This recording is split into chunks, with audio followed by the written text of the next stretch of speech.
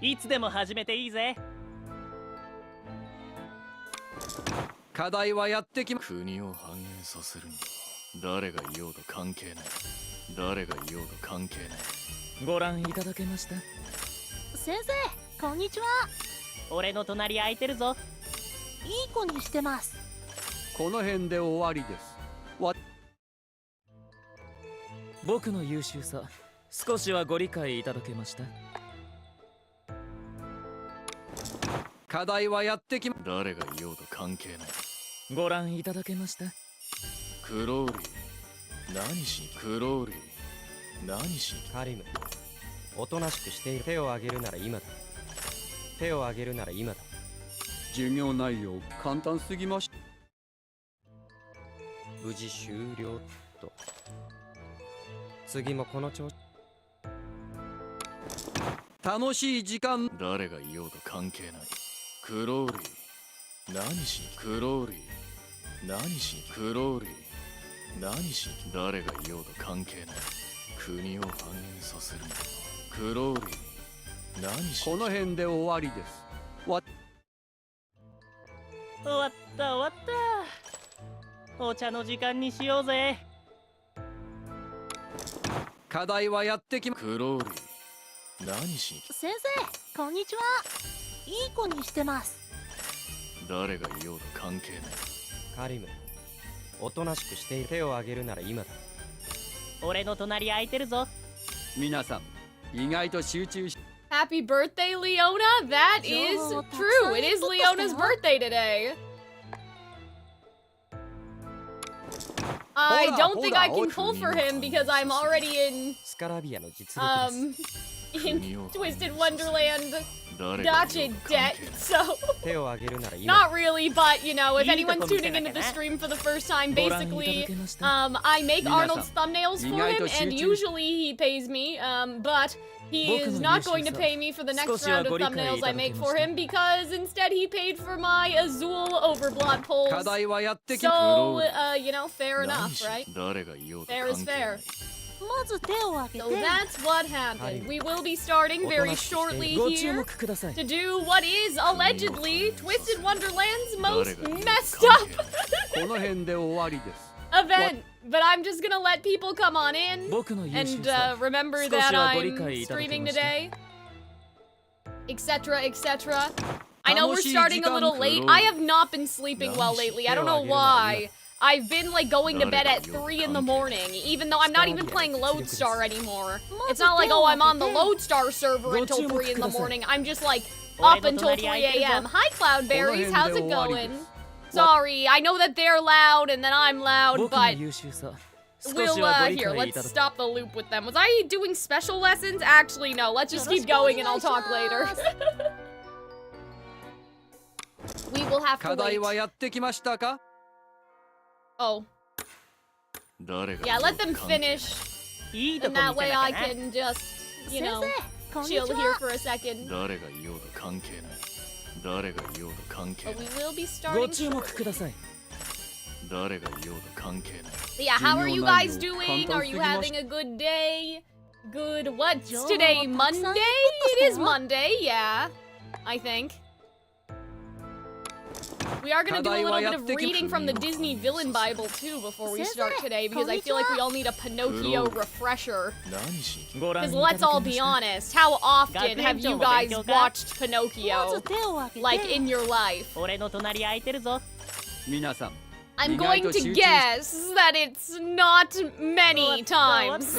Probably, you've probably seen Pinocchio once, but like, we'll talk about it in a minute. 課題はやってき Let's ま。 let them finish up their lessons first. 僕にお任せを。手を挙げるなら今だ。僕にお任せを。 At least they're pretty 俺の quick. 隣空いてるぞ。クローリー、何しに。いいとこ見せなきゃな。この辺で終わりです。 All right. What? That is that on that. All right. 知ってること Hi, ばっかり everybody. This is actually my first stream of yours, but I watch a lot of your YouTube. Well, welcome. Yes, I did make that community post today, so hopefully some people will find out. Because people always get surprised. It's two things. People are always surprised when there's Genshin music in the background, and then when I casually bring up Twisted Wonderland. Like in my Hex video, using Lilia as like a stand-in for the boy Billy, a lot of people were surprised. And I'm like, I've been here. Like, I'm day one OG Twisted, well, not OG, but like OG on the English server, Twisted Wonderland. So, here's the agenda for today. When we were doing Glorious Masquerade, it took 5 streams. I would like to cut that down to 3 streams.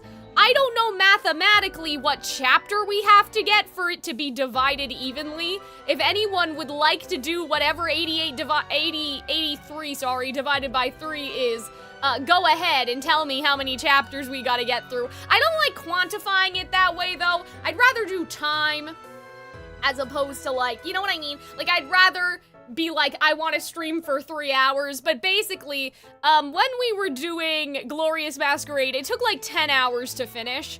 I have been streaming longer. I'd like to do this in like 3 streams. Really, it just depends on like, if there's resource gathering in this event, like how much bullshit is going on, basically. Because with Twisted Wonderland, sometimes some of the chapters are artificially expanded. Have you seen the season 2 announcement? I'm honestly shocked. I'm honestly surprised. Like, I really thought that they weren't going to do season 2 until next year. Does that make sense? Like, wait a minute. Did they say 2025? Did they say 2025 or 2026? Wait a minute, what? No. Sorry, 2026 or 2027, sorry. Oh my god, my brain is so fried. Did they say it would be this December or the December when I get back? I think they said it was this year, right? Yeah, so I really didn't expect this to be a yearly situation. I'll have to talk to Hunter about what she would like to do. Just because, like, the whole point of us reacting to Twisted Wonderland was that I played the game and Hunter hadn't, right? So now that I'm moving, like, Hunter and I have talked about, like, a contingency plan for, like, what to do, you know what I mean?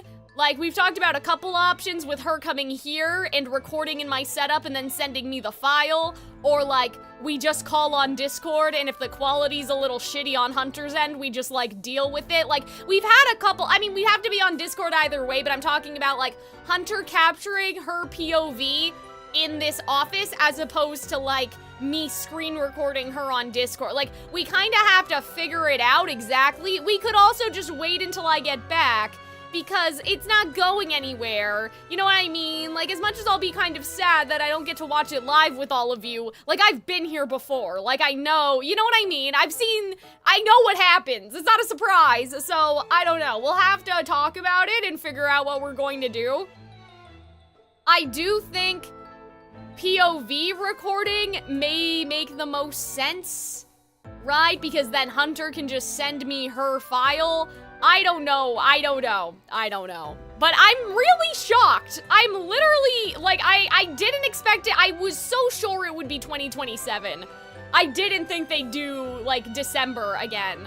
So I'm really surprised about that. I'm not gonna lie. Like, I really didn't expect there to be, maybe it's because it's been in production for so long, they kind of worked on these 2 seasons, like, I don't want to say in bulk, that's not the right word, but, like, I don't think that they started last year. Like, I don't think it's only been a year, you know what I mean? Like, I think that they had these 2 seasons locked and loaded, and after that, it might be a little further. You can prioritize what you do first. Yeah, I don't know. I'm just like, what do we do? We'll cross that bridge, or as I like to say, we'll burn that bridge when we get to it. I'm like, yeah, I'll burn that bridge when we get to it. We'll figure it out. I don't know. It's gonna be interesting. But yeah, I'll talk to Hunter about that. Because, like, her coming over to my house is not really that big of a deal. My computer will still be here, and so will, like, the camera. The microphone might not be here. I might be taking that with me. So we'll have to put in the old microphone, basically. We'll have to give Hunter the other microphone and make sure that she's all set up for if she ever has to come record at my house. But people react to stuff over Discord. Like, it does happen. It's not the best way to react to things, but, like, it has happened in the world. But I don't know. It depends. If there's a lot of stuff happening, right? Like, say, for example, that While I'm Gone Has Been Hotel started coming out, I'd be like, okay, yeah, like, maybe we just need to, but I don't know if Twisted Wonderland is gonna be worth all the, organization. Okay, so, we talked about that. I'm moving and then coming back? Yeah, basically. It's only for a year, so I'm coming back. I'm not staying down there. Obviously, after I'm done my contract, I may get another one, but, like, usually there's a bit of time, so... You know, imagine I come home for Christmas and then Hunter and I just binge react to all of Twisted Wonderland. That would be kind of funny. I don't even know if I'm coming home at all. I think I'll need to make at least one trip home. So, like, that's also an option. It's kind of a funny option. Of, like, I come home for a week, Hunter and I just record every single day. Then I go back home. Or go back to the dorm. Anyhow. I don't remember this one having too much farming. Oh, that's good. Okay, so there won't be too much bullshit. YouTube chat is saying, you guys are basically saying I have to get around to chapter 27 or 28. Yeah, I mean, that makes sense. That sounds about right. Hi, Quinn, how's it going? So, okay, I wanna do a couple things. So we've talked about the announcement. I'm honestly shocked. I thought it was gonna be another year from now, but I get it, because especially when anime are, how do I explain this? Shadow's House never got a season 3, and I think a big part of it was even though the manga was still ongoing, right? Like, that's kind of the thing, is that anime is supposed to drive manga sales. Even though the manga was still ongoing, it never got a season 3, I think, because they decided that producing the anime was too expensive compared to the manga sale. That was weird. I heard something weird in my ear. Are you guys okay? Compared to the manga sales they were getting in return. Does that make sense? So Twisted Wonderland's a bit different because it's getting people to download the game. However, I still think to some extent the same idea applies, where like they want to build momentum. They can maybe wait 2 years for like the Azul book right after they get people hooked, but they need to get people hooked first, and I think a yearly release like kind of makes sense for getting people hooked. So that's on the Twisted Wonderland news. What do I want to talk about before we start? Okay, so here's the thing. So I have the Disney Villain Bible. If you've been on the Calxiyn Cares Too Much channel, you'll know this is literally my Bible. You know, I treasure this very deeply, I guess you could say. But I want to, like, read out some of the Pinocchio section because let's just all be honest with ourselves. How many times have you guys really watched Pinocchio? Like, in your life? 3 times? 4 times? 4 times feels generous, okay? Like, Pinocchio is not people's first choice for going to rewatch a Disney movie. It's just not. It's not. Because Pinocchio is kind of annoying, right? In the same realm as Peter Pan. Artistry, obviously, beautiful. Songs, When You Wish Upon a Star, iconic. But actually sitting there for like, what is it? Like the 90 minutes? I don't even know if they were 90 minutes back then. The 60 minutes of watching Pinocchio. No one's like, oh, you know, I have a real hankering for Pinocchio, right? Most of our exposure or our re-exposure to Pinocchio is through like Kingdom Hearts. Does that make sense? So, to remind us all, I want to read what the Disney Villain Bible has to say about, the villains. Just because in my head, in my mind, I think what they're doing is that obviously, also, I'm not calling him Ernesto, by the way. I'm not calling him that. I think, I see the vision, but I think that, anyway, I think that they're basically trying to combine, Honest John and then also Stromboli, so I'm gonna, like, let's take a look. Okay. Alright, so the next feature film contained a colorful cast of 5 full-fledged villains, all males. The fox and the cat, damn, not even their names, right? Were no more than second-rate con men, living by their wits and always on alert for a tricky scam. Stromboli, however, attempted kidnapping and planned an extended period of slavery for the gullible pupper. Oh my god, puppet. Pupper, as if this is the oh my god, the Aristocats, I'm so dumb today. What is wrong with me? 101 Dalmatians. Anyway, puppet. The coachman from Pleasure Island was even more sinister and frightening, but the biggest threat came from the whale. Now, I don't know if the whale, I don't think they've made the whale into an anime boy. The whale may still exist as either an animatronic or like in the ocean as they try to escape. But anyhow. It was the fox and the cat who talked the innocent Pinocchio into leaving the path of righteousness. The whole plot developed out of the mischief caused by the very persuasive, fast-talking fox who would not give his little victim a chance to think or respond, even to consult his conscience, Jiminy Cricket. The fox who called himself Honest John had always been quick to see the chance to further his own ends at the expense of someone else. In addition to Walter Catlett's excellent voice, raised him from a crass, ordinary crook to an entertaining purveyor of petty thievery with style. Then they talk about Gideon because Gideon, doesn't talk at all, and like they're saying that basically Honest John talks enough for both of them. We are starting the event, Cat, but I want to talk about the Disney villain Bible's opinion on the Pinocchio villains because I feel like that it might be important to give us all a reminder. About, like, what the villainy in Pinocchio is, I guess, and then also, like, just, I find this stuff interesting, so why not? Frollo's not in this book, so that's why I didn't do this for Glorious Masquerade. The ending is kind of ass, oh dear. Okay, so then they're just talking about, the overdone dialogue of the vaudeville acts. And then, like, Honest John was someone who succeeded on stage for a long time, so yeah, they're talking about, like, the animation. Other animators may have made the fox more dramatic, more villainous, or perhaps sillier, less believable, or more insincere. Only, like, this animator understood the special kind of entertainment. And then the first villainous act was to sell Pinocchio to Stromboli. The volatile Italian always gave free vent to his emotions, explosive in the dialogue. So I do wonder if that'll be part of, like, they'll put that in. Here's my two predictions. Either there's going to be a Stromboli, and the whole thing is going to be like, we think that Honest John and Gideon are, like, bad people, but, like, they're actually also oppressed. And then we should feel bad for them at the end. Because that's kind of what we did with Rollo. Like, not exactly, but, like, you know what I mean? Right? So, like, maybe there's going to be a Stromboli, and it's like we all fight back against Stromboli, and then everything's okay, because it wasn't Honest John's fault. Or it's gonna sort of be like, they're going to put the more explosive elements of Stromboli into, fellow Honest here. But yeah, they say Stromboli was alarming, selfish, and lacking in any compassion, but there was no animosity towards Pinocchio. Stromboli was not at all concerned in the puppet's welfare one way or the other, as long as he remained in his cage and continued to perform successfully. Okay. But yeah, they're basically saying, that the animator who animated Stromboli, like, earned, a reputation for creating powerful characters, and Stromboli was one of the greatest. Then, they also talk about how Stromboli's comical without losing any of his menace, that sort of stuff, right? But I'm gonna just scan this quickly to see if there's anything else I want to talk about.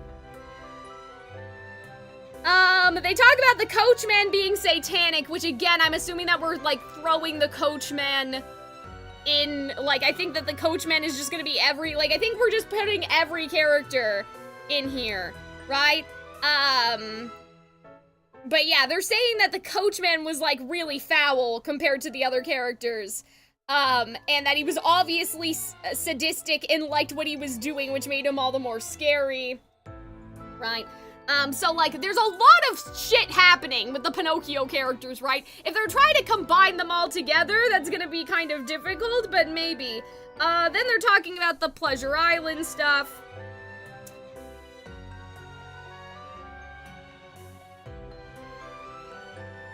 But yeah, then they talk about, like, how it's upsetting that they're starting to, like, lose their names and all of that sort of thing. But mostly this is about, like... Oh... Are these pages stuck? These pages are stuck together. You guys can see how much I've read the Pinocchio. I may need a knife. I may need to cut this open. There's something in here.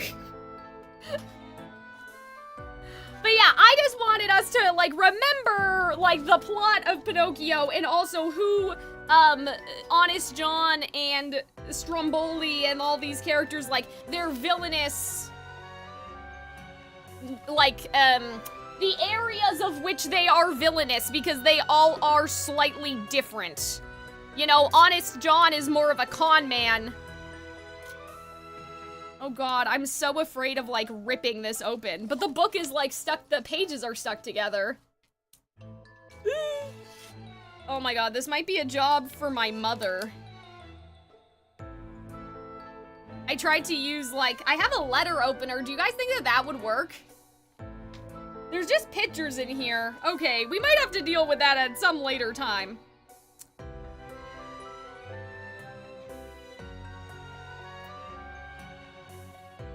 And then they just talk about, like, the rest of the book is just talking about, like, Walt saw it that the action had the desperation that was needed to fit the artistry of the presentation. Pinocchio should use every ounce of force he has swimming to escape the whale. This should be built into terrific suspense. It should be the equivalent of the storm and the chase of the witch in Snow White. And then they talk about, like, just Walt Disney's emotional drive and all of that stuff. And like peak creativity, all of that sort of thing. Girl, if you rip it, don't blame it on us. I mean, it's the page of the book though, so it should just come apart, right? Sorry. I'm sorry, Disney Villain Bible. Oh my god, we have 15 people here to watch Playful Land. Yeah, okay, I think there's just a picture in here. We'll deal with that some other time. So, in conclusion, there's a lot of difference between the volatileness of, like, some of the characters. Oh, you guys have been sent to Ad Jail? Why don't I just run a pre-roll right now? Okay. So, yeah, I'll run a pre-roll just so we don't, that doesn't happen when we actually start the content. Anyway, so, what was I talking about? I don't remember. Oh yeah, so basically, it's gonna be interesting to see if we have a hot anime boy Stromboli, or whether or not we're just shoving all the characters together, right? So I think that it's going to be like one or the other, I don't know. Like I feel, well it has to be one or the other obviously, but you guys understand what I mean? Like I feel like either they're gonna be like some big overblot monster is underneath Playful Land and whispering like, oh, Honest John. Kidnap children, Honest John, like he's hallucinating or something. Like there's gonna be an outside force like a Stromboli character, or they're just gonna put all the characters in Honest John, which means his personality has the potential to be volatile, because as the book says, it's the coachman who is sadistic. Like, Honest John doesn't give a fuck. He's just trying to make money, right? Him and Gideon have holes in his whatever, like, it's not personal, it's just business, right? Stromboli didn't really give a fuck either, right? Like, he, obviously he had some temper problems, but he was, like, happy that Pinocchio was doing his job. It's the coachman and the donkey situation where things get a bit more, like, actively malicious. So we'll see what happens. You should read chapter 11 or 12 around book 2. Okay. So, without further ado, we have read the Disney Villain Bible to refresh our memory on, you know, the villainy in Pinocchio. I don't think that these people are going to get punished at all. But, like, this is the rare Disney movie where, like, they don't get punished. You know what I mean? It's not like anybody dies, right? The coachman, it's not like we go back and we, you know, throw the coachman off the side of the Ferris wheel or something. Like, they kind of get away with it, in a way. Kinda. You'll be voicing 10 people? Oh, shit, I don't have my big water jug down here. Okay, hold on. I'll be right back. That's a good point. I mean, I knew that. Like, I knew that there were gonna be a lot of characters here, but my water bottle has mysteriously vanished, so, okay, hold on a second.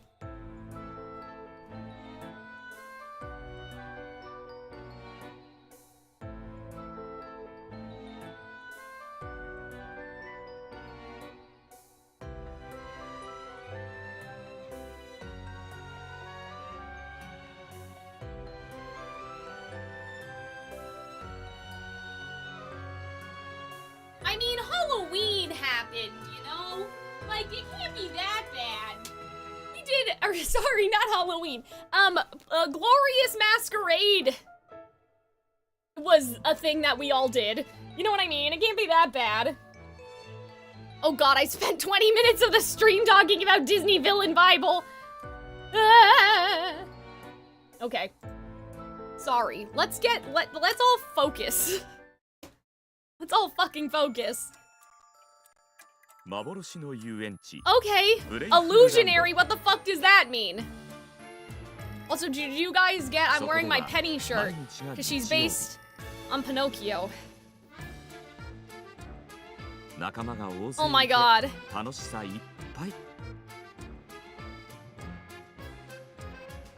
Yeah, so they're just making Honest John the person that runs Playful Land. Because I guess they couldn't make the coachman hot, when you think about it. Oh, that's creepy. Okay. Yeah, that's not concerning at all. Okay. Whoever was not in Glowmisk will be here. Well, at least that means some people that don't have as strong of accents, because Riddle was in Glowmass. Oh, are they talking to me? Oh my god, this is voiced. I can't wait to voice this man. I have theatrical ideas.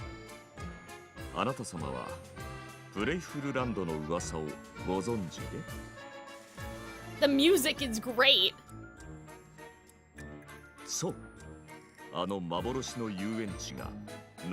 Illusionary's interesting, because I wonder if it'll show their desires, but like, didn't they always do that? Like, okay, well it's voice, so you know what? Let me eat the rest of my bear paw.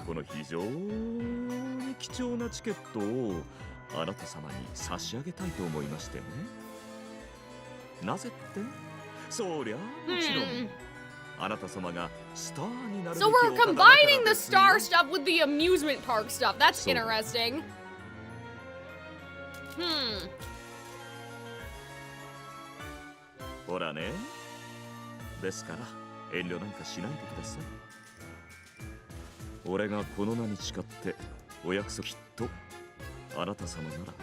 Oh, I love their designs, by the way.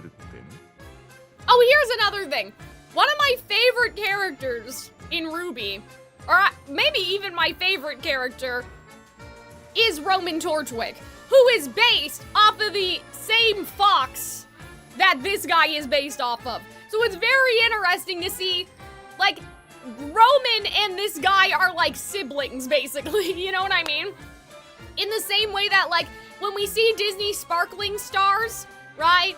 Vargas and the Gaston character in that are like cousins. You know what I mean? They're genetically, like, stem from the same fairy tale inspiration, so I find that very interesting. He has such Roman energy. His eyeshadow's even green. Neo's eyeshadow is green.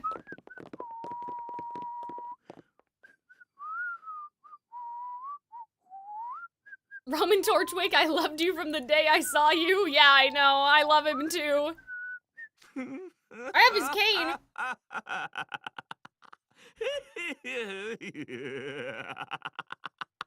Alright, so Twitch chat wants 1 to 27.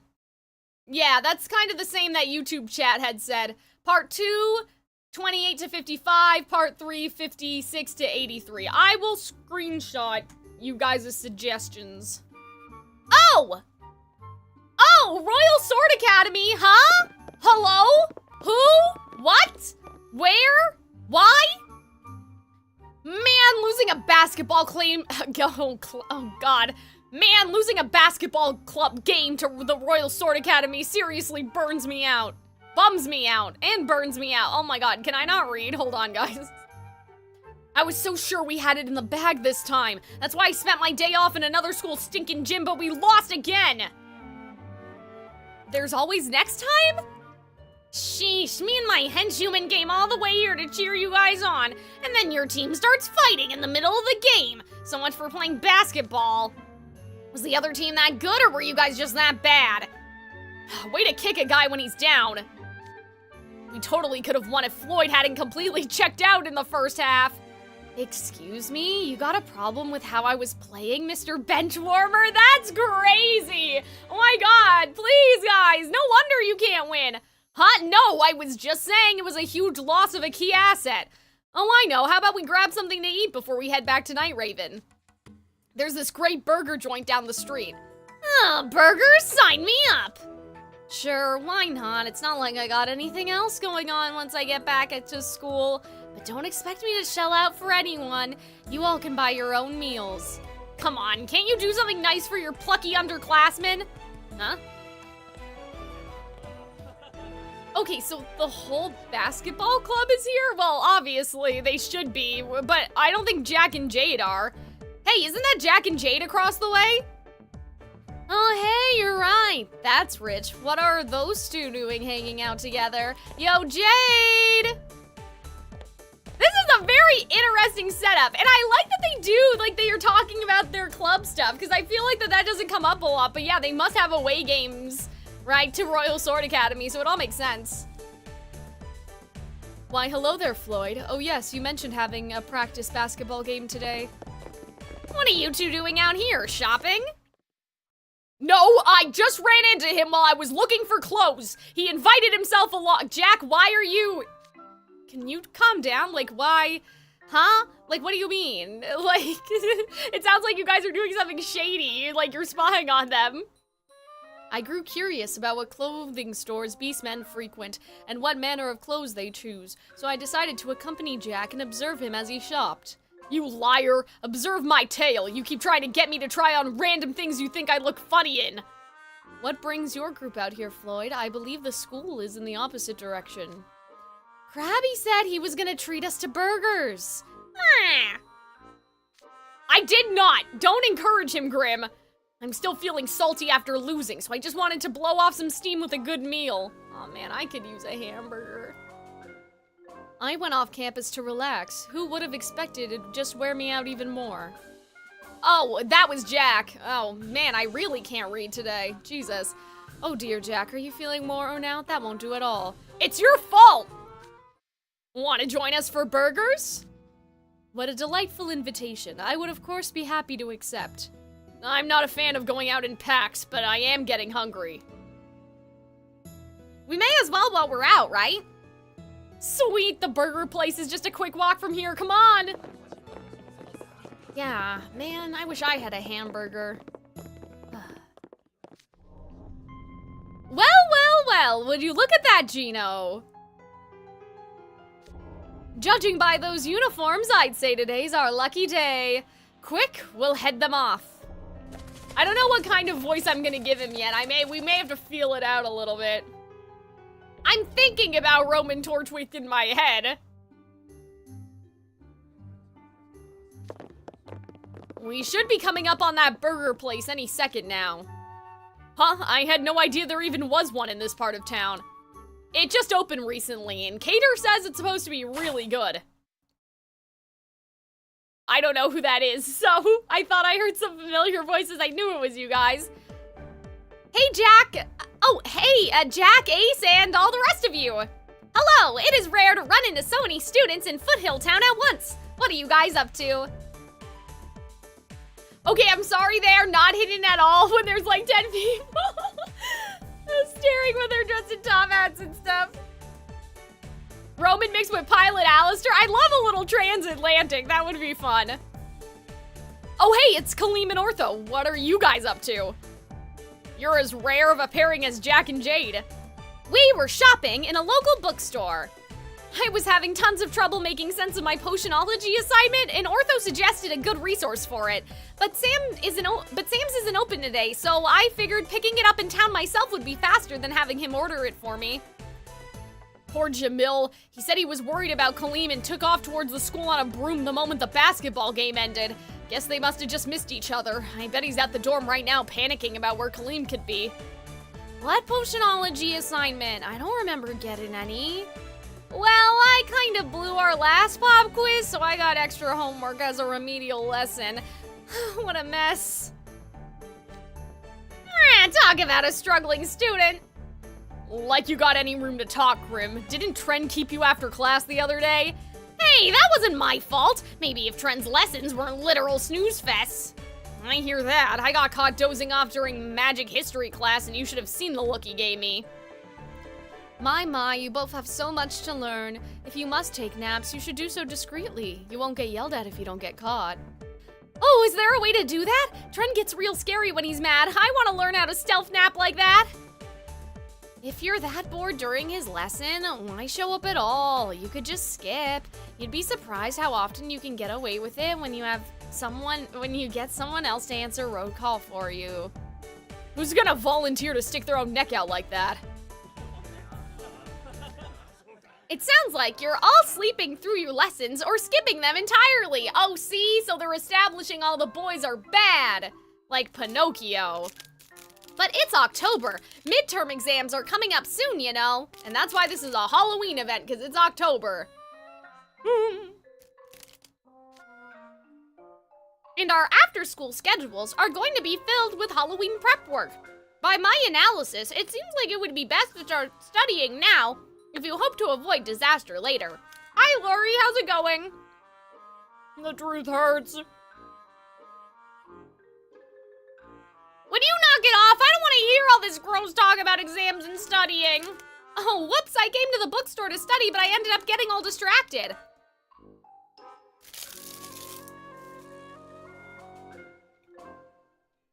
I mean, if you can't let yourself get distracted on a day off, when can you? We got classes, homework, exams. It's just pain in the neck after pain in the neck. Can't we have some fun for a change? Oh, this is cute. I have plenty of fun just getting to see my friends every day. Like today, now that I've run into all of you, I just know today's gonna be great. Famous last words.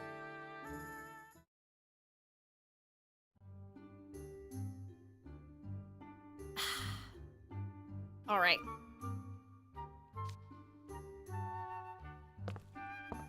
Say, where are you guys headed anyway? I could join you. Kaleem Alazim, watch where you're walking. Look out. Ow. Oh dear, I'm terribly sorry.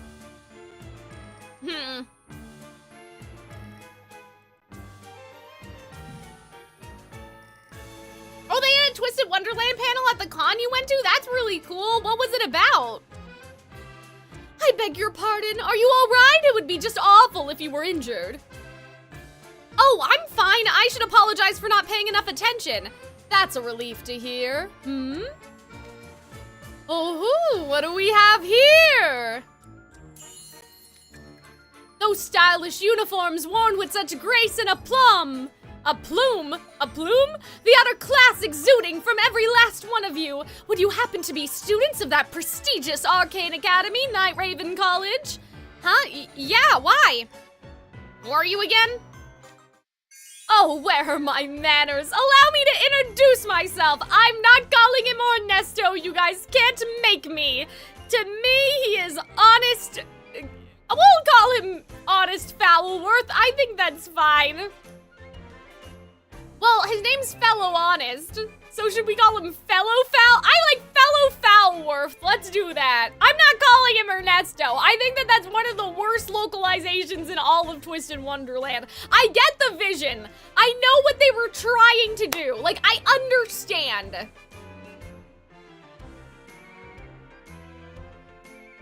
But there had to be something. There had to be another choice. Ernesto, where the H stands for honest?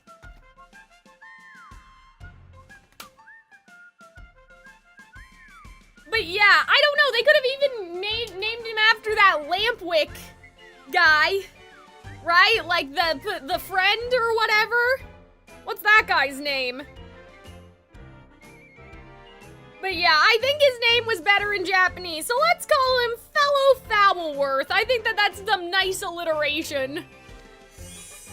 I'm well known for my unrelenting honesty. In fact, it's the only thing I've got going for me. And here's my bosom buddy, Gino. He doesn't talk much, but he's a nice enough sort. Go on, Gino, say hello. He's so cute. Fellow and Gino, huh? I'm Calxiyn. Nice to meet you both. Whoa, hey, Mr. Foulworth clearly way older than us. You can't just go around calling him by his first name. Oh, by all means do. Let's not worry about formalities. You can call us whatever you're most comfortable with. In fact, everyone's got nicknames for me. Some of my closest friends have taken to calling me Honest Ernesto. Well, I guess that can be his nickname, and then my name can be his real name. Then I'm gonna call you Foxfish and Cat Shark. Oh, I see, you chose Foxfish because fellow Foulworth is a fox beastman. And Cat Shark because Gino is a cat beastman, right? See, I do feel, I like Gino. I think Gino's okay. The other name's Guidel? Like Guile, almost? I don't know. Anyway, I think Gino's fine. I'm okay with Gino. I think Ernesto is where things got a little crazy. Makes sense to me. Oh, that was Arista. Guidel. Yeah, I kind of like Gino. Because his name's Gideon, isn't it? Or did I just make that up? It does? I shouldn't be surprised that Night Raven college students would have impeccable taste in nomenclature. Just look at them, Gino. Do you see those bright, clever expressions? They're practically radiating intelligence. These are all bright, brilliant future scholars, there can be no doubt. What a stroke of fortune for us to meet them now before they've all hit it big time. Goodness, I can't say I've ever been showered with such praise by someone I've only just met. Oh, sorry if I'm making a scene. The trouble with me is that I can never tell a lie.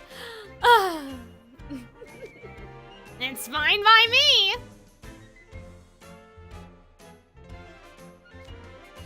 This fellow guy's all right. Did you hear him? He called me clever, brilliant, and cool.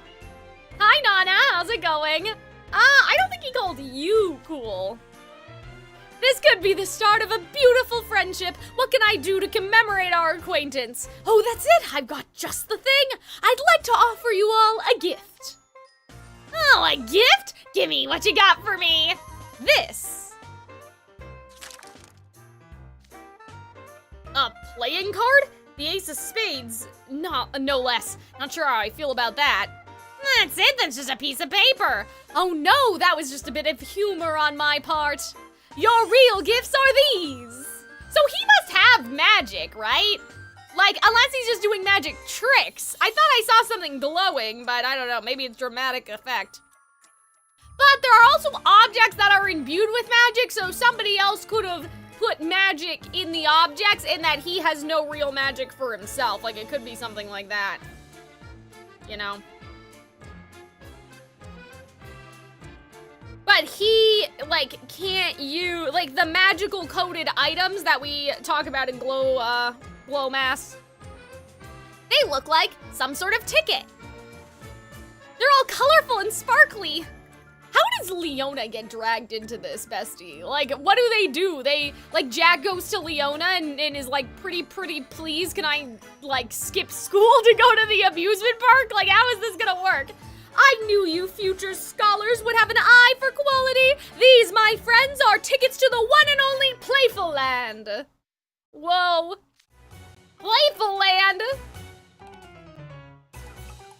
Oh my god, guys, this is so fun. I love the drama of it all.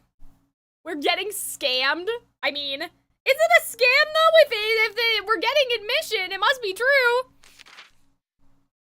Leona's hilarious, don't even worry about it. Playful Land? What's that? Dude, you haven't heard of Playful Land? It's a super popular amusement park. You've heard of it, right, Cal? No, let's say no. You liar! Deuce mentioned it literally the other day. Maybe you weren't paying attention. They can't let Ruggy hear the word free. That's really true. Ruggy would have been hilarious in this event. It is too bad that he was in Glow Mass, but his moment with Jamil in Glow Mass is really funny, so I think that's okay. That's the one they call the illusionary amusement park, right? That's the one everyone keeps talking about. Yup, extra fabulous and extra fun. An amusement park, so good, it'll make you lose track of time. That's what the buzz says online. Oh my god. I've heard of it too. Supposedly they put on this incredible show inside. They say it's like nothing you can see anywhere else. I heard about it in one of our pop music club meetings. I've been wanting to go. Azul mentioned that place is getting the most attention out of any amusement park these days. Indeed, he mentioned it being an up-and-coming entertainment institution. Its rave reviews had him curious. I getcha. Guess it's gotta be awesome if it's that popular. Being popular isn't what sets Playful Land apart. I love how into it Ace is. Huh? Then what does?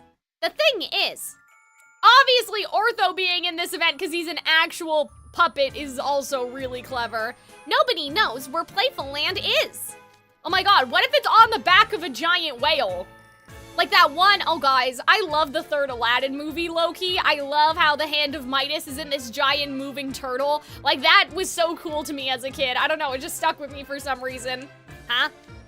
How's it got that big of a rep if no one knows where the place is? Beats me. You can't go there even if you want to. That's why they call it illusionary. That just sounds weird. Oh, my nose is running. Ugh. Right? Doesn't it make you... That was weird. Right? Doesn't it make you curious? I told Jamil about it and all he said was, it's probably just made up. Don't believe everything you hear. Why, it's nothing of the sort. I can assure you Playful Land is quite real. I feel like we're getting into like me making him talk very similarly to Crowley. And as it so happens, your good friend Fellow Foulworth is here. Has the privilege of being the park manager. What? You're the manager of Playful Land? Seriously? Dude, you're incredible. Indeed, you could have fooled me with how young you look. Impressive.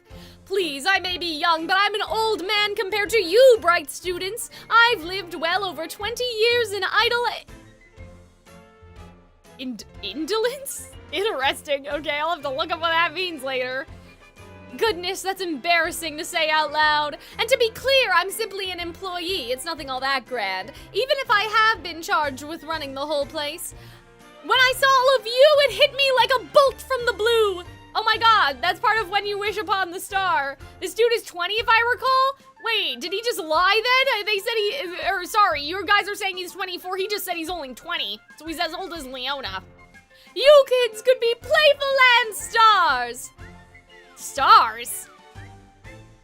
As Calxiyn so kindly mentioned, Playful Land has a grand stage where the park goers and the staff all put on a show together. It's one of the most popular attractions in the park, a glitzy affair that draws huge crowds each and every day.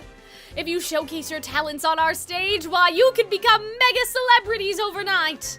Ooh, I can see it now, all of your names in flashing neon signboards. Speaking of which, other than Dear Calxiyn here, I don't think I caught your names. Up by 2 years, dude is 26? What? But he said, wait, didn't he say he was only 20?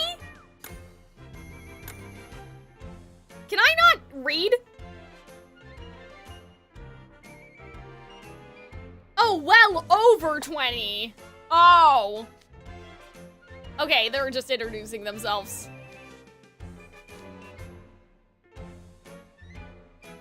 I'm Cal, how do you do?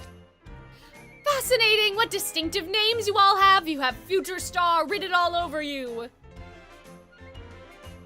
Oh my god, he's so fun. Grown-ass man, that's really funny.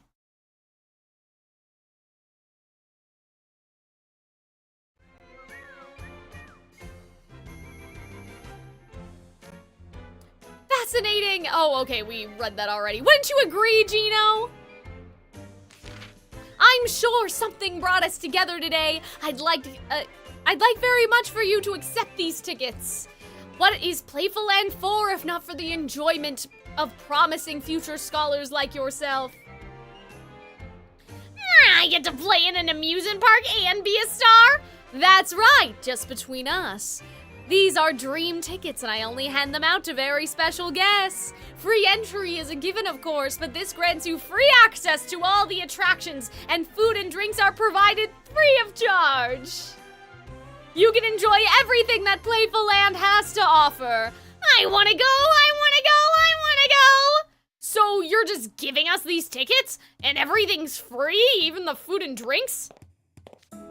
Okay, is it just me or is this sounding kinda sketchy? No kidding, there's gotta be a catch. But it's such a deal! Dear me, you look worried. Do you perhaps suspect something nefarious at foot? Oh, no wonder you go to the prestigious Night Raven College. I suppose there's no hiding my ulterior motive. You see, I was hoping to get some extra publicity for our park if you future scholars turned out to enjoy yourself there. So basically, you want us to put in a good word for the place. I guess that sounds legit. For sure, and it would be rude to turn down such a gracious invitation. We should all go next weekend. Next weekend? Oh, I'm afraid that won't do. You see, these tickets are only valid for entry into the park tomorrow. But it's Sunday, so they'll have to skip school. Oh, why's that? Well, tomorrow's the special day we've put aside for all our esteemed Sage Island guests. But tomorrow is a weekday, right? Yeah, we got class. We have to be at school. School? Oh, surely an amusement park would be much more fun. Listen, kids, they don't teach you about the shortcut to success in school. Really? I don't know. If word got out that we skipped school to goof off in an amusement park, the head maid would be royally ticked. Would he really? Does Crowley ever notice anything? My brother always says I should go to class. I don't think skipping would be a good idea. Okay, scholars, I'm going to level with you. If you pass up this opportunity, you'll never be able to go to Playful Land again. These are tickets that these are tickets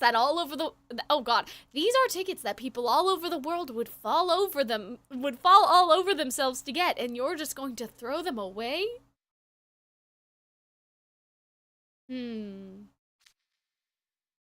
Come on, what's the harm in missing out on one day of school? You've got a whole amusement park to explore to your heart's content. You'll find tons of friends and even more fun. It'll be like a vacation. Yeah, Crowley would not give a single fuck. I'm surprised they're like, but Crowley's gonna have our head. He's not even gonna notice you people are gone. Come on, what's there to think about?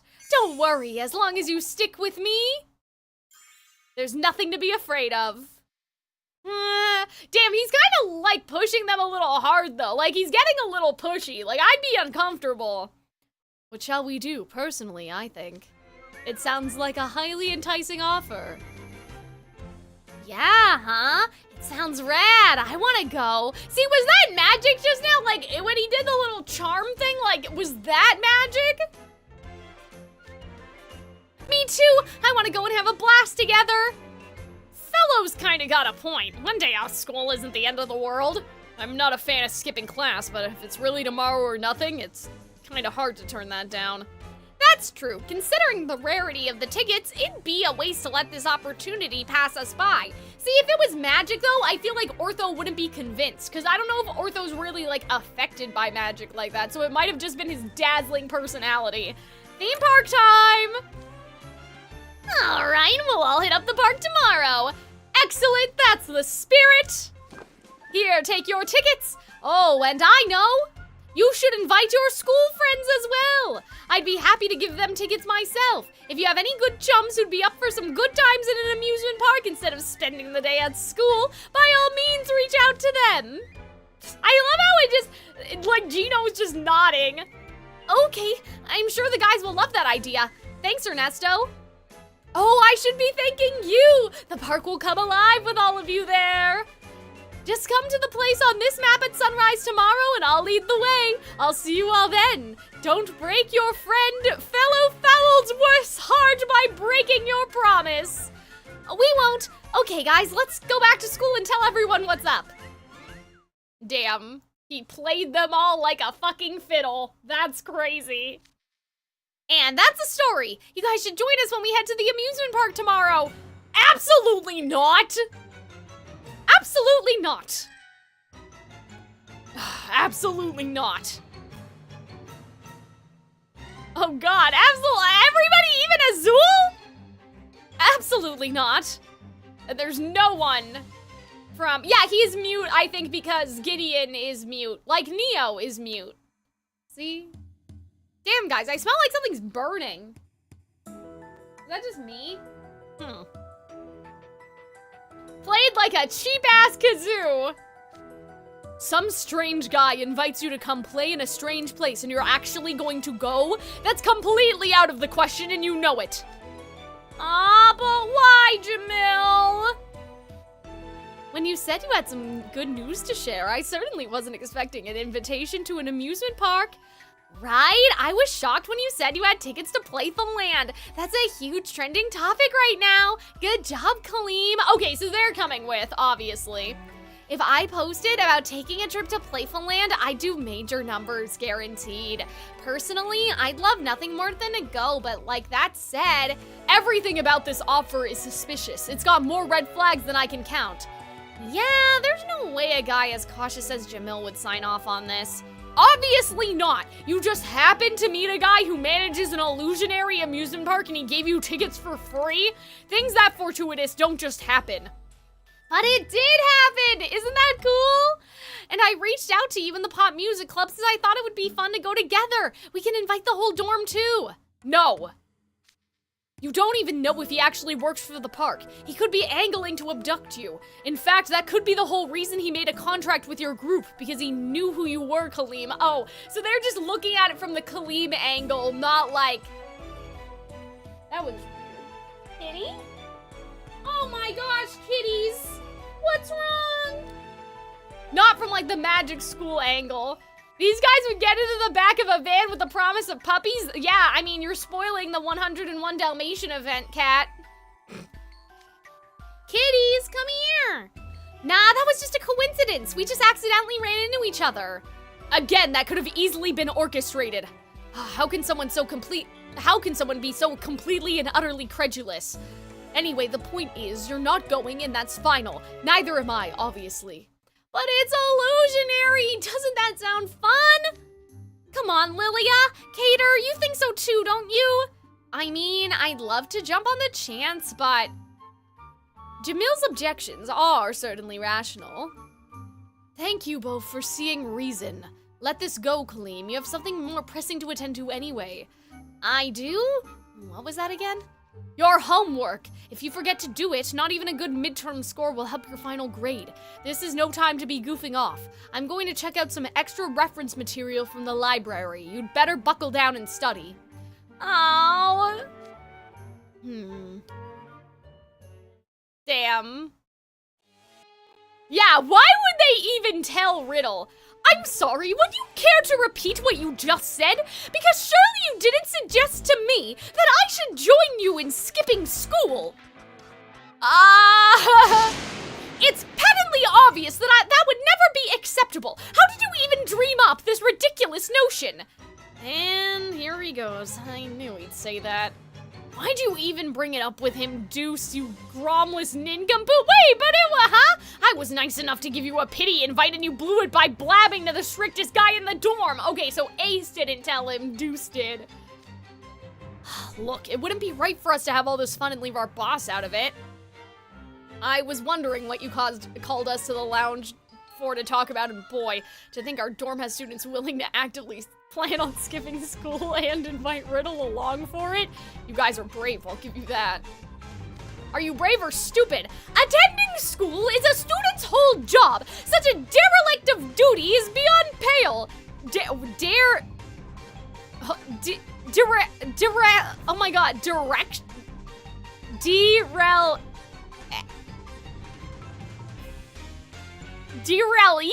I have never seen that before. I love when Twisted Wonderland teaches us new words. I mean, I may have seen it before, but I've never said that word out loud.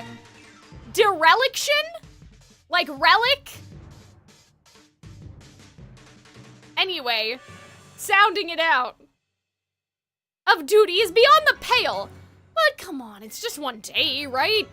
We're about to get really busy between Halloween and prep work and our midterms. I figured it'd be okay to get in a little recreational time before then.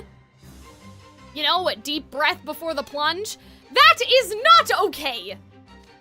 Listen, the number of days isn't the problem. The timing isn't the problem. It's the idea that it's okay to skip school if there's fun to be had. That is the problem! Our dorm is based on the Queen of Hearts' spirit of strictness. It has no room for idle slackers. Now, deep breaths, Riddle. Wow, he is livid. I know, I don't think we've seen Riddle like this since book 1. If our house warden feels that strongly about it, I guess I'd better fall in line. What? You're chickening out? Dude, this is a chance to go to Playful Land. Nobody even knows if it's real and you're not gonna take it? Seems like it'd be smarter to pounce on a once-in-a-lifetime opportunity than just unquestioningly following the rules. That's enough back talk out of you. This discussion is over. Your opinion is irrelevant. I expect you to do as your house warden says. Otherwise, it's off with your head. Good grief. Jesus Christ.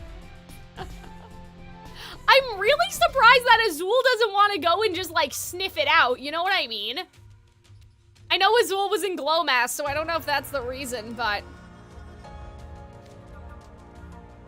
You want to skip school and invite everyone to an amusement park, huh? That ain't gonna fly and you should know it.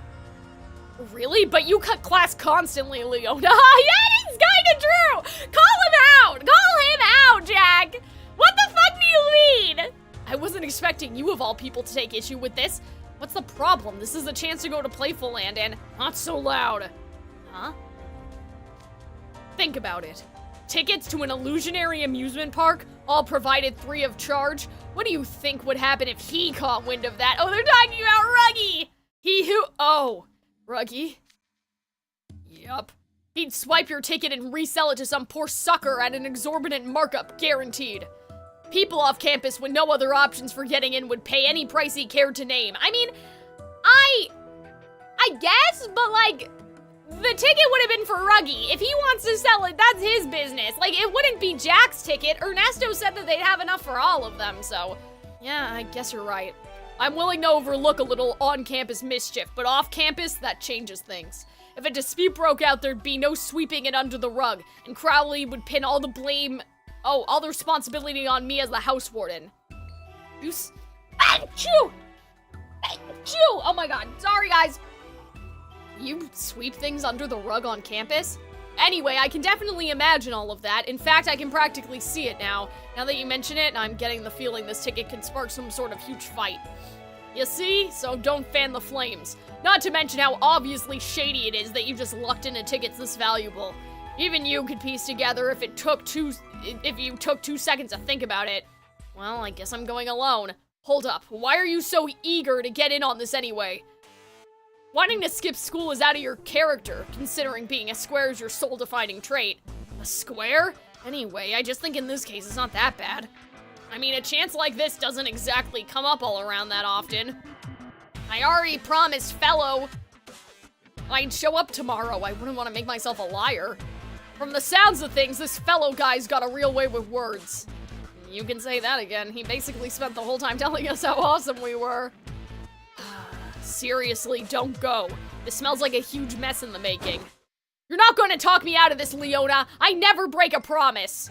So let me get this straight. Breaking promises is bad, but skipping school is fine and dandy? You hard-headed numbskull. It's glaringly obvious you're signing up for nothing but trouble. I guess Leona's gonna follow him and make sure he's okay. You want all of us to go to Playful Land? No. Aw, why not? From what you just told me, you got these tickets for free, right? Yeah, and he said everything in the park is free, too. We can play all we want. Let me be clear, there is no such thing as a deal that good. You think so? It could be a viable publicity strategy, simple as that. See, that's what I was thinking, that Azul would want to check it out to see what's going on over there. Haven't you held free sampling parties at the Mastro Lounge before? And didn't you generate a great deal of clientele from them? That's exactly what Fellow said he wanted to do, to generate more business via our word-of-mouth promotions. Ha! A place no one can find, with tickets no one can buy, a completely inaccessible park advertised via word of mouth. Absolutely preposterous. Such an advertising approach is completely at odds with the illusionary business strategy. They've generated tremendous promo through artificial scarcity. To turn around and expand to an unspecified wider base, I would never do that. There's clearly a non-promo related motive at play. That's quite a compelling argument. Are you secretly the owner of Playful Land? It's a conclusion that anyone can draw by putting 2 and 2 together. There's no such thing as a free lunch. That manager is working an angle. You should expect some sort of catch. Oh, this isn't covered. Oh, there's an upcharge for this, etc., etc. But Fellow was such a friendly and well-mannered gentleman, wasn't he, Floyd? A scammer recognizes scammer, that's funny. I don't know. All I remember about Foxfish and Cat Shark is them being kind of wimpy and boring. Even indulging the ridiculous notion that this was done out of pure goodwill, I don't like being indebted to strangers. You don't like being indebted to others, period. Being strangers has nothing to do with it. Precisely. You know me well. Hence, I must decline this invitation. Man, what a spoil sport. It's better if he does have another angle. Him being shady's half the fun. Makes it harder to predict what's gonna happen. Ain't it exciting that way? So Floyd fully knows that something weird's going on. That's really funny. Agreed, this is a prime opportunity. Yeah, see, that's what I was thinking. Courtesy of a strange and obviously suspicious man. I'm glad that they know what they're doing at least. So much for the well-mannered gentleman you were just telling me he was. Isn't it just delightful to imagine? Your thrill-seeking is not my idea of a good time in the least. Regardless, I'm not going. You do as you please, but don't say I didn't warn you. Well, you heard him. What's the call, Jade? What indeed, Floyd? Guys, this book is so funny. I love Twisted Wonderland.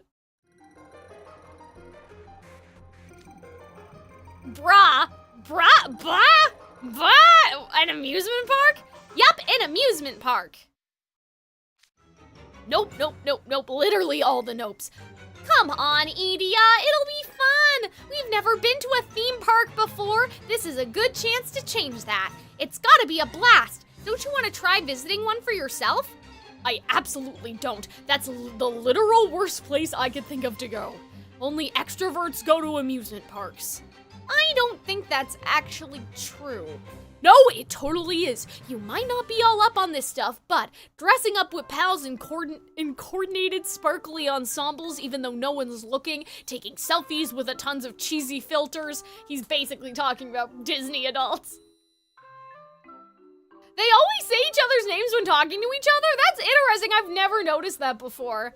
Squealing over staff in character costumes that aren't even that cute, standing in lines to do literally anything, your conversations petering out and growing intense and increasingly strained over time, being dead on your feet by the end of the day, your friendships in tatters as you buy souvenirs. What part of that sounds fun? Edia, for someone who's never been to an amusement park, your imagination has presented an awfully specific scenario.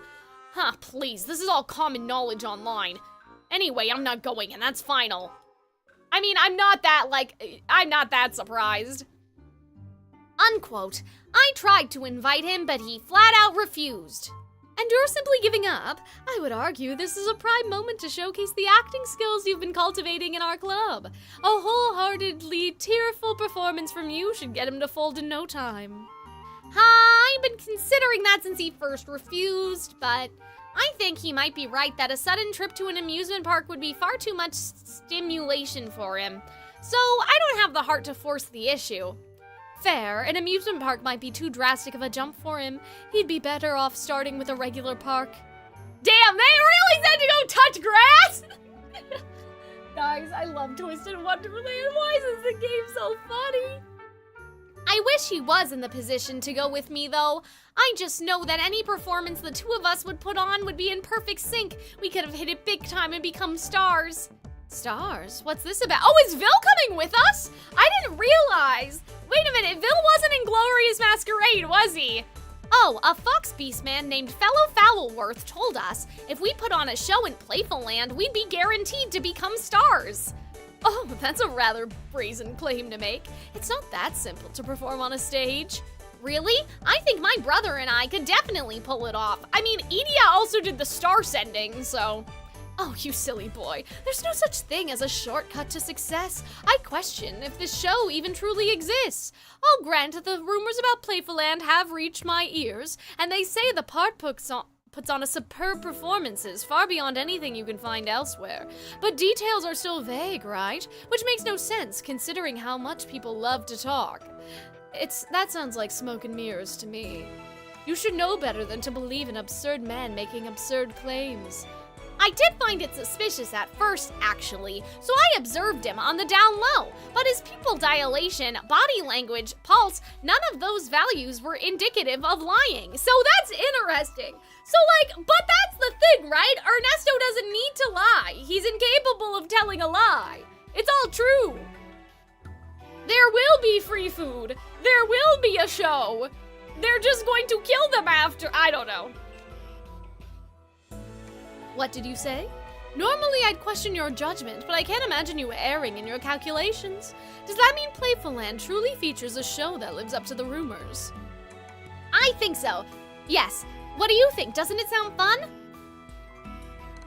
Damn, I'm surprised Vil is willing to skip school though. That kind of surprises me, but I guess sometimes he probably takes days off for like his acting work, so it's not that big of a deal, you know?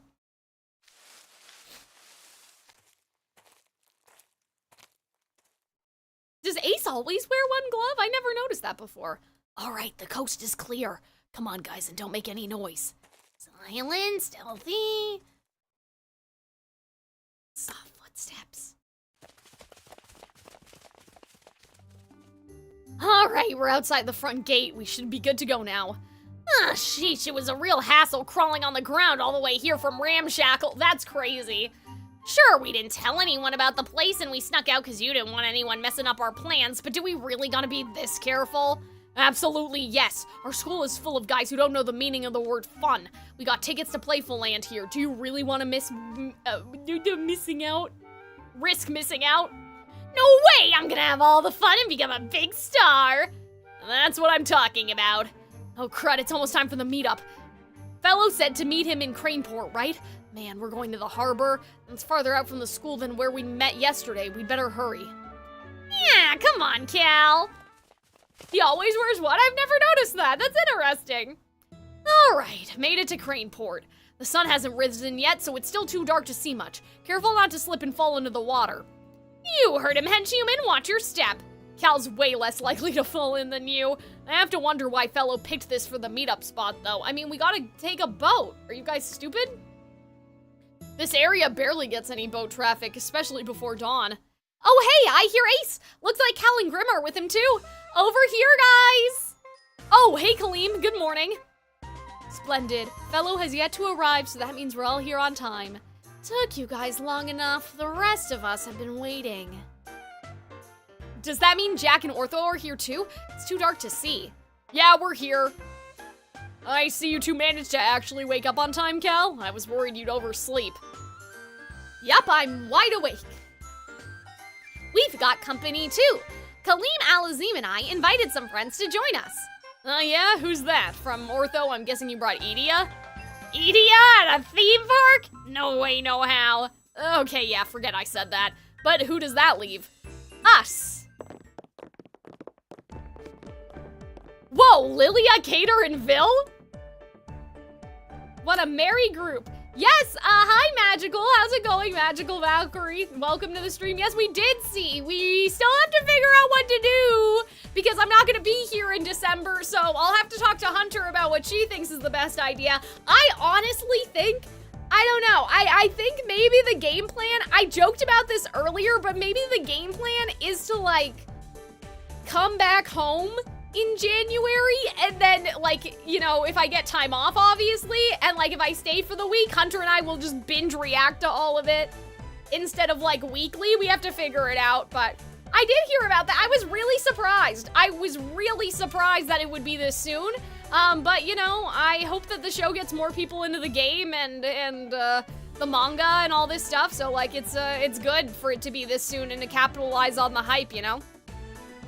Isn't it, though? Consider yourself lucky to see my face before dawn. You can just imagine how surprised I was to find Vil at the meetup spot. I never thought he'd join us. I invited Vil Schnogenheim. He said he's interested in the stage show. I get ya. He is kind of an authority on theater and stardom. Does Edie know you're going to Playful Land? I tried to invite him, but he really didn't like the idea, so I left without telling him. There was a distinct possibility he would have stopped me with some claims about not wanting me to be subjected to extrovert influences. Well, he already flat out refused to even consider going, didn't he? Being brothers doesn't obligate you to spend your every waking hour together or to always defer to what he says. You're full-fledged students, so you should act with your own initiative. I like this. So this is confirming that it takes place after book 6, which is kind of fun. That's a good point, Vil Schnogenheim. I'll make sure to have so much fun the stories will make him jealous later.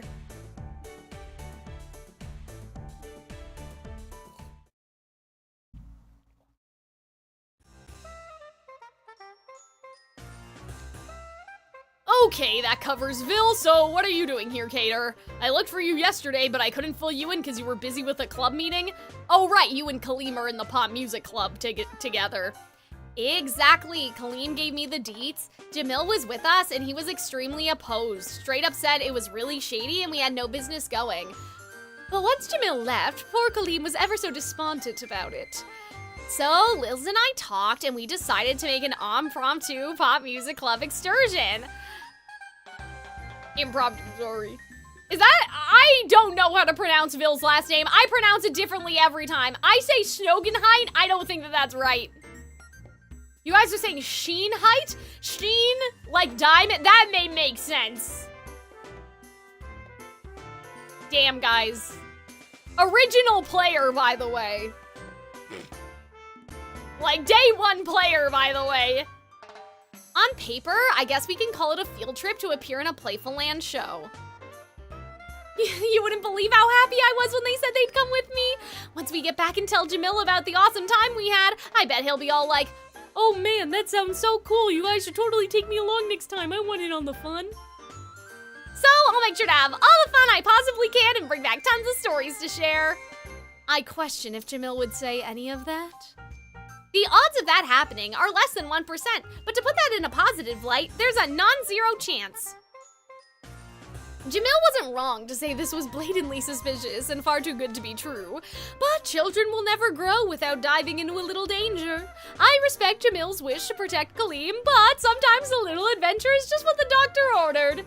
So I'm coming along to witness this lovely little learning experience of yours. That's hilarious that Lilia is like the dad of the group and he's like, yeah, we're gonna get scammed, but you know what? I'm here, so it's okay. You find it suspicious, yet you chose to come along anyway as our chaperone. What a wonderful friend you are. I'm awestruck. Would that Azul could learn from your example. Hey, speaking of Azul, how come he ain't here with you two? He was all like, blah, blah, blah, no such thing as free lunch, I don't want to get indebted, yada, yada, yada. Once he gets like that, there ain't no talking him into something, so we snuck out on our own. Like Ortho and Kaleem, I hope to bring back tales so delightful that he goes, if only I had gone with you, gnashing his teeth all the while, of course. Maybe the real scam is the friends we made along the way. I don't think that that's how it works, Cat. Yeah, I snuck out without telling my house warden too. He'd totally have my head if I got caught, so I was on pins and needles the whole way here. At least Cater's here, so it's not, you know. Wow, listen to you, AC.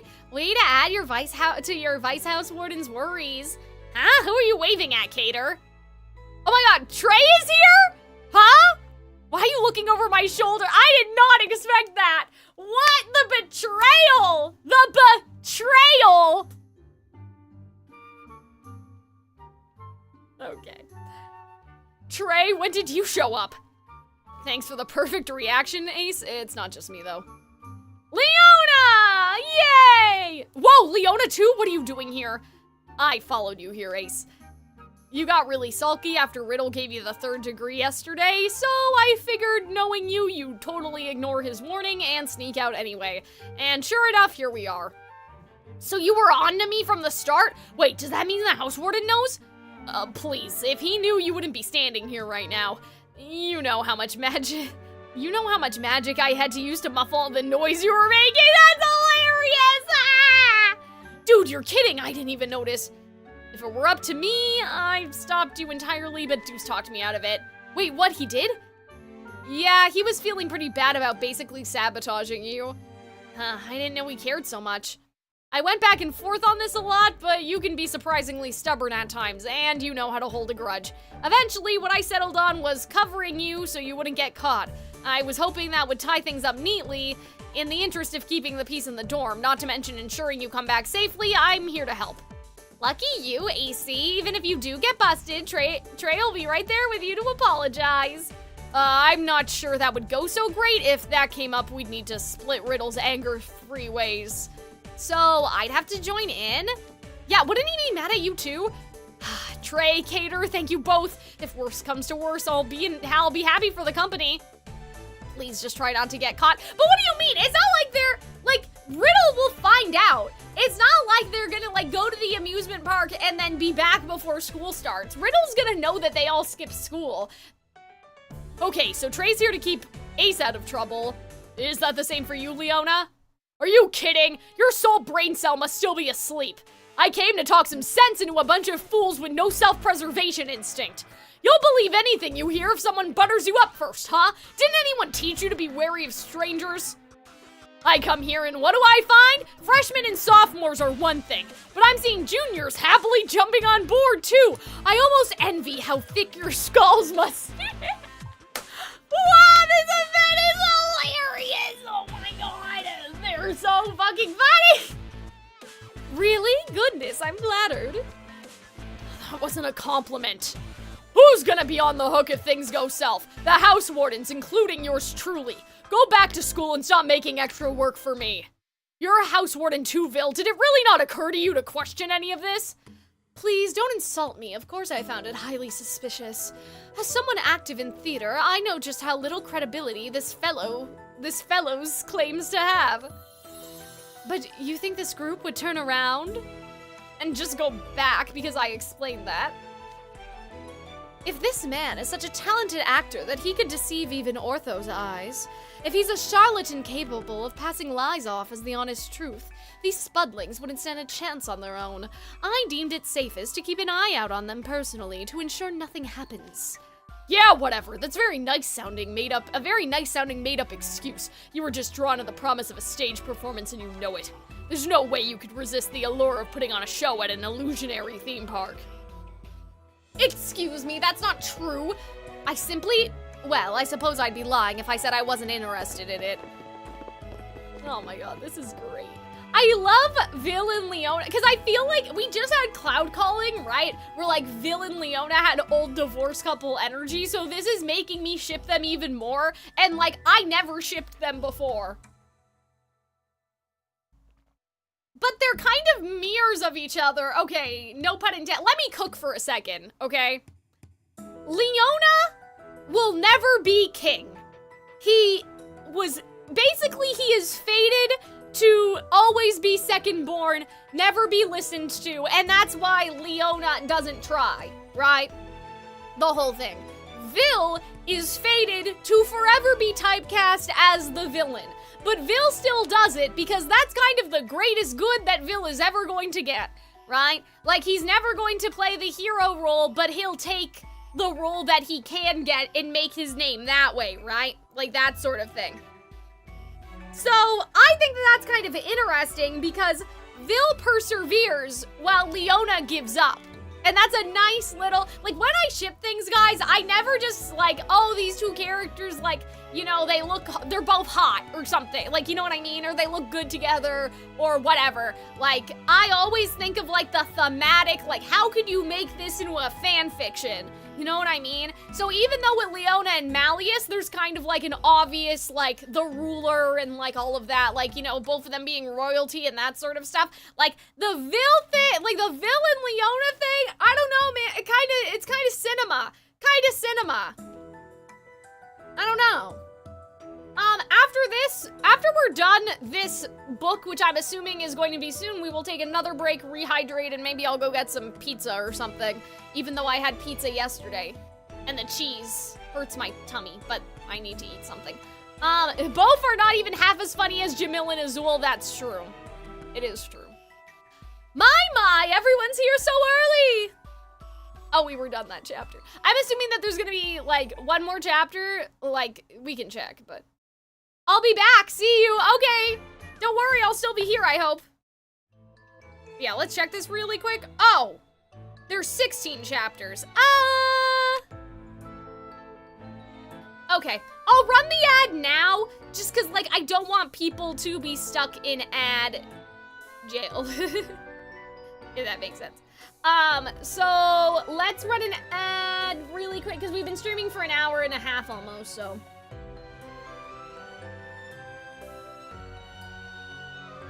Let's run a 3-minute ad. Everybody get up, start stretching. I'm gonna go get some cold pizza, is what I'm feeling in my heart today.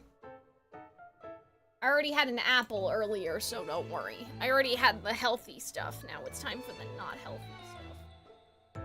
And then we will resume shortly. Yeah, for some reason I thought there were only gonna be 12 in this book, but I'm assuming that, like, is this all gonna be conversation or getting to the park? But... where did you guys want me to... Oh god. If this is 16 chapters... 16, okay, hold on, let's count like this. 17, 18, 19, 20, 21, 22, 23, 24, 25, 26, 27, 28. Okay, so you guys wanted me to stop, like, around here somewhere, was the idea. Okay. That means that this stream isn't that much longer, though, is it? I mean, I could probably go a little bit more. Like, I think that maybe we could get to chapter 21 if our voice is in good shape. I mean, it depends, right? We'll see. Can I count? I don't know. I'll be right back, though. Anyway, you can't get up, you have 2 cats on top of you? That's really funny. I feel the same way whenever Pumpkin sits on me. I feel so bad, but then sometimes when I'm asleep, she'll, like, sit on my neck.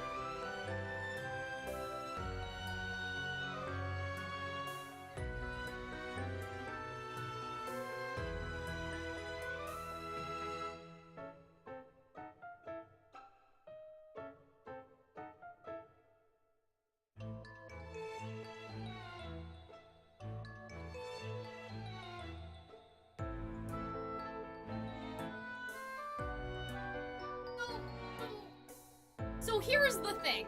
It might be a little too early to say that this is my favorite Twisted Wonderland event, right? Like, we just got here. I've only been streaming for an hour and a half. That's not that long, right? Clip farming? No, we need lunchtime. Okay. Just a little lunchtime, not too long. It's a little early to say, right, whether or not this is my favorite event, but I think that what this has over Glorious Masquerade is just like, Hunchback is a serious movie, obviously, right? So I think that, like, inherently, it was very dramatic.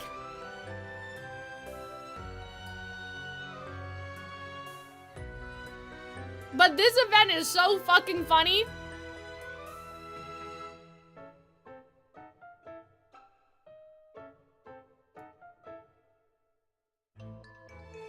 Like,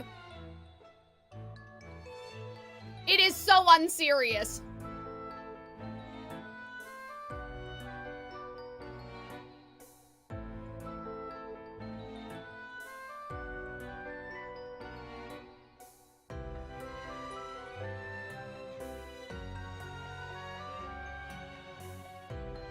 NBC before Christmas? Well, we'll have to play that.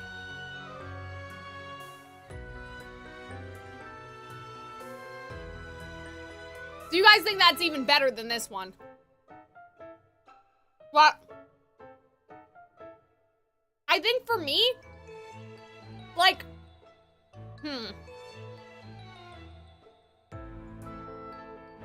let me finish my pizza.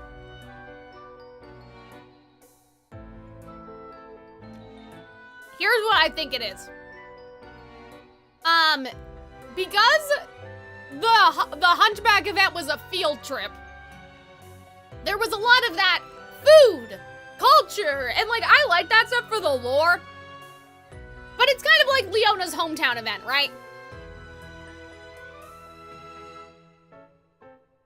Customs, shopping, souvenirs.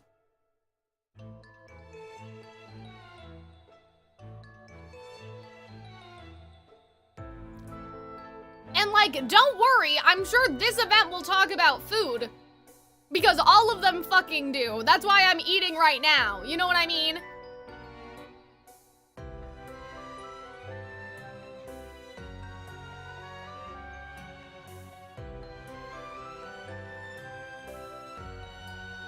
But like,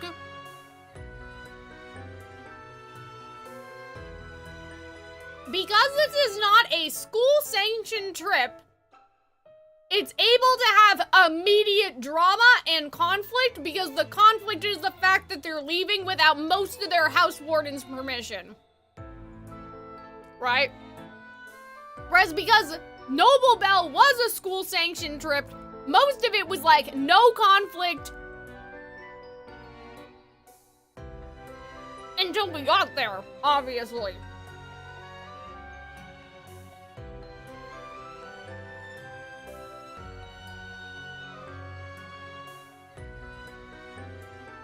They start the big activities as soon as they enter the park. That's why I'm eating now, because I know what's gonna happen and I can't handle it. That's a good point that, like, this is the second Pinocchio event, but I think that, like, to be fair, wishing, the star wishing stuff is so, like, Disney in general.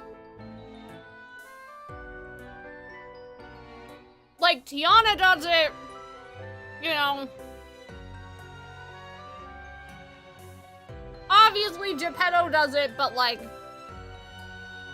Lilo does it, doesn't she? Or does she just pray to God? I don't know. Anyway. Like, it's just something people associate with Disney, right?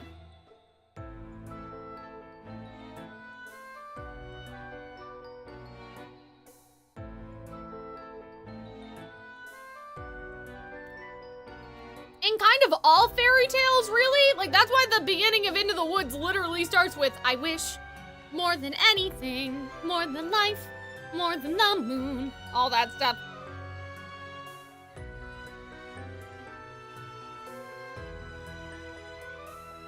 But yeah, that's why I'm eating now, because I'm like, uh-oh. Calxiyn's food radar is going off. They're gonna talk about some fucking food.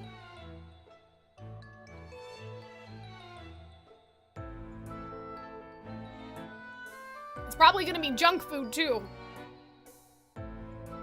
Like chips and corn dogs and milkshakes and stuff that... We're having fish tonight for dinner. No tea, no shade. Obviously, I'm not cooking, so I can't complain. But, like, I know I'm about to sit through them getting ice cream and cake and Dole Whip and all that stuff, and I got to have a rice cake, an apple, a bear paw, and, to be fair, some pizza, but it's homemade, so.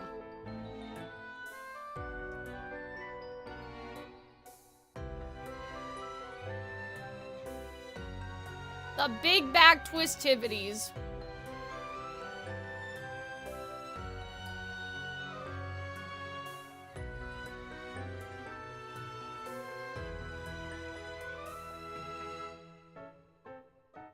But yeah, sorry to stop to eat in a weird place, guys. I thought that was gonna be the end of the chat, but, like, Fellow was coming up, so I guess it's a nice, like, little break point.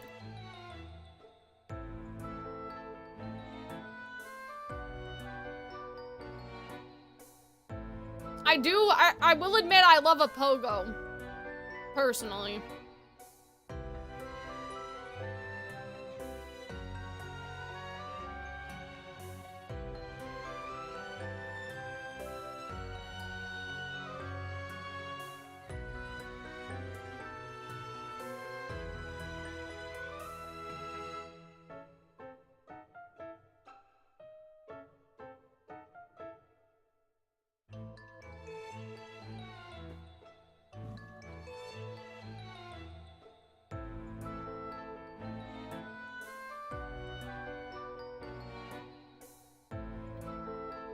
But yeah, I hope you guys are having fun, because this event is really fun.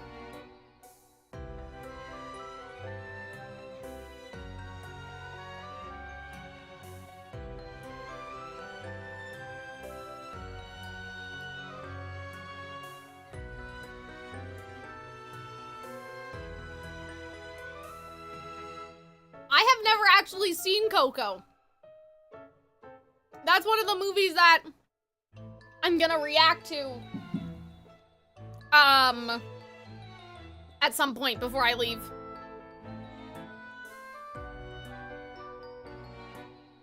A Coco event would be interesting, because, like, well, is Coco Pixar? Hold on.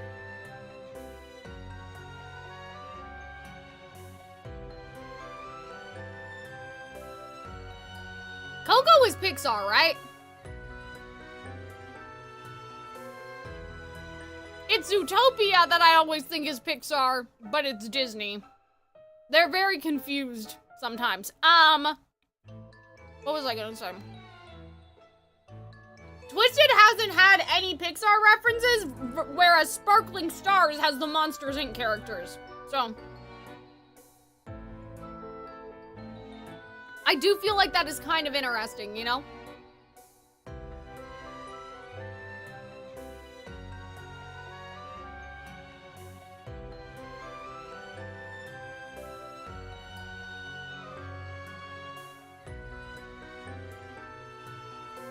So I do wonder that, like, as we start to run out of Disney movies,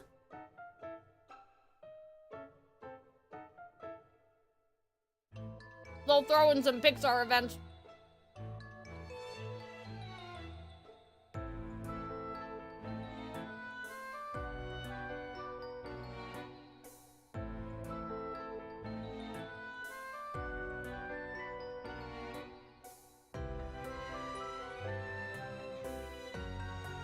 All right, guys, one more bite for the road.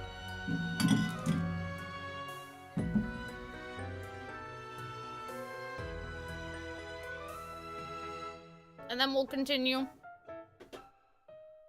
Actually, I should probably check my emails before we keep going.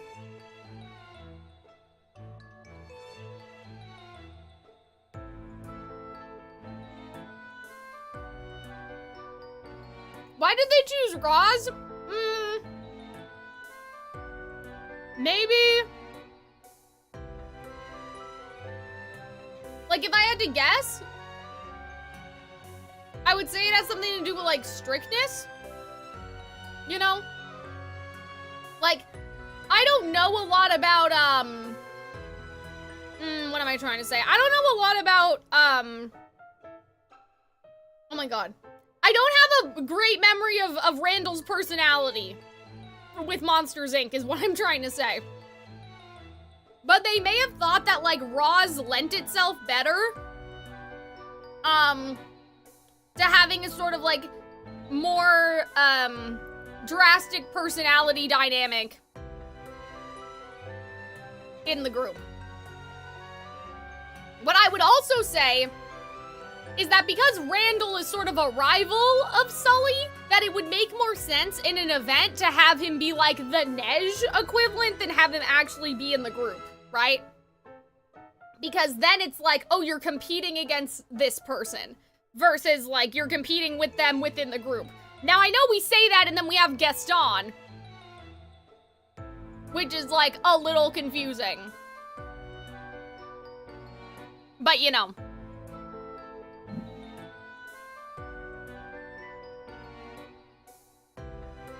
To me, it makes sense in my mind. Especially, well, maybe it is because of Gaston, right? They already had the internal group conflict in the Beauty and the Beast group, so they didn't want to do it again for Monsters, Inc. Personally, as Calxiyn, I think it would have made more sense for Gaston to be an outside group and have Randall be in the group because Randall is like in the same company and that's the whole conflict. But maybe, you know.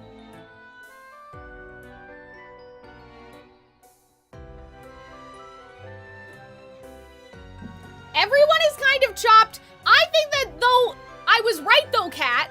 They got other outfits. Their other outfits look a lot better. So, I was right all along. I'm never wrong. And so I was literally right. I literally told you guys. I was like, there's no shot that they don't have alternative outfits. This is just the outfit for the entire group. And are they kind of chopped?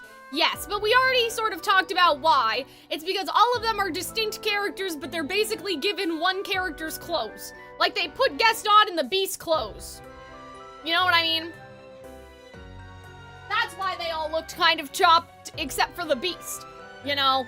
Except for the Monsters, Inc. group, they're fine. But like, that's just how idol group costumes tend to work, even though usually they tend to go more color neutral, like if you look at HoloLive and stuff. We talked about this in another stream, so I won't get into it too much. I need to clip farm that. I didn't post it. I clipped farmed it in the stream, but I think it was too long, so maybe I'll just do it in my own time. I think that that's also why they did the Cinderella's glass slippers instead of the stepsisters, because they want the stepsisters to be a rival group. Like, I feel like that a lot of the villains are gonna get put in a rival group territory, which is why it's really interesting that they didn't do that with Gaston, but like, you know, they just want to spice things up, who knows. But the Sparkling Stars characters, I don't know if you've seen their alternative outfits, Kat, like their casual wear. They are not chopped anymore. They have beat the fraud allegations, I think. That's my opinion. Gaston still looks a little weird, I'm not gonna lie. He looks a little weird because they put him in a lot of like, kind of brown clothes instead of like his iconic red outfit, but his hair's red, so that they probably decided there was too much going on, you know? All right.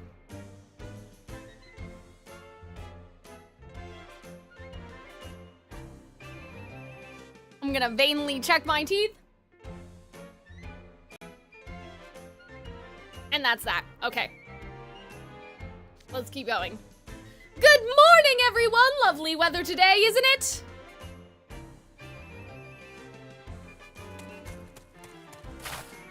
My gracious! There are even more clever-looking scholars here than the ones I met yesterday!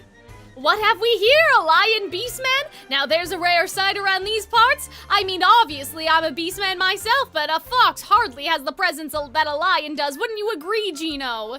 And this is the Vilschnonghain I spy, my word! What ethereal beauty! Fantastic, unbelievable! It's not even done yet, but this is such a brilliant assembly of students. Your glow is practically giving me sunspots. Am I right or am I right, Gino? What's that? They're so brilliant you can hardly see. I know just what you mean. I wonder if that was supposed to be speak. But maybe not. What an absolute privilege it is to welcome such distinguished guests into the park. Why, it's the biggest honor of my life. Guys, this music is epic. Every time I hear music like this, I really want to do that video idea that I talked about of like how to make music. Like what makes this music still sound like Pinocchio even though it's not from the movie, right? Like, and look at like Kingdom Hearts and like games like this and stuff. I just don't know how to package it. I'm having some packaging problems. Cause like, why does this music sound like Aladdin? Is gonna be like people are gonna be like, what do you mean though? Like it sounds like Aladdin cause you're talking about the music in Aladdin, right? Like it's a weird thing they'll try to YouTube title it out. I don't know how to explain it. Like I may need to package the video some other way and just include like Aladdin, Little Mermaid, Beauty and the Beast and then be like, hey, if people want to do more. But like, do you guys know those videos where it's like, why does this music sound cold? You know? And it's from Mario and all that stuff. Like I want to do that, but it's hard to do that. Like it's hard to do that, but like with a specific Disney property. I don't know how to do it yet. I don't know. I need to change the thumbnail to one of my other videos too, and I haven't figured out how I'm gonna do that yet. I am well and truly baffled. You actually believed this glorified huckster. I was questioning everyone's judgment, but this is worse than I thought. This is at least 1,000,000 times shadier than I imagined. Come on, AC, you thought this guy sounded trustworthy? Since when are you the gullible one of the bunch, huh? Hey, Fox, I'm not here for fun and games. I'm just taking these numbskulls back to school. Ah, you're quite the jokester. You'd come out all this way just to turn around and leave? It'd be such a shame for you to miss out on a once-in-a-lifetime opportunity. Surely someone so bright wouldn't make such a foolish choice. If you're trying to sell me on this, don't bother. I don't trust a word out of your mouth. An illusionary amusement park? There's no such place and everyone knows it. Come now, little lordling. I assure you, you have nothing to worry about. Little lordling? Ah, it's almost dawn. Have a look, everyone. I wonder if they'll see it in the distance. Behold the magnificent Playful Land. Whoa, it's so bright. The sun's in my eyes. Hey, I see something across the water. You do? You're right, it's... Oh my god, they're already at the entrance. How did this happen? Huh? I thought they'd have to take a boat. Oh my god, they're already all here.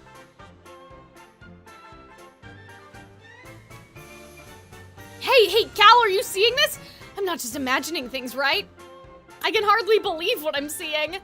So, this place up ahead, is that an amusement park? Am I still sleeping? Am I really in Craneport on Sage's Island? Don't worry, you're awake. This is the same old, barely visited by ships Craneport we know. But now there's an amusement park so big it's practically overshadows the forlorn port. Is this really Playful Land? It is the one and only Playful Land, our pride and joy. There wasn't anything like this when I passed through here yesterday. Did you build this whole place overnight? What's the deal, huh? Wait a second, is that a Craneport pier leading up to the park gate? Is this what I think it is? Indeed, Playful Land's location is shrouded in mystery because it's actually a traveling park. A traveling park? The whole thing moves? That's right, Playful Playful Land itself is built upon an immense ship. Is that true? Oh, sure. Okay. I don't know how the whale is gonna come in then. That's amazing! It really is. My family's had traveling parks visit before, but I've never seen one this big. Oh, that's interesting. So it's like a cruise ship, kinda. I imagine you haven't. Wait, what? You had them visit? Calxiyn's not like the rest of us. I wouldn't sweat the details. The traveling parks I know of only had small carousels for attractions. I've never seen, oh, they're talking about like a carnival. Okay. I was confused. I was like, what do you guys mean? They're talking about you know, Cirque du Soleil or whatever, like touring performers. I've never seen one on such a grand scale. I've gone to an amusement park with my family before, but I've never seen or heard of one this good on a ship. Me neither. Playful Land has to be the only theme park ship around, right? That would explain why no one knows where it is, if the entire place moves around. Just so, people started calling it an illusionary amusement park, and I can't say I mind. It does give the place a certain allure, but in reality, it's just a traveling park intended to bring hopes and dreams to everyone across the land. At least that's the idea.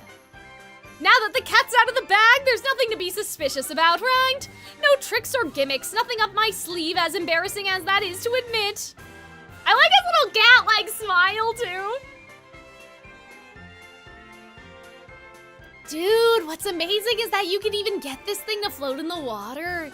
That's the biggest ship I've ever seen. Oh, we shouldn't tardy here too long, come on. Or, sorry, Terry.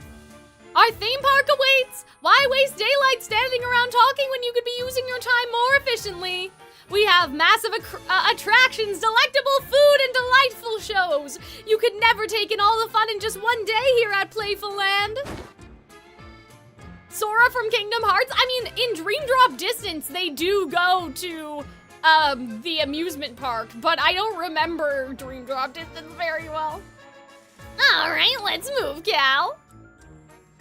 I like the music. I like the little clockwork thing, too. Like, you know, it's a nice tie to Pinocchio. Like, guys, I'm so excited. Hold up. Knowing the deal with the theme park doesn't make fellows offer any less suspicious. True, Ortho, consider your arrangement off. We're taking you all back to school right now. My, whatever is the trouble? You're absurdly suspicious. All of you've established is that you're good at fawning over people. You're the exact kind of adult people should steer clear of. That was kind of nagging at me too, I'm gonna be real. This is hardly a commitment I can make lightly, considering I'm responsible for my underclassmen's well-being. Oh, relax, what is there to worry about? All we're talking about is playing at an amusement park. What could possibly be dangerous about that? And what could a humble individual like myself possibly do against so many talented mages? That is a good point.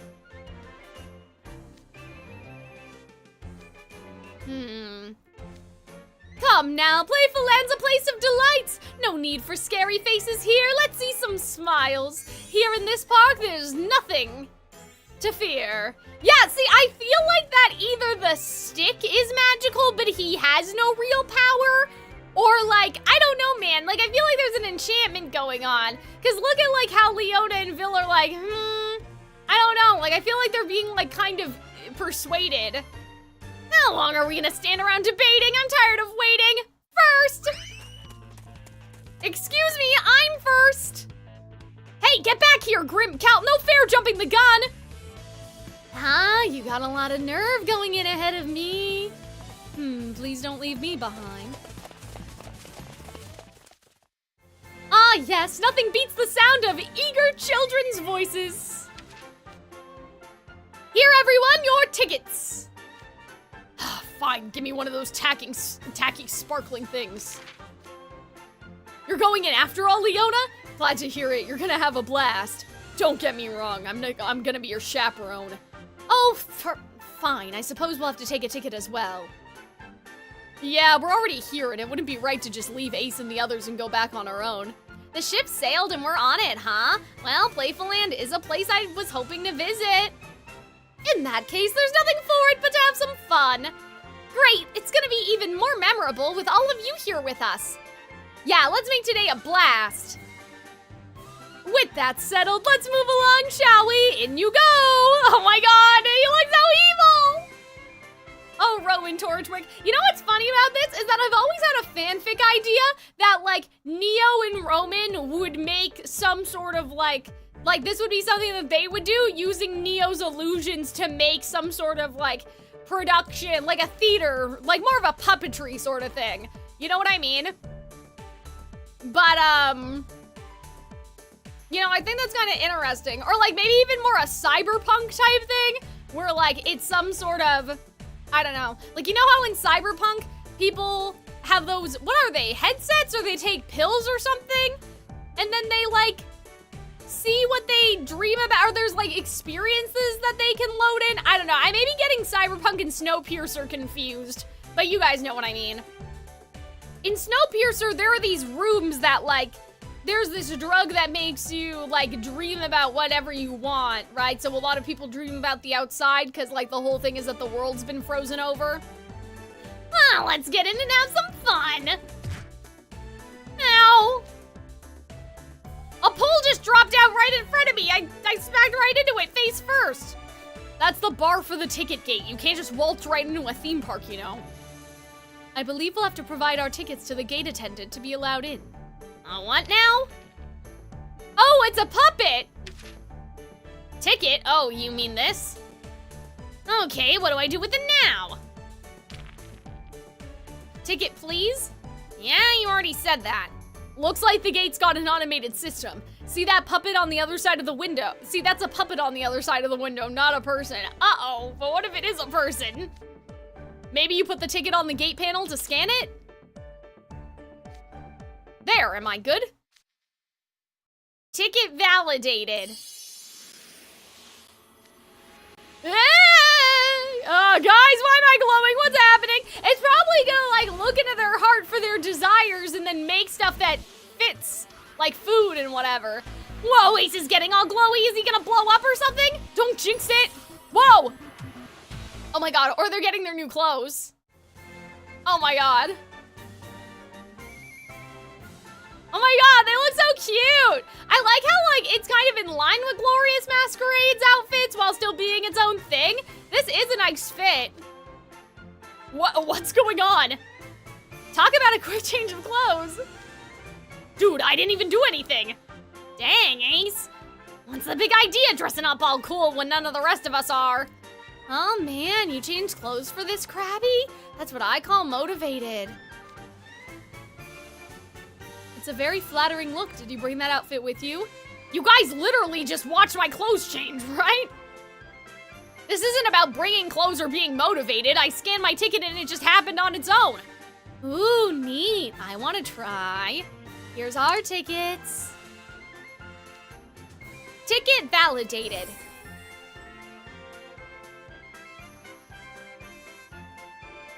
Ooh, I like the eel pattern. That's cute. Oh my god, look at their little hats.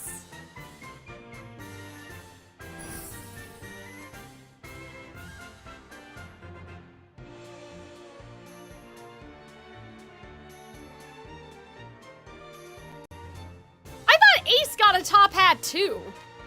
Maybe not. Whoa, you weren't kidding. Our duds changed. It was instantaneous, just like with Ace. This rules. Check out all the cords and tassels. Yeah, so they kind of are giving like Dumbo, like ringmaster sort of stuff. This jacket's probably gonna give me stiff shoulders, but I don't wear stuff with frills and cords normally. This is kind of rad. It is somewhat louder than the sorts of things you typically wear. Nonetheless, you look quite nice in it. So much so, I might suggest wearing that in a casual setting. Thanks, you're rocking that hat yourself, Jade. It goes well with the color of your hair. Yeah, you really can't tell who's R, SR, and SSR. Why, thank you. Why, yours does too, Floyd. We seem to have matching hats. Does that mean I'm complimenting myself or someone else? We've got different color schemes than you, huh, Krabby? Different designs and hats, too. You got red and gold with matching makeup, and that fin-looking thing on your shoulder is super swanky. Well, yeah, the red heart suit, the red is a heart suit staple, but wait, we're getting off track. What's the deal here? Yeah, I thought does Ace have another outfit? They wouldn't do that, would they? I don't know. I feel like I saw him wearing something else.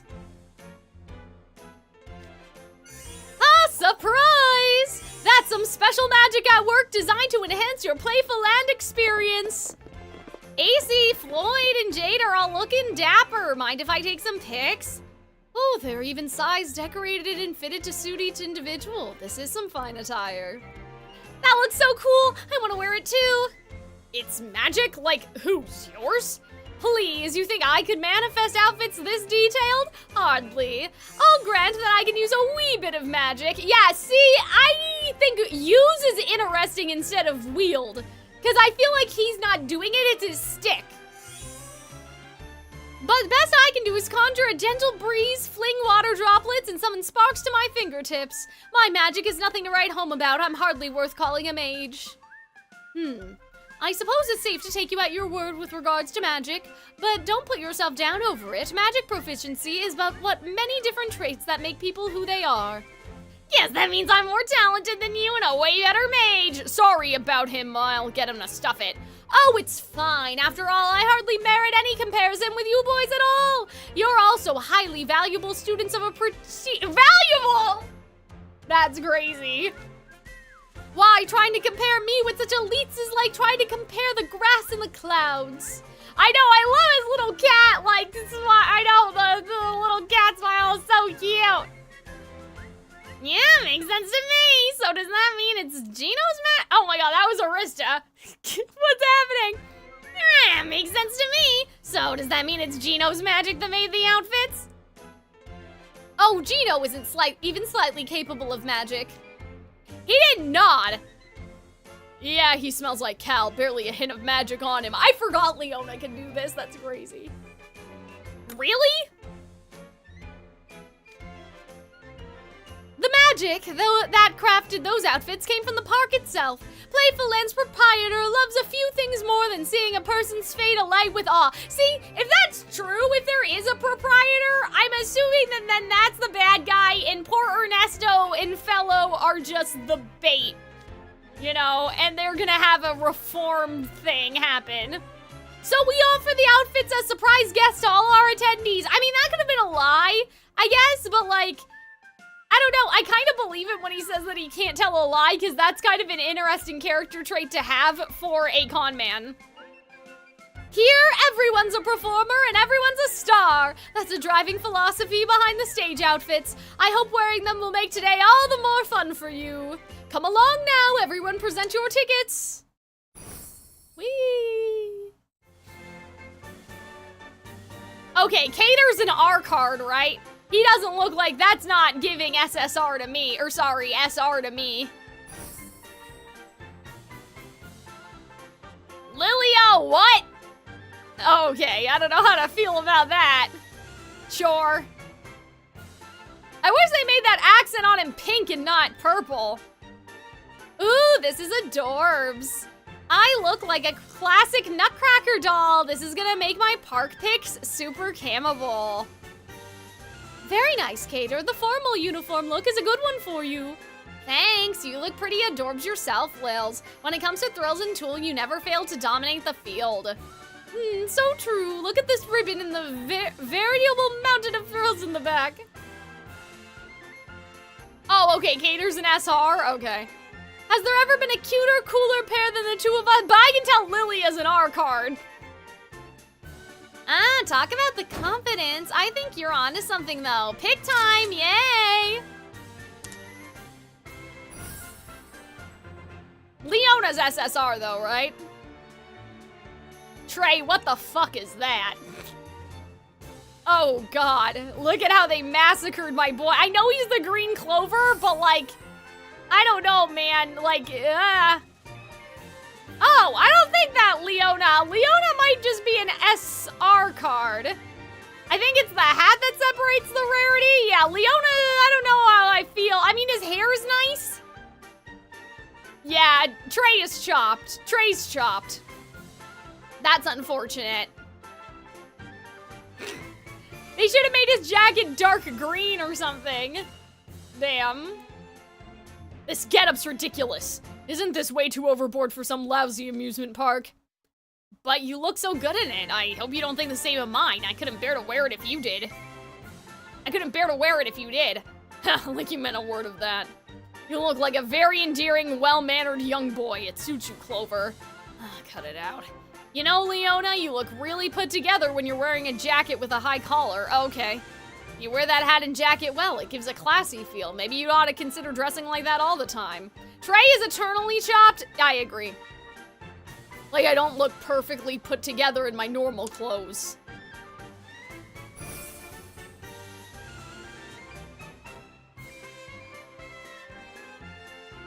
Okay. Okay. Like the later Hosen stuff. Okay. It's a choice. Okay. Vil looks nice. Yeah. Okay. Vil's fine.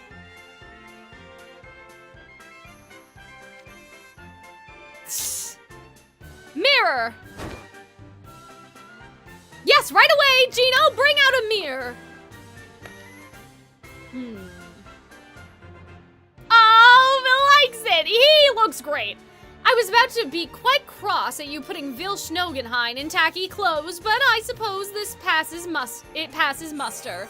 The sleeves of this traditional marching jacket are adorned with cord embroidery that lend it a playful feel.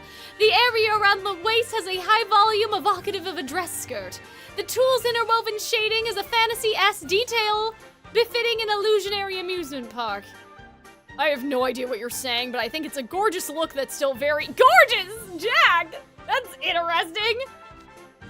Is that so? You're wearing your ensemble quite nicely yourself, Jack.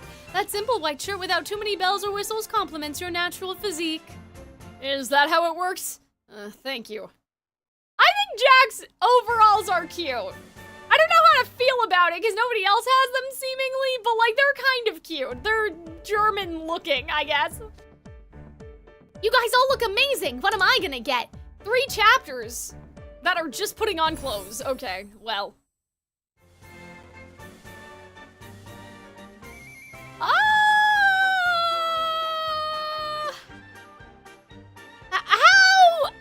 How do you guys feel about this?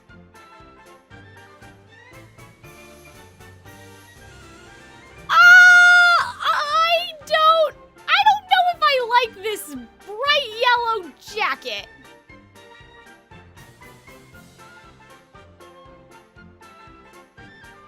Oh, it really did change my outfit instantly. What do you guys think? Does it look good? Goodness gracious, Calxiyn, it looks exquisite. Are you sure?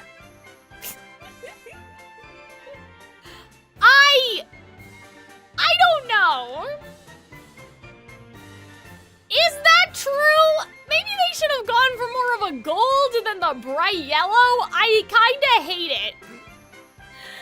Oh dear. Bright yellow is totally on brand for a guy as sunny as you.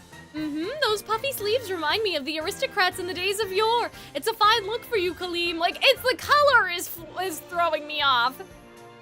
Really? Oh, good to hear. I've even got flashy red pants. Like, I think more red on top of red would have been a bad idea, but maybe a gold would have been fine. Or just, like, change the collar and make it white. I don't know. I love bright, loud colors. This is great. I think our Pop Music Club trio could look super cameable up on stage with the different colors. What do you guys think? I don't know, man. I agree, you all look quite distinctive, like a group of celebrities. You're no more dazzling than any pop star I've seen. Today's stage show is bound to draw every eye in the park. Nice. It feels a little stiff and heavy, but I guess that's how stage costumes are, huh? Just watch, I'll light up the stage with my sweeping dance moves. Maybe orange would have been better. Like, when I think of Scarabia, I'm thinking of orange and red. You know what I mean? Maybe a darker orange or a lighter orange? I don't know, guys. I don't like the yellow. I think it looks bad. Stiff and heavy? I've never heard anyone say that about them before. Calxiyn typically wears nothing but attire of the highest quality, made from the most... oh gosh. Feditiously chosen materials? This is something different from when he... This is simply different from what he considers normal. We're all quite happy with our gift, rest assured. Ha, what a thing to hear! I'll be certain to pass on that valuable feedback. Calxiyn, you look great. I'm jealous. Really? Well, present your own ticket, Ortho. But I don't wear human clothes. Changing out of my gear isn't all that simple. Methinks you aren't giving Playful Land enough credit. Yeah, it's just an illusion, probably. Our park's philosophy is to ensure that everyone can have a good time. Then it would work on my gear?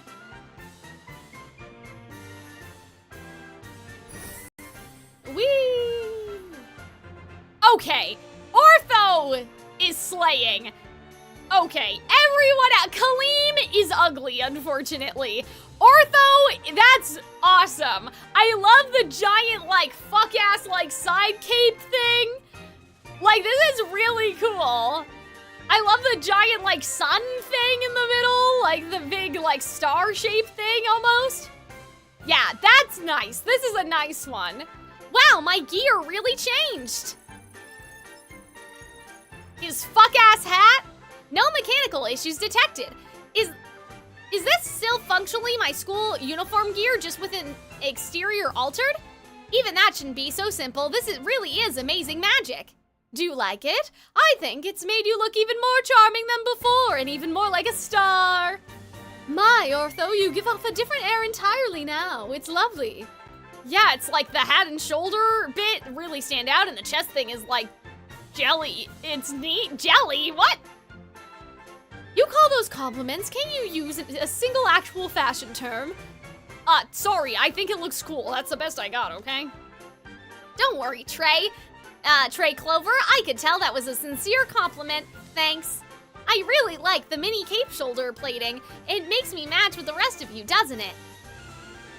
Oh, that's true. Now that you mention it, I've gotten one of those too. Who did you guys say the SSRs were again? Ace, Calxiyn, and Ortho. See, Ace doesn't look like it yet, so I feel like that, like, he may get another outfit when, like, his potential shines through. I don't know. But, like, that's kind of weird. I don't know if they've ever done that before. Like, wouldn't people be mad that Ace didn't get to stay in his own outfit? I don't know. Like, in this outfit? Because he doesn't have a big fuck-ass hat. Where's his big fuck-ass hat? There's a metal bit that looks like a feather. The cords look like ribbons. This stuff has an awful lot of detail. I figured conjuring that with magic would be way harder than conjuring clothes, but wow, you look great, Ortho. Thanks, you too, Ace. You look different than usual, very grounded and mature. It's exciting to see this side of you. Different than usual? Excuse me, I'll have you know I'm always grounded and mature. Oh yeah, the way you constantly palling around and causing scenes with Grim and the others is totally grounded and mature. You know it's true. You're normally a midden crab, but today you looked more like a fiddler crab. Sure, I don't know what that means. Those analogies make no sense, but I guess if you're saying I look like a dapper musician, I'll take it. I've always thought you had a cool, stylish flair, Ace. What? But he was in his school uniform when you saw him. What do you mean you always thought? Okay, that cape really seals the deal. You think? You're seriously good at compliments, fellow. I better watch out or the flattery like that's gonna go straight to my head. What?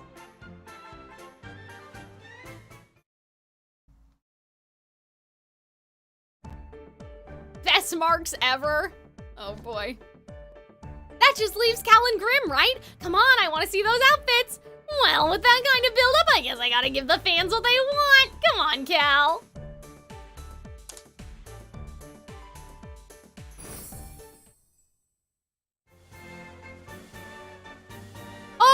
Okay? Guys, what is this green? I don't know if I love this either. How's this? Do I look rad or do I look super duper ultra rad? I do like that they're giving Grim clothes though. Like the hat and the vest is kind of cool. Ooh, that's so cute. Huh? Cute? It's true, the round little hat makes you look like a young child. Ah, it's Celia in a vest. That's totally the cutest. Cute? Come on, I look as cool as the rest of you, right? Jiminy Cricket, I guess, yeah. Still. Come on, Cal, do I look cool or what? It'd be interesting if Grim was immune to whatever happens here because he's a dire beast and not a human, but you look like a star. A star? I know it's true and all, but you don't gotta go embarrassing me by saying it out loud. Looks like you got the same kind of jacket as Leona, Cal. And the frill's like Lilia's. I've never seen you wear anything like it before. I have to say it's nice. Well, that's nice. You look great, Cal. I'd better take lots of pictures. I would hate to squander the chance. Oh yes, with this many stars all assembled together, what would you say to a group photo? There's a plaza just past the entrance. It would be the perfect picture-taking spot. See, he's trying to get them through the doors. Oh, good idea. Let's head there then. Oh, and before I forget, your validated tickets are proof that you are a legitimate park visitor. You'll need them to go on any rides, so make sure you never lose them over the course of the day. Okay, got it. Let's go, everyone. Yeah. Cater has his phone out. Look at Leona.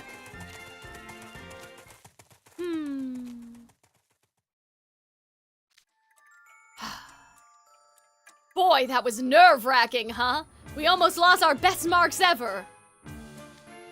Kids these days are so annoyingly canny. There's no working with skeptics. Still, once we cast them into Playful Land, the rest should be cake. Let's you and me give these prestigious students the finest of receptions. After all, this will be the last fun memory. That's crazy! Oh my god, are you guys gonna murder them? What the fuck? That's nuts! What? That's a crazy thing to say. It's the last fun memory they'll have. What the hell? Okay, guys. Okay, hold on. So that was the end of book 1. We might do all of book 2. We might get halfway to book 2. It just depends. I know it's 21 chapters. And that's like kind of long. But that might get us to like, that might make sense, is what I'm trying to say. Because we've only been streaming for 2 hours, so 21 more chapters would be another 2 hours. So, you know, ish. We'll see though, because like, as you guys can tell, there's a lot of characters to be fiddling around with vocally right now.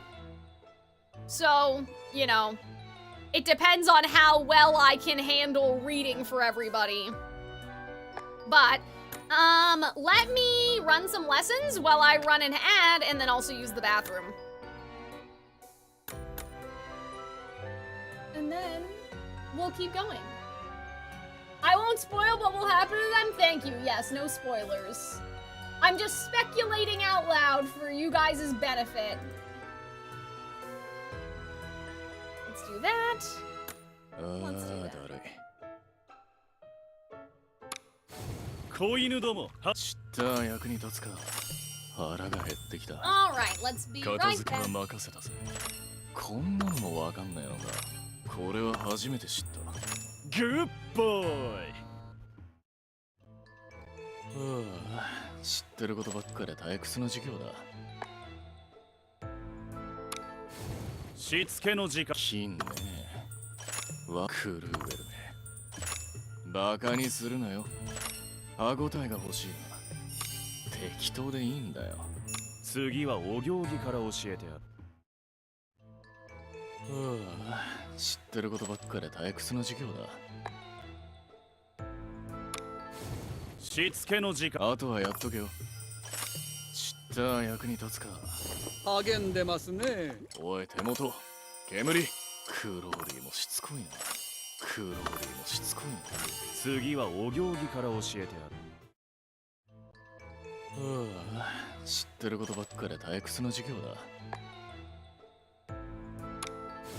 しつけの時間だ励んでますねこれだけできとけばいいだろう寝る暇もね今日は考えなくてもできるもういいだろう歯応えが欲しいなステイ今日は知ってることばっかり退屈な授業だ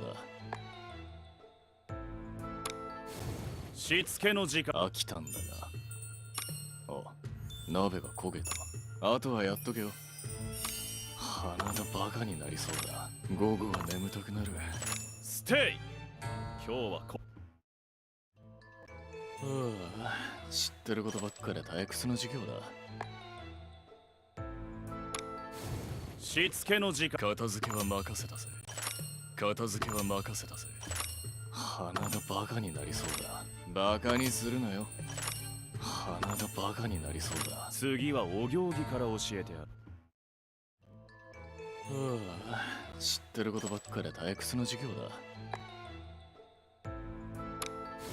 子犬ども、薬の匂いで腹が減ってきた。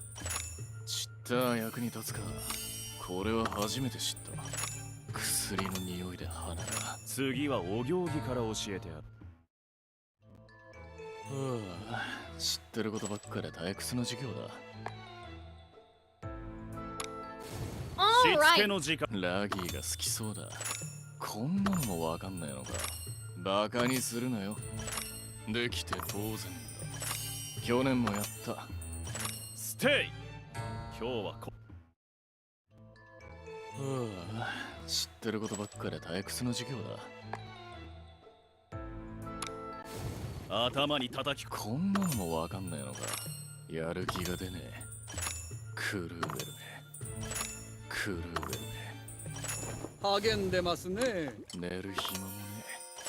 グッボーイ。We'll wait for the lessons to end. That'll give me a 知ってることばっかで little 退屈の break. 授業だ。 Oh, they're already done. Never mind. We're good.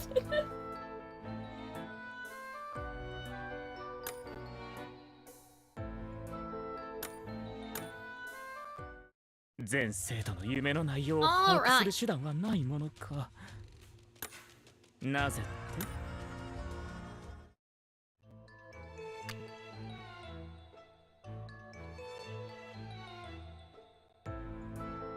Yeah, I am really liking this event so far. I think it's really funny.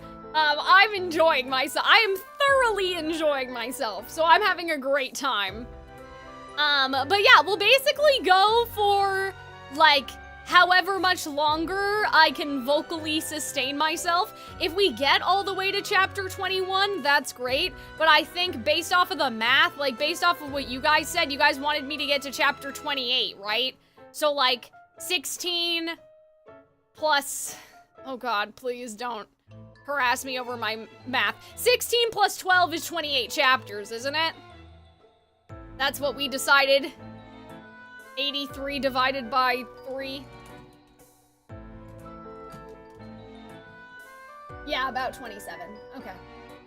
So yeah, we'll do as long as we can. So if we get to chapter 12 and it's like, okay, my throat hurts and I'm gonna die, we'll stop. If I'm not gonna die, we'll keep going. So either way, you know, we're making good progress. I don't know why Playful, I don't know why maybe I just wasn't used to it when we did Glorious Masquerade. You know what I mean? Because I haven't been streaming for that long. The other day I streamed Twisted Wonderland for like 4 hours. We did the whole event, right? Cloud calling, so maybe I'm just getting better stamina. I think the other helpful thing is for this event in particular, Calxiyn and Ortho are like in my normal Calxiyn speaking voice, if that makes sense, and Lilia, because we decided to go transatlantic Lilia. And Vil kind of also is up there. It's really only Leona who's down there, you know? Whereas when we did Glorious Masquerade, Frollo was really low, or Rollo, I guess. Then Riddle had his British accent, like there was a lot going on, basically. There's a lot happening. Today, a little less happening. But yeah, we'll see how long these are. But the chapters are very well paced. I don't feel like there's been anything where I'm like, oh my god, guys, we're explaining this again. Like, you know, what's taking you guys so long? I'm gonna leave you all in my dust. Wait up, Grim. Oh, why does he pick now of all times to be quick on his feet? Cal, come on. Grim's gonna leave us behind if we don't hurry. Playful Land, the illusionary amusement park. I can't wait to see what's in store. Whee! Boo, boo, boo, boo, boo. Whoa! Oh, wait, that was Grim. Wow! Dang! Wait, they have statues of... Wait, so does this mean this amusement park? Guys, I'm kind of feeling Overblaw Monster in the basement. I wonder if fellow Honest and Gideon's Overblaw Monsters are in the basement of the amusement park and they're just feeding off of magic like mom elves. Almost from A Deadly Education. That's my favorite comparison to bring up. I don't know if you guys have noticed. So this is Playful Land. Wow, I see more rides than I can count. We barely walked past the entrance. Let's give Leona a happy birthday. I wish I could, Neko, but I have no money. I'm an indentured servant to a YouTuber. Because he paid for my gacha pulls for Azul Overblot, and now I have to make him thumbnails. That was our exchange. Technically, it's just me being paid in advance, but you know what I mean. But nice to see you in the stream. Welcome, welcome. We are doing Playful Land, which is really, this event's really cool so far. I've never seen a theme park this big or fancy. The giant 8-ball. Roller coasters, Ferris wheels, carousels. What's that round black building there? That's probably the pool room, right? Beats me, which is great. There's so much here I don't know. There's no way I'm gonna get bored. I never got Azul. I tried so hard. No, yeah, I only got him because, like I said, my boyfriend intervened and was like, I'll pay for your gacha pulls if you make my thumbnails. And I was like, okay, that's fair. But yeah, he really made me go all the way to 200 pity. That's never happened to me before. Usually, like, I get every character on 100 pulls, or before then. Like, Malleus only took me 2 pulls, Overblot Malleus. So I was like, what the fuck? For sure, and it's all adorbs. Everything looks hyper-campable. This theme park is fire. Hey, Cater, quit taking pics of the buildings and get some of me striking cool poses in the center of the plaza. Huh? What's the deal with these fox and cat statues? They're right in the middle of the plaza. I'm standing right in front of them and they're still drawing more attention than me. Let me introduce you to the friendly fox and the gentle cat. They're Playful Land's mascots. Jamil only took 2. Yeah, we may have just used up all our luck then elsewhere for the year, you know. And who are they supposed to be exactly? You're joking! You've really never heard of either of them. Of course he hasn't, though that definitely tracks for him. Is it same for you, Cal? Doesn't ring any bells. They're a pair that appear. They're a pair that appear in an old tale so famous every child in all of Twisted Wonderland knows it. It's called Wish Upon a Star. The rest of you are already familiar, I trust. Absolutely. Long ago, there was an old toy maker who doted on a wooden puppet that he built. He wished upon a star that shone so brightly in the sky. I wish my little puppet might be a real boy. And what happened next? Why, the wooden puppet began moving without any strings. His wish granted, the old man rejoiced. For now, he had a beloved son and they both lived happily ever after. Who doesn't love a happy ending? That story never gets old. I had an illustrated version of it read to me all the time when I was a kid. The adventures they went on were so exciting. It was my favorite. Hey, Calxiyn, did you know that the longest word in the English language is smiles? The first and last letters are a mile apart. That's funny. Hi, Fireman, how are you doing? I was gonna pass on the current banner in HSR while I saved up for the next ones. Woke up in a cold sweat feeling a need to gamble and got it in one. Well, at least you got it. If you didn't get it, that'd be a little sad. The adventures they went on were so exciting. It was my favorite. I heard it a bunch growing up too. That's a classic bedtime story when you're a kid, huh? Definitely. It's so big even Night Raven College holds. Oh, the star sending! So they're actually connecting the dots. Ugh. I'm good. This Twisted Wonderland event is really funny. Oh yeah, that tedious thing where the designated stargazers collect wishing stars. Nobody even cares about it. Can't they just call it quits with the whole thing? You think so? Personally, I think it's absolutely wonderful you can see the wishes inside everyone's hearts. Oh my god, I love how they brought that up. Like, they hardly ever reference, like, other events within each other, so that's really cool. Guys, they're cooking. The writing is getting so much better. The way the story goes, the wooden puppet didn't simply move without strings. In the end, he became a real boy. After his grand adventures, he completed his star-given mission and a miracle happened. And to complete a mission? That sounds like it must have been tough. Oh, he has a little Jiminy on him, Ortho does. For some people, it might have been. To become a real boy, the wooden puppet was told that he must learn to choose between right and wrong. Choosing between right and wrong? That's easy. Fun stuff, right? And that stuff ain't... The fun stuff is right, and the stuff that ain't fun is wrong. That wouldn't pass the Bright Star standards. When the wooden puppet asked how he would know the difference, the star said, "Your conscience will tell you." Conscience? What's that supposed to mean? Who knows? Oh my god, these guys. They don't have... None of you know? A conscience is a hard thing to describe in a few words. Anyway, long story short, Wish Upon a Star is a tale designed to instill morals in misbehaving children like you, Grim. Oh yeah? The friendly fox and the gentle cat played a role in the moral of the story. The friendly fox is someone the puppet encountered and befriended during his adventures. He cared a great deal about the puppet. Oh my god, the revision history. He put a ton of work to make the puppet a star and did everything he could to help the puppet recover when he was in bad shape. Okay, the fox I kinda get. How's about the cat though? The gentle cat was the friendly fox's partner. He had a mild demeanor and a smile that would never leave his face. He and the friendly fox assisted the puppet in his adventures. Wish Upon a Star has many unique characters, but the friendly fox and gentle cat are particularly popular supporting characters that gave the puppet advice. Lies! They often get featured in stage adaptations aimed at children.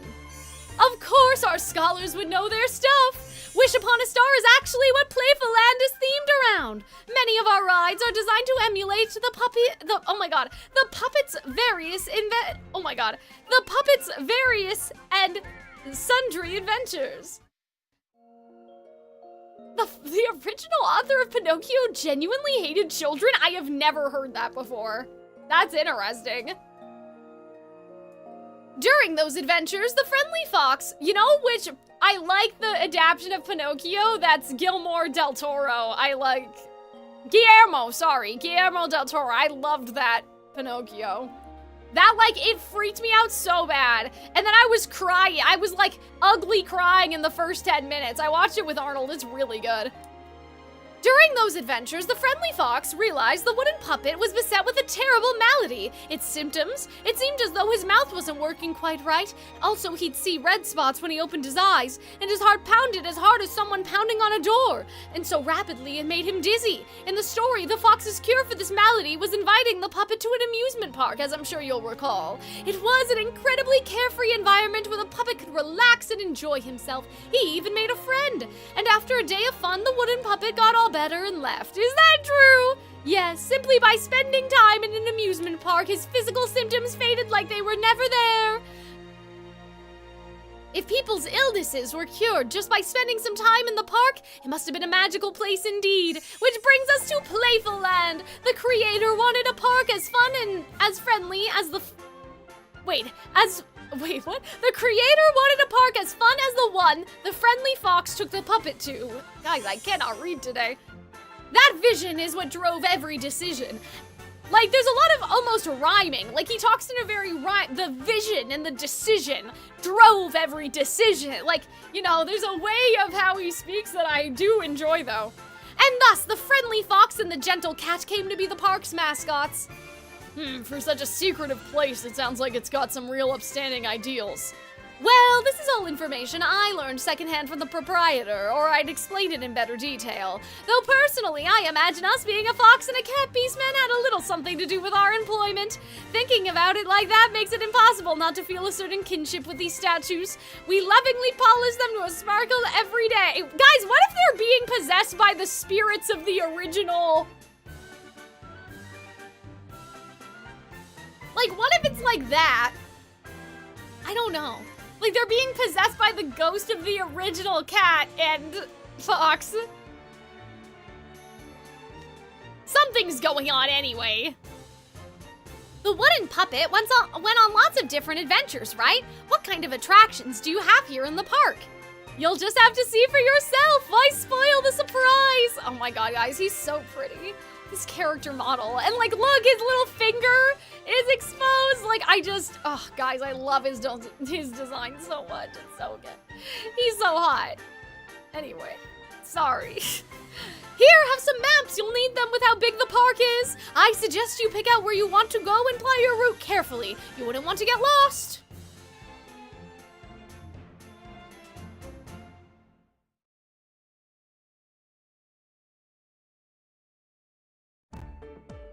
I'm gonna thirst for this guy. I don't know if that was obvious enough. So, where to first? This place is seriously ginormous. There's no way we can cover everything here in one day. I want to go to the game area first to do some target practice. You know, at one of those places where you try to take out as many targets as you can. If it's hard, yet rewarding, it could pique my brother's interest into coming here. Amusement parks are all about the thrills. Roller coasters are always a safe bet. I'm assuming they're gonna divide and conquer, kinda, like they're gonna split into groups that like wanna do, you know, Whale Escape looks pretty rad, not to mention it's a really long ride. Yes, I'm excited for season 2 too. We reacted to the first season. I reacted it. I don't know if you found me through Twitch, Neko, or like through my YouTube videos, but like me and my friend reacted to the show and she had never seen it, so it was a really cool like thing for us to do together. Roller coasters are cool and all, but I'd like to start with the seafloor stroll area myself. Those little photos on the map make it look like everyone's really walking underwater. Isn't it absolutely gorgeous? I've never heard of an attraction like that at any of the amusement parks I've been to. It's got me curious. I want to start with some food. Of course you do. You're nothing if not true to your brand, aren't you, Grimmy? Yep, I ain't even had breakfast today. I want some food in my stomach before I start with the fun and games. Interesting. It seems like each of you has your own form of entertainment in mind. Perhaps further discussion is in order to come up with a consensus. Okay, in that case, what? Did you guys see that? My Riot Games just flashed on the screen. Who's trying to get me to play League of Legends? What the fuck was that? Anyway. Split up! Grim the Big Back? Yeah, that's my running joke in the stream, is the Big Back twistivities. Split up? What? You're actually splitting up? That's quite an odd choice. Oh no, because that means that they can't follow them all around if they split up. Doing everything as a big group sounds like a one-way trip to Boresville. We came here to have fun. Where's the fun in passing up what you want to do just to follow the herd? Is that your logic? Goodness, you students are more casual about this than I was expecting. But if everybody tries to go off on their own, that defeats the purpose of having us as your chaperones. True, if we gave these if we gave these over-eager spudlings complete freedom, who knows what manner of mischief they get into? Fine, I guess we'd better split up too so we can babysit them. Poor Ernesto. Poor fellow Foulworth. All right, that settles the groups. Our group will head to the game area first. Unless there's only 2, but I'm assuming there's 3. We'll start by hitting up the roller coasters. We'll visit the Really? Leona wants to go with Calxiyn, I guess. We'll visit the seafloor stroll and the other stuff around it. Woo, I'm getting excited. Oh, look at you getting all giddy. You're supposed to be a house warden too, but you don't got a care in the world, do you? At least you know better. Keep these herbivores out of trouble. You can count on me, of course. Oh, I'm excited. Whee! I'm not sure I can count on you for anything. Where did you get all this energy? Well, to be fair, we are at Playful Land. We can have fun while keeping an eye on the others and making sure they don't cut too loose. Say, I haven't heard your plans, Cal. What will you be doing? First things first, food. We gotta eat while we can, you know? Unlike the rest of you guys, we take that seriously. Yeah, because we don't have any money, because we're broke. I feel like, though, here's my prediction. Here's another prediction I'm just gonna throw out there. I feel like Ernesto is gonna manipulate the player specifically into staying here. Like, you're broke, and no one at school gives a fuck about you, and Crowley's not even trying to send you home. Like, I feel like we're gonna get manipulated in helping with this because it's gonna be like, you're a magicless human. Basically kind of what Rolo was doing. Like, Rolo was like, you should understand my POV, Cal. You don't have any magic. Like, didn't he do something like that? I don't think Ernesto gives a fuck about us. But the problem is that means there's 4 groups still that he has to keep track of. Will you two be going off on your own? Oh, I get it. You're worried about Cal. Don't worry, I'll keep an eye out. We want to get in lots of fun and games too. We'll meet up with whoever's in the area once we've had our fill. Okay, so it's basically like the Lilo and Stitch event. The game area we're going to is pretty close by. You're welcome to join us if you'd like. I'll be making the rounds in the park. If I happen to run into any of you, I'd be happy to show you around. Oh dear, I almost forgot the most important thing of all. The show we discussed is at 1 p.m. at the stage of the north side of this plaza. You won't be late, I hope. For sure, I'm gonna light up that stage and put on the best performance this park has ever seen. Then I'll be a mega popular star. Oh yes, I can't wait to see it. For now, everyone, enjoy everything this illusionary amusement park has to offer. Hee hee hee.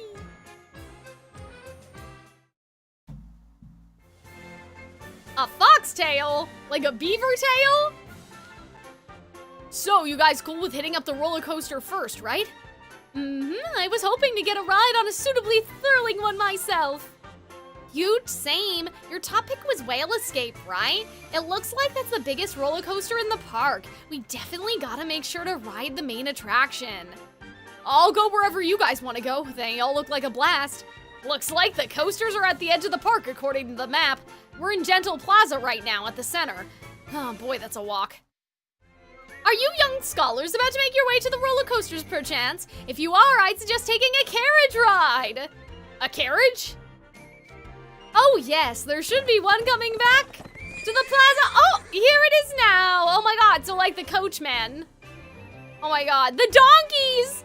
Oh no, are those donkeys actually gonna be like real students? Oh no. This carriage is the most convenient means of transportation within the park proper. Whoa, there's no engine or anything. It's drawn by real live horses. Are horses this small? I feel like the ones in the school stable are taller.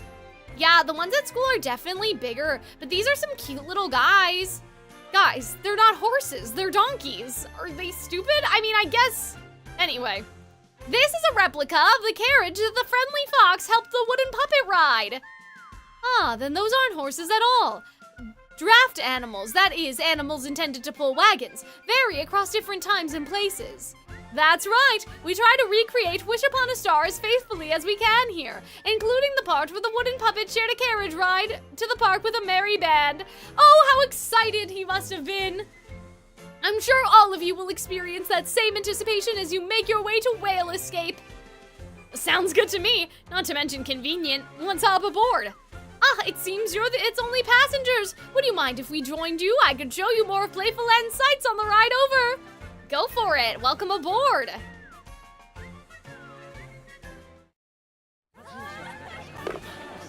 Oh my god, you can hear other voices. Are there gonna be other people here? Oh my god, there are visitors here, but are they real or are they just an illusion to make them feel safe? There's a lot of visitors here for a weekday. Playful Land seems lively indeed. It certainly is. We have everyone from Sage's Island and the surrounding areas to thank. They say the Wooden Puppet's hometown was a bustling place filled with children's voices, so of course we'd like this park to be the same. I see food and merch stands everywhere, not to mention stalls handing out balloons. It's fun just looking at it all. Ooh, guys, check out that cart here. It's got a puppet running it, like at the gate. That puppet's movements are practically human. Uh-oh. Wait, so some of them are donkeys and then some of them are gonna be puppets? Yes, the puppets are invaluable. Playful Land staff indeed. Oh god, he said invaluable and that's what he said about the mages. So maybe the donkeys are people that can't use magic, but then the puppets are people that can use magic. Do you guys understand what I mean? Am I cooking or burning the food?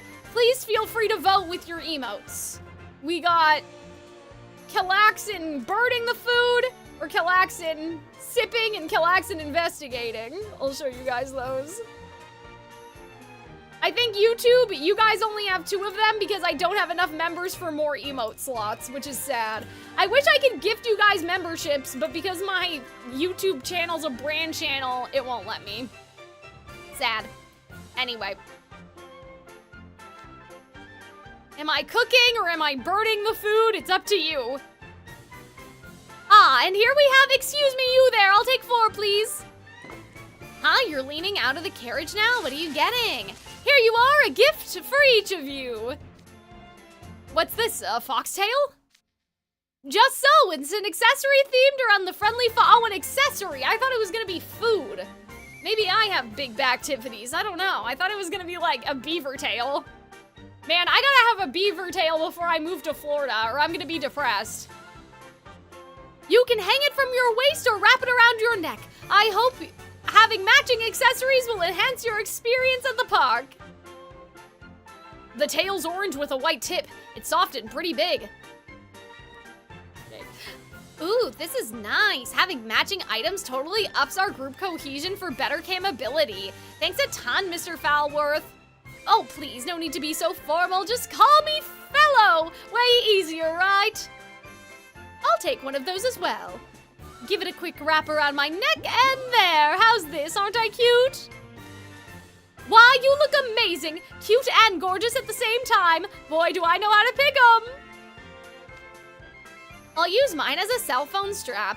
It'll make using my phone all the more impactful.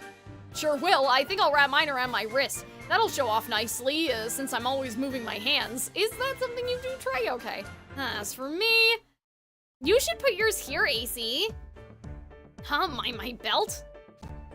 Yeah, that way you can look as if you got a bona fide tail. Oh my god, a furry. Wow, yeah, it really does look like I have one. Is this cultural appropriation? Anyway, food for thought. I'm just asking, is this a microaggression? I feel like it makes me the odd guy out though. Nah, it's cool. Why worry about being the odd guy out when you're here to have fun? Besides, it's totes adorbs. No, I've been out-cuted, alas and alack. Okay, now you're both teasing me. I'm sure it's friendly on their parts. Oh, sorry, that indignant look you get on your face is just too funny. I'll take a really good shot of you. Come on, we're cool, right? I believe we should be coming up on the whale escape now.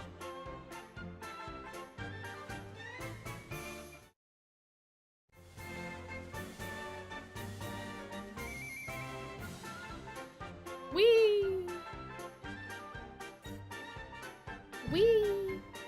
Oh man, that roller coaster over there is even bigger up close. This is gonna rock. I know it's kind of late to ask, but Trey, you are cool with thrill rides, right? Sure, I've been on my fair share of them on family park trips. I'm glad you're all being good sports about this. I'm getting a Magicam DM from Cal and Grim. They're headed over to meet up with us and they want to join us for the ride. Oh, nice. Guess we can wait for Cal and Grimmy then. There's gotta be something we can do to pass the time, though. Oh, I know. Why don't we ride the Ferris wheel? It is right there and all. I don't normally go on those, but there's no line right now, so it works out perfectly. Excellent idea. I do enjoy Ferris wheels. The views they get from the top are incredible. It looks like the gondolas fit up to 6. What do you say, fellow Gino? Care to join us? Are you sure we wouldn't be intruding? Of course I am. Why, this is the perfect chance for us to get to know you better. Then I suppose we could join you. Are you okay with that, Gino? What's this look on his face? He's so like, I don't want to be stuck with these stupid kids. Great, let's go. This is cool. I like this, guys. This is kind of fun.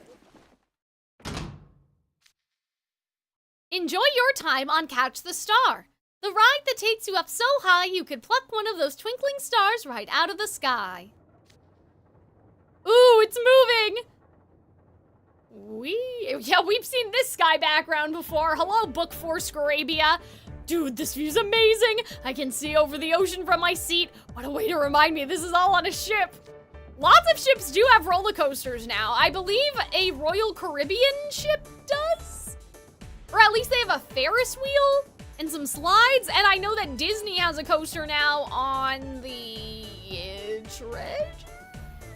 I want to say it's on the Treasure. I think they also have like a Guardians of the Galaxy, like a kind of Dumbo thing that goes up and down.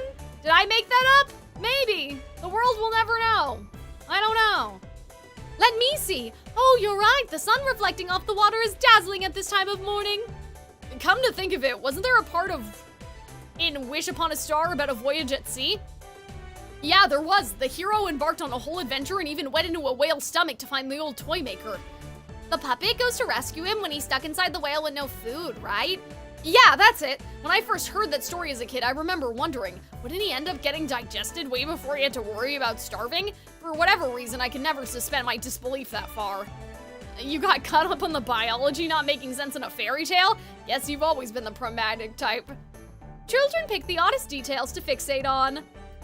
I just imagine, like, Lilia telling these stories to Silver. Like, it's just kind of cute. And Malleus, of course. Hey, AC, wanna swap seats with me? I'm sure the ocean's gorgeous, but my side's got a great view of Playful Land. You're cool with swapping? Totally, gotta be nice to the cute little freshies, you know. Thanks. Whee! Wow, you weren't kidding. You can see the whole park from here. Oh, that's cool. I like that they're using the actual map. That's kind of funny. Seeing it from above really drives home how huge this place is. It might even be as big as the Night Raven College campus. Ah, come on, that's exaggerating. No way it's actually that big. Considering all the attractions it packs in, I can see how it would appear to go on forever. Okay, so that's Gentle Plaza in the center. What's that big round rooftop over to the left? Oh, that's the theater where the shows are held. Dang, if it looks this big from all the way up here, it must be ginormous on the ground. It certainly is. It's a place where stars are born, so it has to be suitably grand. And past that? Huh, is it because the gondolas have gotten lower? I can't see oh my god, I can't see the port past the wall at all. It struck me at the entrance too, but the walls surrounding the park are really high, huh? They are, yes! Playful Land is a giant ship in the water, so as you might imagine, it goes through its fair share of storms. The walls are made extra high to safeguard the park from giant waves. A lie. They probably pulled off and are, like, in the middle of the ocean. The phrase traveling park makes it sound pretty convenient, but I guess maintaining it can't be all that easy. Just so, which is why it's a point of pride for us that this park is a one of a kind. We're circling back to the ground now. Everyone get ready to dispark. It's weird, guys. I'm having this weird pain, like, under my chin for some reason. Like, right here. Like, my throat doesn't hurt. It's, like, under my neck.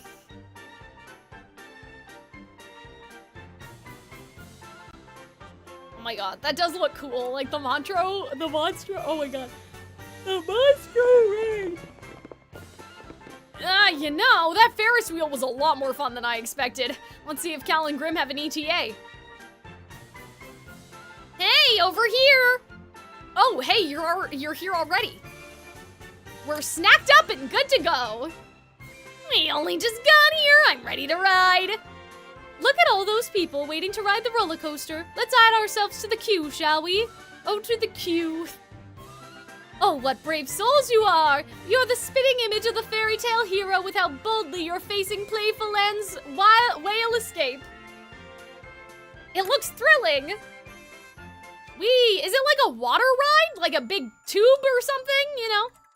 I suppose it would. Aside from the ride's scare factor, its main distinction is how long it goes on for. It's based on the scene where the wooden puppet challenges the Whale King. I knew that's who the giant whale on the track was meant to be. I mean, guys, come on. It's pretty, like, it's not that crazy. That's the part we were talking about on the Ferris wheel, wasn't it? When the old toy maker got stuck inside the whale's belly? That's right. The Whale King was so massive, people thought it was a monster. And as the tale has it, it could swallow anything in the ocean. This roller coaster takes you through every twist and turn of the wooden puppet and the old toy maker's daring escape. How did they get out anyway?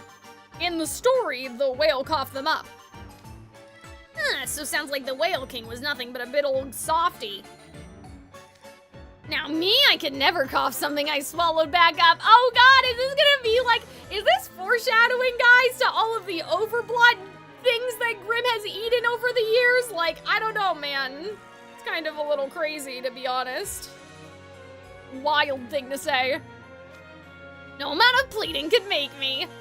I imagine there's no escape for anything once it goes down your gullet. That's not good! Grimm's gonna, like, swallow the school, guys. Mark my words, we're predicting it now. Now that I'm seeing this roller coaster up close, it's huge and spinny and kinda scary. You know what? That's actually genius of me. My brain is so juicy and big. You know why? It's because if Grimm gets... Like, if Grimm is the final boss, when you really think about it, like seeing Grimm overblot at the beginning of the game in the prologue, right? Malleus, what he did entrapped all of Sage Island and the world.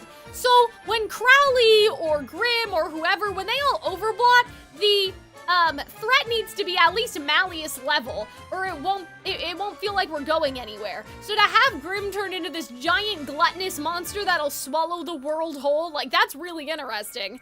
Now that I'm seeing this roller coaster up close, it's huge and spinny and kinda scary. I'm not sure I even want to ride it now.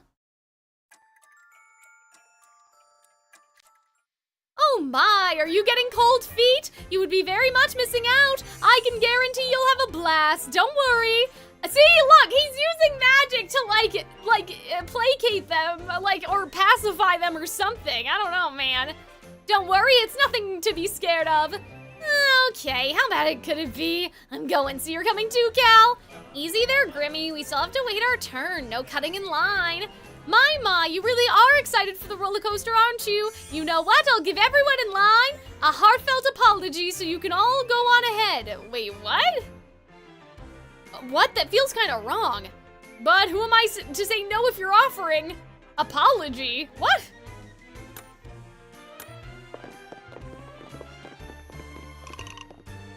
I don't understand. Like, apology seems like a weird, way to phrase that. Tickets, please. Each row seats 2 guests. Proceed in a double file line. And here's your car now. On that note, I should be going. Enjoy the rest of your time in Playful Land. Sure thing. Thanks for being our tour guide. All right, guess we better hop on. Time to ride this roller coaster straight into the belly of the beast. Lilia must be having so much fun. Like, in Lilia's head, I imagine he's like, oh yeah, that's just like the time I actually did go into the belly of the beast, you know what I mean? Congratulations on making it out of the dark belly of the whale alive. Thank you for riding Whale Escape. Have a whale of a time in the rest of Playful Land. Oh my god, they're all traumatized. That's funny. Dude, Playful Land's roller coasters are so awesome! Scary! That was quite an ordeal. Fellow wasn't kidding about it being a long ride. We must have been on it for 10 minutes at least, don't you think? Easily more. That took forever, and there was never a single second we weren't swinging left or right or going upside down. I lost count of how many loop-the-loops? Don't we mean loop-de-loops? Loop-the-loops we went through. I couldn't tell which way was which by the time all was said and done. No kidding, it was non-stop thrills from the start to finish. I could ride that all day. And that bit at the end where the roller coaster barely escapes under the whale teeth seriously gave me goosebumps. Those spiky white things, you mean? I was wondering what they were supposed to be. You were? Kinda hard to see them glinting in the light like that and think they could be anything but teeth. Actually, they suggested people to take off their glasses to avoid losing them, so my vision was pretty blurry. Aw, poor Trey. Whale teeth aren't something you get to see every day. I missed out. You were terrified on that ride, yet you still wish you could have seen the thing's teeth? Okay, it was definitely exciting and lasted a good while, sure. But that pool halfway through, we totally dove in the water, right? They warned us we might get splashed, not soaked all the way through. Oh yeah, that part where we escaped the whale's mouth into the ocean? You and I were sitting on the front row, so we got the full brunt of it. Sheesh, I was totally unprepared, so I didn't do anything to protect my poor smartphone. I thought it was a waterlogged goner for sure. I love how Ernesto, by the way, doesn't give a single fuck about Cater still having his phone. Like, they don't really care at all. You know what I mean? I don't know if they're getting signal here or what. Wasn't it messed up when we escaped the whale's mouth only to start rolling back into it? Oh, wasn't it messed up? Talk about a total fake out. I was not expecting the roller coaster to go backwards. That freaked me right out. Whoa, Grimmy, why do you look so much smaller and less fluffier than before? He's soaking wet. You look like a drowned rat, literally. Getting wet. But it was the gusts of wind that really got me. I thought I was gonna get blown off the ride. Oh yeah, the tailwind when we escaped the whale was really strong. Was that to make us build up speed? We were going so fast, it's like the whale had sneezed us out or something. The wind lifted me up into the air. If Lilia hadn't held me down, I might have got blown off for real. Is this thing really safe to ride? You know, Lilia, I've been wondering about what you said earlier. What was such an ordeal? Remember the way there were tuna fish splashing around in the belly of the whale? Oh, the ones that the old man fishes up after the whale swallows them? Yes, those. Grim found them quite appetizing, so much he started pitching a fit. So much for being in danger, Grim. This was before the wind. Leona mentioned earlier that the fish they used... That was the fish they used for canned tuna. Wait, what? Really? Are they not fake? When I pictured all those fish as canned tuna, I just couldn't stop drooling. I tried to tell him they weren't real, but he kept leaning off the side and trying to catch them. Stopping him was no small feat. Okay, they weren't real. When I think of Cal keeping this ferocious beast in line day in and day out, I can only imagine what a laborious task that is. If you're struggling, don't take it all upon yourself. Call me whenever you need help. All of that was happening in the back row, huh? I was sitting in the front with you guys, with Cal, but I'm pretty sure neither of us noticed anything at all. How was it for you, actually? Got any thoughts after the ride? I'll go, it was a blast. For sure, I knew you'd appreciate it. If you have time later, want to go again with just me? See guys, the shipping. I see what they're doing. That was seriously fun. Oh yeah, guys, we gotta check out the spoils. Oh, good call. You can't ride a roller coaster without checking those. What? Like the pictures? What do we mean, the spoils? Okay, guys, we're about at the 3-hour mark, so I am gonna take another break, but I'm gonna wait for them to get through, because I'm assuming what we're going to do is follow each book, and that's what book 2 is. Oh yeah, guys, we gotta go check out the spoils. Yeah, I'm assuming it's the pictures. Oh, did you guys notice? We got our picture taken on the ride. We did? They take pictures on these things? If I'd known, I would have struck a cool pose. I didn't notice either. You two have a good eye. Oh, it's a standard feature on these rides. This one was time to go off right before we dove into the water. Couldn't you have told us this before the ride? No way, where's the fun in that? Oh look, our pictures are up on the monitors over there. Let's see. Whoa, hold on. Does Trey's face look super scary or what? You're glaring right at the camera in this shot. You must have really not wanted to ride. You could have said something. That's not it. I wasn't glaring. I was squinting. I couldn't see, remember? If I'd known I was gonna be on camera, I'd try to control my expressions more. And check out Cal next to him. I nailed it. I like that. Whoa, talk about photogenic. You look like a seasoned influencer, the way you placed your gaze and angled yourself in the frame. Huh?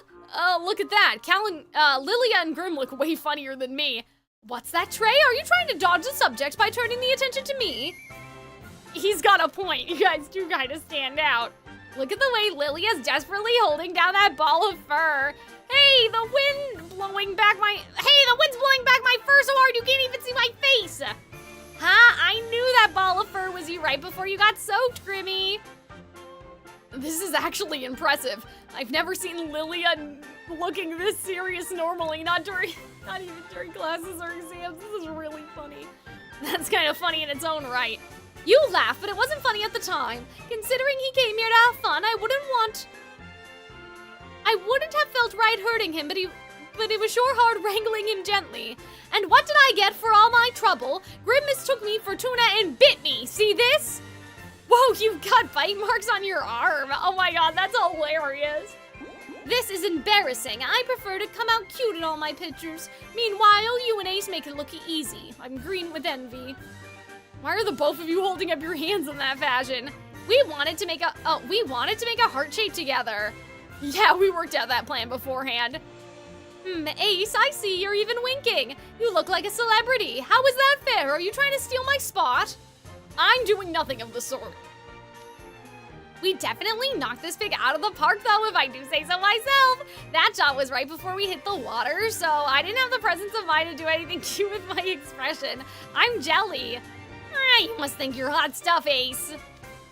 Look, thrill rides are all machines designed to be totally safe. I don't get why anyone would be actually scared. Okay, point, but seriously, it's like you got nerves of steel. You were way too bold talking with Riddle yesterday, too. Hi, Cloud, welcome back. I suspect that's your age at play. Oh, how wonderful to be so young. Come on now. You're only 2 years ahead of the guy. No need to talk like an old grandpa. Oh man, they still don't know. Jeez. So guys, want to get these pics printed to mark the occasion? Oh, for sure. I gotta get my hands on a physical copy of this perfect shot right here. I suppose squinty faces and goofy looks still make for fond memories. I'd like a copy myself. You would have them printed even if one of us said no, wouldn't you? Fine, I'll go get copies for all of us. That's cute, I like that.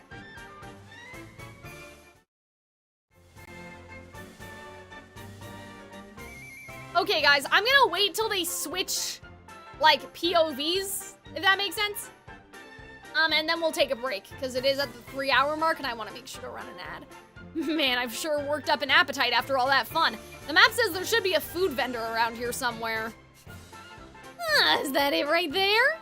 Where are we in the story? Big activities, I guess.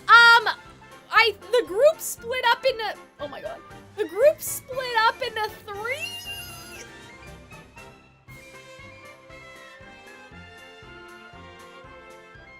And this is our first group. So I'm assuming book 2 has like all the groups divided evenly. I'd hope. Whoa, that all looks so good. There's chicken if you want savory food, frozen treats if you want something sweet, and pie, cherry pie to boot, my favorite. See, the fact it has their favorite food, that's a little suspicious, isn't it? Step right on up and feast your eyes on my wares. I have cakes, pies, ice cream, and more. More is right, there's a ton of stuff here, even lots of different cakes. It's all you can eat and all for free. Free lunches for everyone. Come and get it, quick! Didn't you eat right before you met up with us? I hadn't had any pie or chicken or ice cream yet, and I hadn't gotten to try, oh my god, I hadn't gotten to try any type of cake. Jeez, you're a glutton, excuse me, I'd like some cherry pie. Whoa, you're giving me the whole pie? This thing is huge. It smells so nice and sweet though, I think I might just bite right in. Here it goes. Ah, that's good. The cherries inside are nice and tart, just the way I like them.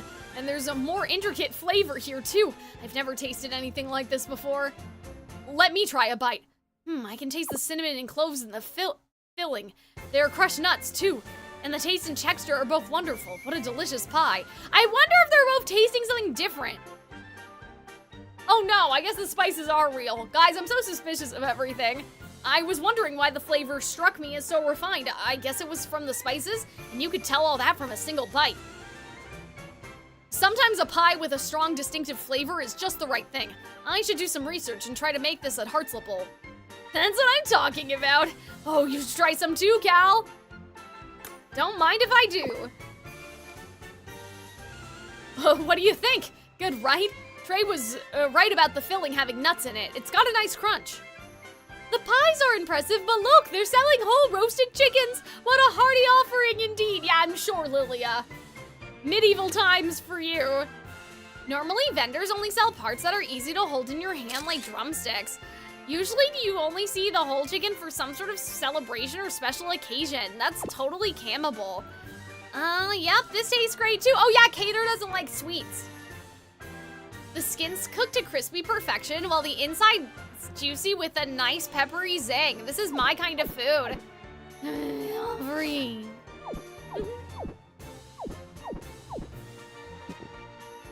This is tops! Oh my god, Grip's so happy you could cry. Hey, give me some of that pink ice cream over there. It tastes like strawberry milk. It's cold and sweet and good. Now to compare all these cakes. Grim is very much in the prime of his youth. So once we're done eating, where to next? We still got time before we meet up with the other groups. AC, shouldn't you look for a souvenir to bring back for Deucey? Leaving aside the question of whether I even get him anything, picking out souvenirs should come at the very end. There's tons of rides we haven't been on yet. Why would I get extra stuff to carry around now? Fair enough, that makes sense. You gotta travel light, you know, and we still have to hit up that roller coaster one more time to cap it all off. Nah, I think I'm good there. You've got way too much energy, AC. He certainly does. Yet another striking reminder of our age difference. Jeez.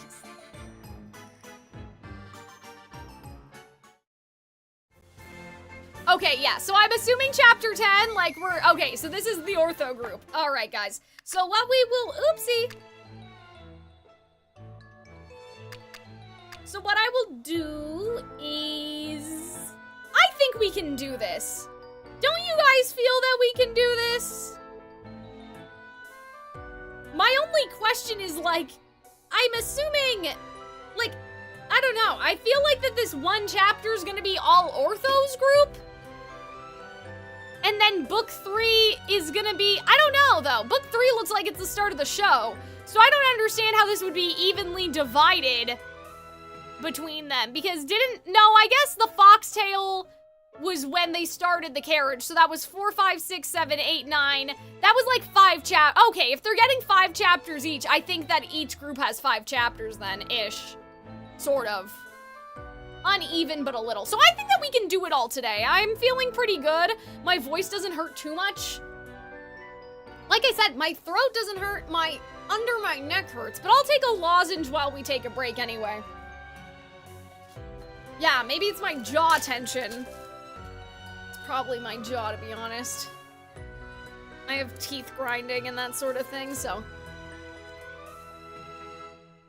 But yeah, let's take a 3-minute ad break. Everyone go hydrate, go stretch, do what you gotta do. I don't think we have enough LP to, yeah. I'll just leave it. I'll be back. I won't take too long, I promise.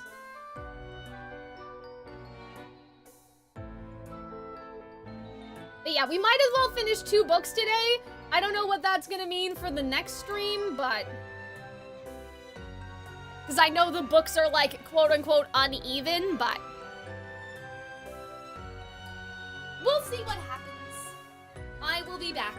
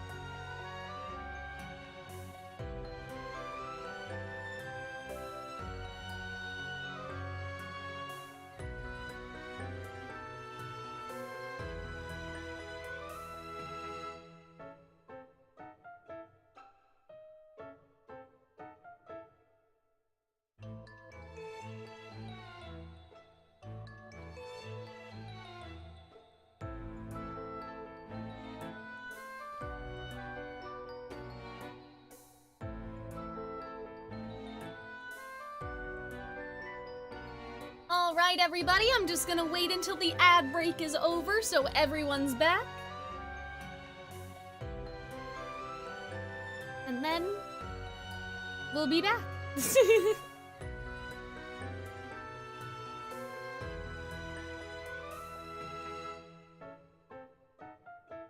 Yeah, I'm just gonna check some stuff.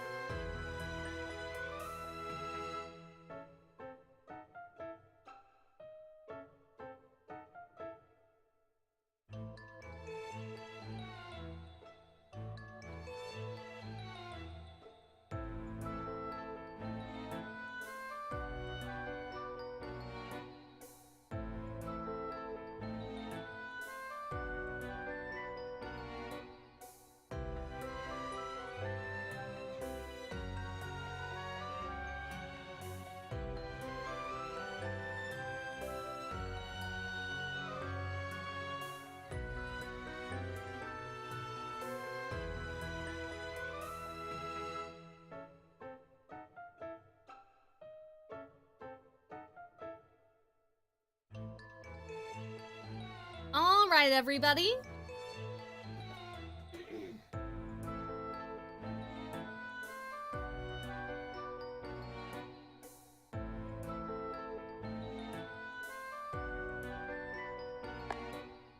Oops, I didn't mean to do that. There we go. All right.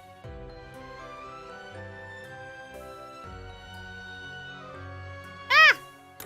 I clicked out of it again. But yeah, I really like this event. All of the chapters feel like they're a good length, like a reasonable length. There hasn't been too much bullshittery. The lore's been really interesting. Okay, so our group will be sticking mainly to the game area. Vil Schnogenheim, Floyd Leach, Jade Leach, I hope today will be fun. I'm sure it will be, considering we have the pleasure of your company and an entire amusement park to explore. I'm surprised you're even in this group, Jade. I figured you go straight for the thrill rides with Krabby. You're big into stuff where you can't see what's ahead and you got no idea what's gonna happen next. But I think Jade's a little competitive. You're not wrong, but there's something nearby that piqued my interest, so I'd like to stay with this group for a while. I can always ride the roller coasters after the show's over. Personally, I'm more surprised you joined us, Floyd. Second, I thought that if anyone here'd go for the action-packed rides, it would have been you. I do like shooting up... Oh, God. I do like shooting up the air and dropping back down, but that ride's based on going through a whale's stomach, right? Whales ain't anything new to me. I'd rather do stuff you can only do here in Playful Land. Oh my God! So you can go through a whale's stomach some other day? But places for practicing marksmanship are pretty common at carnivals and theme parks, I thought. Yeah, about that. So I looked up this park last night and someone posted pictures of the attraction on Magicam, and I ain't never seen anything like that before. It kinda rules. Oh, really? Yeah, oh, really? Yes, I'm looking it up now, and I see what you're referring to. It certainly looks unique. What fun! What about you, Vil? Is there anywhere you like to go, or anything you'd recommend doing in a theme park? I'm not familiar enough with them to make recommendations. I went to one with my dad when I was a kid, but by the time I started middle school, I was so swamped with work that I didn't have time for that sort of thing. I'll be happy as long as I get to see the show, so let's focus on the things that you all want to do. Sweet, we can start by hitting up the game area. Domicile of Destruction? Oh my God. Is it like a rage room? I mean, those are real. Like, real life has those. We're here. Everything in front of us is the game area. That white building must be where we can do some target practice. That's a rather lovely building. Pristine white walls, intricate sculptures, a large stained glass window. It looks more like a model home than a place to play games. I trust the interior will be just as impressive. Shall we go in and see? I'm afraid to say your assumption is incorrect, Vil. We won't be doing any target practice in that building. We'll be doing it on the building. What does that mean? Oh, I see a sign with the name now. Domicile of Destruction. You don't mean... Come one, come all. Take a gander at this beautiful house, ready to be busted up. Visitors are free to do whatever they'd like to it. That staff puppet over there is offering a rather curious description. Are you saying the building itself is meant to be the target? Yep, from what I saw online. That's the deal. Check out the stained glass. The blue part is worth 50 points if you break them. The pink bits are 100 points. Columns and hedges are worth 10 points and sculptures are worth 20. So your score depends on which parts of the house you destroy. That's hilarious. What a grandiose attraction. What do they do after people destroy it? They use a combination of magic and manual labor to put it back together before the next visitors arrive. For real? Dude, that's so much work. That's seriously hilarious. I'd imagine Vil doesn't go a lot due to the amount of people approaching him. Yeah, that's true too. There's more on the bottom part of the sign. The Domicile of Destruction was designed to replicate an attraction from the amusement park that the wooden puppet visited. Interesting. The story I read didn't go into detail about that park. It must have been a real strange one. I suppose one could think of it like a filming set in an action movie. In those, every structure is built to be destroyed in the most beautiful, spectacular, and aesthetically pleasing way possible. Yeah, you won't find a target this massive anywhere else, right? Just Playful Land. It does seem rather engaging. Ooh, what's that puppet passing out to everyone at the entrance? Ah, they're toy slingshots. I guess we're supposed to destroy that building with those. This is a lot different than the kind of target practice I imagined, which makes it seem like a lot of fun. Hey, how about a little friendly competition? Whoever scores the highest can issue any one command to the others they want. I'm game. It's always more interesting with stakes involved. I don't know. It ain't gonna be much of a competition with you lot. It'll be boring to crush you guys. Oh, those are some big words I'm gonna make you eat later. This will be my first time doing this kind of exercise, but my brother and I have played a lot of video games based on a similar concept. Not to mention, I'm pretty good at strategy. You all seem quite fired up. I hope you'll go easy on me. Isn't this a little unfair though? Because Ortho's a computer, but... Here I go.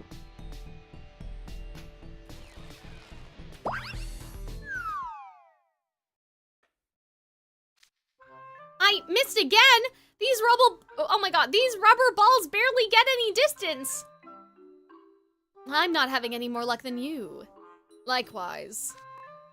You guys all suck. Pathetic.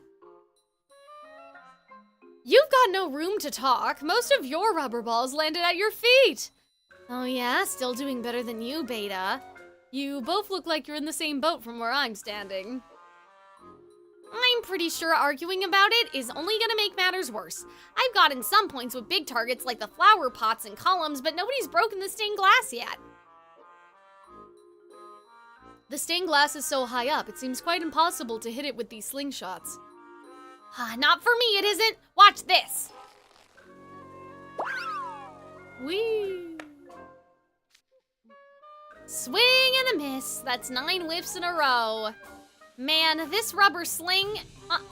the rubber sling on this is soft because it's just a toy. It's off-center, too. All the random wobbling means I can't calculate its potential energy. The balls don't fly like my simulation says they should. Now I'm getting salty. Wonder if I can make something happen with this brick I just found lying around. Make something happen? You're not seriously talking about throwing bricks through a stained glass window. It does hardly seem fair to use such a large weapon. Perhaps I could use magic instead. Seriously? If you're doing that, I want to blow the whole building up with a beam fire. This is getting out of hand. What happened to competing to get the highest score? Turns out we're all equally terrible with the slingshots. We couldn't even declare a definitive winner among us. But cutting loose at the end was a nice outlet. Oh, I see someone we know walking over here. Hey, Cal, Grim. Hey, it's Team Ortho. Greetings, have you finished eating? Yep, I was just talking with my henchman about meeting up with one of the groups. Really? Well, we're already here, so come tour the park with us. I'd love to. Where are you guys going? I've been curious about this one building for a while now. Let me guess, the round black one? Yeah, that's a big question mark ever since we first came to Gentle Plaza, huh? According to the map, it's another game area like the Domicile of Destruction. All it says on the map is, a place to enjoy some chic gaming. That's not far at all. Shall we go see what it's all about?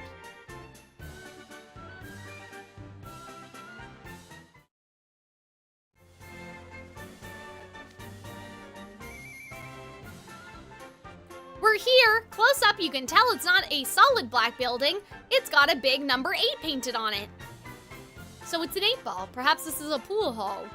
Ooh, pool! I've heard of that game, but I've never played it. I've only played it for fun a few times myself. What about the rest of you? I do dabble a bit. Never played it.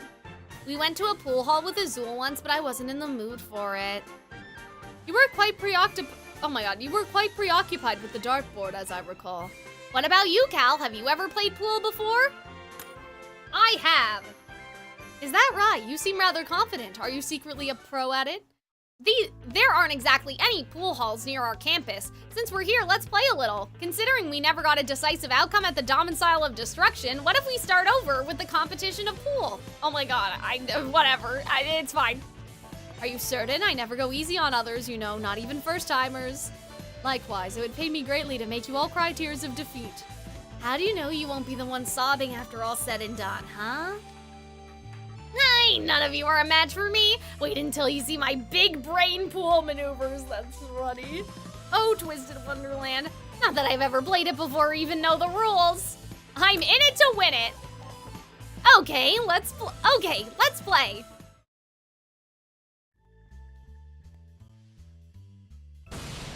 Oh my god. There are many variants of pool, but I suggest for this match we play using the most prevalent rule set, the 8-ball. We'll start by racking the balls marked 1 through 15 on the pool table. These balls are divided into 2 groups, but the goal of the game is to knock all the balls in a given group into pockets, with the 8th ball going in last. We have 6 players present, and several of them are new, so I suggest we play in teams. Yeah, that makes sense. One team will be Floyd, Grim, and Vil, the other will be Ortho, Cal, and myself. I'm sure our newcomers will have trouble even hitting the balls with their cues, but don't worry, let's focus on the game. Now, time for the break. Whee! Oh my god, the juice, alcohol things, barrels. I like how they had Jade, like what was that? There are fast learners and then there's 2-ball, side pocket.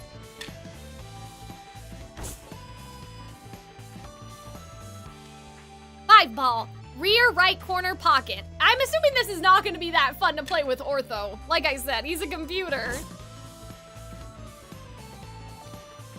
Yay, that's 4 in a row for me. He's too good at this. What's going on? Ortho hasn't missed a single shot since he picked up his cue stick. What a show of skill. He's landed every shot in the exact location he's called. There were some points where his shot path was obstructed by other teams' balls, but he cleared those obstacles with jump shots and got his target ball into the pocket anyway. Those aren't moves someone playing the game for the very first time could pull off. I'm getting kind of tired of the peanut gallery crowding around. Who is this guy, and is he a pool shark? Imperfect tools made things hard during target practice, but this cue and these balls have no such issues. Ball positions logged, simulating optimal route to pocket, calculating point of contact, angle of, oh my god, this is cheating. Angle of reflection, ball spin rate and energy. If I make my shot as calculated, 3-ball side pocket. There, see? Easy as that.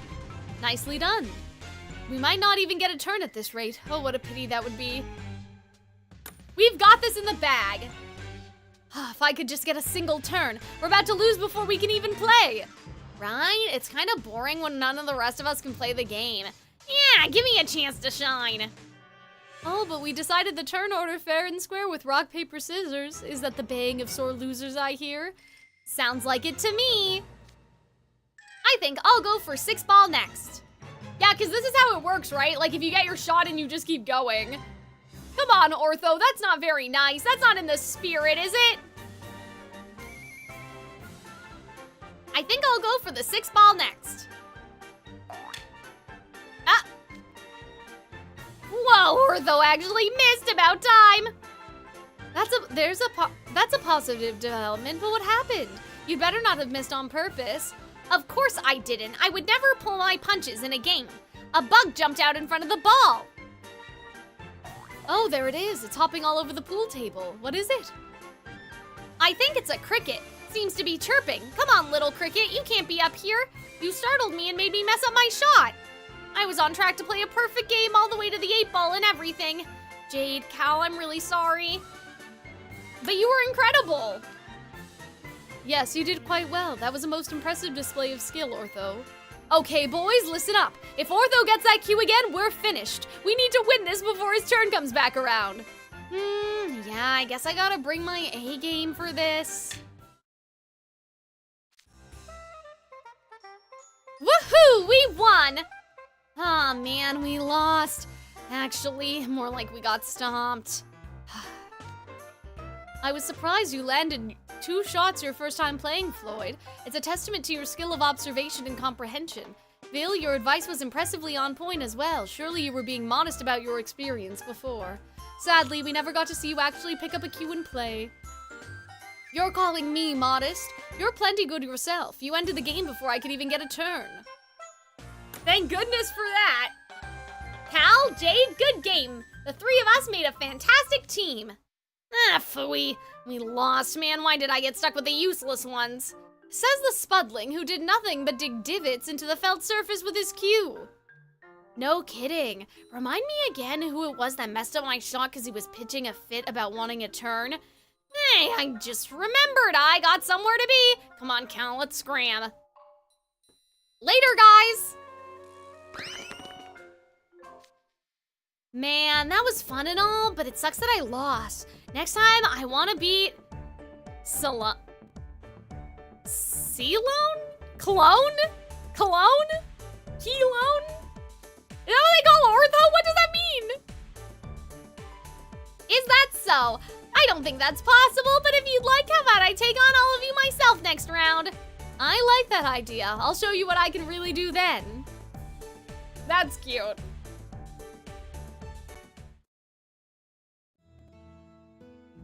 Apple core flavor. Now where to next? Say, you haven't mentioned where you want to go yet, Cylone? Oh, interesting. But like, still, why? That's where we should head. I thought they were all fish-based. You don't mind? In that case, let's follow the road once we step back outside. The map says it should be around here. Ah, here we are. It's that cart. Popcorn! I wanted to try the food they have on offer, but it's just plain old popcorn. They have that at every dime a dozen amusement park. Guys, I'm gonna watch a movie tonight, I've decided. I really want to watch The Lion King for some reason. Maybe Arnold will watch it with me, I don't know. I want to make popcorn tonight. Okay, I read that already. You'd think that, wouldn't you? But this flavor is only available at Playful Land from this very cart. What is it, like lobster flavored? Oh, the apple core, that's what the name is. Oh, namely apple core flavor. So, apple. No, apple core. They aren't the same at all. See, that is weird because you would think that in Harvested they would have this, but you know, whatever. Likewise with the flavor, it's entirely different. I don't know much about flavors, but do apple cores really taste different from apples? 9 times out of 10, you're better off not taking anything Jade says seriously. I suppose I'll try a piece. It's pleasantly sweet and tart, but it's still just apple flavor. My, not even you can appreciate the finer points of this flavorville? What a shame. Apple cores and their seeds apparently contain substances harmful to the human body, so it's interesting they choose that flavor specifically. I have heard that before, that is true. Yes! About that! Dude, don't sneak up on us like that. That concept was inspired by an anecdote in which the friendly fox gives the wooden puppet an apple core as a token of friendship. It's Cleone, another word for sea angel. That makes a lot more sense. Okay, we have solved the mystery, and thank you, Igor, in the YouTube chat. Hello again, fellow Foulworth and Gino. I'd never heard that story before. Why an apple core exactly? Indeed, there must have been some deeper meaning to the fact he gifted only a core rather than the whole apple. Some speculate that perhaps this was his way of saying, I hope you become a good human right down to the core. That is such bullshit, it is amazing. Wow. Gracious, isn't it incredible what depth this tale holds? Now I understand, so the gift was a symbolic one. The friendly fox seems very thoughtful. Here, Floyd, you should try a bite of this popcorn. It's good. Yeah, nah, I eat what I want, when I want. Don't go force-feeding me. Whoa, hey, I said...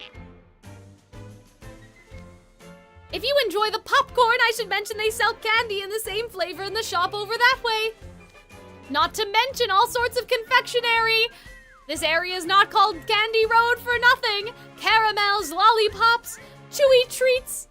They've got it all, and no one will scold you no matter how much you eat. Ooh, interesting. Candy is fun to snack on, and it might make a good souvenir for my brother. I said no, nah.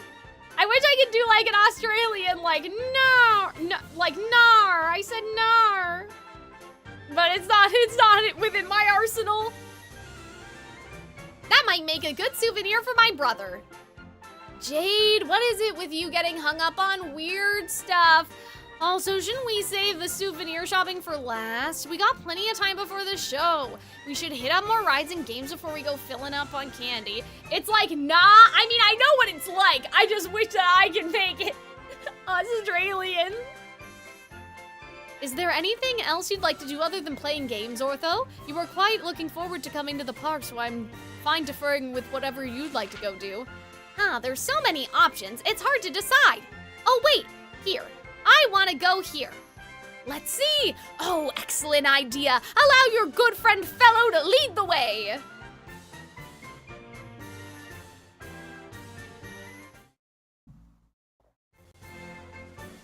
Guys, this event's so based. Hurry along, scholars! Right this way! If you look to your left, you'll see the building you're looking for. There it is, the Toymaker's Toy Store. Oh, that's cute! So this is the old Toymaker's house. I tagged along since Ortho wanted to go, but what exactly is this place? Looks like a plain old house to me. Have a look in the window! There's a fire going on in the fireplace. It looks so warm. Every shelf is packed with toys, and there on the walls, lots of clocks. Why don't the rest of you scholars gather around and take peeks too? What? But the plaque beside it says, to make space for others and admire the interior one person at a time. Oh, it's fine. You're all special exceptions. Please go right ahead. Truly? Well, if you say so. Ortho was right. There's all manner of clocks lining the walls. Oh, they're so cute, guys. They're so cute. Yo, let me see. Whoa, dang, look at them all. You can hear them tick-tocking from out here. Might I crowd for a look as well? Yes, you're right. I see a number of music boxes, too. Indeed, you made it just in time for this. Oh, are they gonna do the little show like in the movie? Oh man, I wish they actually were moving, but our imagination. All the clocks started chiming at once. Birds dipping their beaks in water and popping back out, a bee flying out of a flower, a middle-aged man hiccuping. Oh, there's even a clock with a chime that's a kid getting chastised. Did he do something he shouldn't have? Yeah, spanking his ass. That's like one of the ones in Pinocchio. Ah, so they're automaton clocks. Pretty impressive collection of them, too. Right? The old Toymaker was really skilled. This might be odd for someone who hasn't seen Pinocchio, yeah. Oh, that's such a good, that's such a well-animated scene, though. I love that scene. Of all the little clocks. Ugh. He didn't just make toys, but also lots of music boxes and clocks. The way the story goes, his house was always so cheerful because it was full to bursting with everything he crafted. Then one day, he drew upon all his skill and created a marionette. That was the wooden puppet. So the toy store is supposed to be where the wooden puppet was born. Yeah, in Wish Upon a Star, my favorite parts are the beginning when the puppet first moves and the ending when he becomes a real boy. Both of those things happened at the old toy maker's house, so I wanted to see what it was like. Oh yes, two of the tale's most touching scenes. You simply can't come away from them dry-eyed. I'm rather fond of this place myself. It's just so darn wholesome, wouldn't you agree, Gino? I get it. Obviously, it's just a set piece, not the real location from the story, but I'm still glad I got to see it. Now I can imagine my favorite scene more vividly than ever. Wonderful! What a studious young scholar you are! I can see that inviting you to Playful Land was absolutely worthwhile. As it happens, Ortho, I have some good news to share with you. We have something to enhance this experience even further. Here! What's this? A standee? It depicts the wooden puppet, the old toy maker, the cat, and the goldfish in the bowl. But there are holes cut out where all their faces ought to be. Oh my god, a giant standee? He just, what, pulled it out of his ass? Like, that's something you take pictures with, right? It shouldn't be something he can hold in his hand. Oh, I don't like where this is going. Isn't it? It isn't just any standee, but a photo standee! People put their faces in the cutouts to have their picture taken. And just like that, you can embody the characters from the story. At least that's the idea. Go on, everyone, have at it! No. Aw, why not? It'd be fun to do together. I'll have no part in any pictures taken with our faces in that cheesy standee. Absolutely not. Yeah, same. I ain't feeling it. I love this sort of thing, actually. The star role of the wooden puppet should be ceded to Ortho, but I'll gladly take any of the others. Hear that, guys? Jade Leech is playing along. Come on, let's take a group photo. Dude, we said no already. Why don't you just take the pic with Foxfish and Cat Shark over here? But we just work here. We're background characters at most. The real heroes of the story are all you. I mean, I wouldn't say the cat and the goldfish are the heroes of this, but okay. Like, you know what I mean? Oh, you know what? I beat you guys at pool earlier, didn't I? Oh, his favor. I landed the most shots and your team lost to mine, right? That means I get to order you around. Oh, well. I want all of us to take a group picture with our faces in the standee. That's my order. I said I'd do anything you wanted, and you're gonna waste that precious opportunity on something like this? You're one weird little guy. Oh god, I can't remember how we decided the pronunciation was. Oh, Cleone. I can hardly go back on my word after making a commitment. Fine, but just this once. I will never, ever stick my face in a ridiculous standee like this again. And to be clear, this is my face we're talking about. You'd had better be immensely grateful. I see that grin on your face, Jade, so you know, if you show this picture to anyone else, I'm stomping you. Agreed. No one else should see it, obviously, and it better not find its way online or I will be extremely cross. Don't worry, I'll ensure it's secured in an ironclad encryption. It'll be fine, right, Jade Leech? Absolutely, we'll protect it like the precious treasure it is. Okay, fellow Foulworth. Gino, take the picture for us, please. Come on, guys, get ready. Gee, I wonder who put themselves in what place. You look positively delightful. This will make for a fine photo indeed. Like, I'm assuming Jade would be the toy maker. Like, I don't think that Vil would put himself as an old person, you know what I mean? I'm gonna start making people pay me to take a photo. What? Oh, hold on, guys. All right, we are already at chapter 16, so we only have 1, 2, 3, 4, 5, 6 more to go. Should I use the bathroom again? I think I'll be okay. We'll be fine. Let me just stretch. Okay.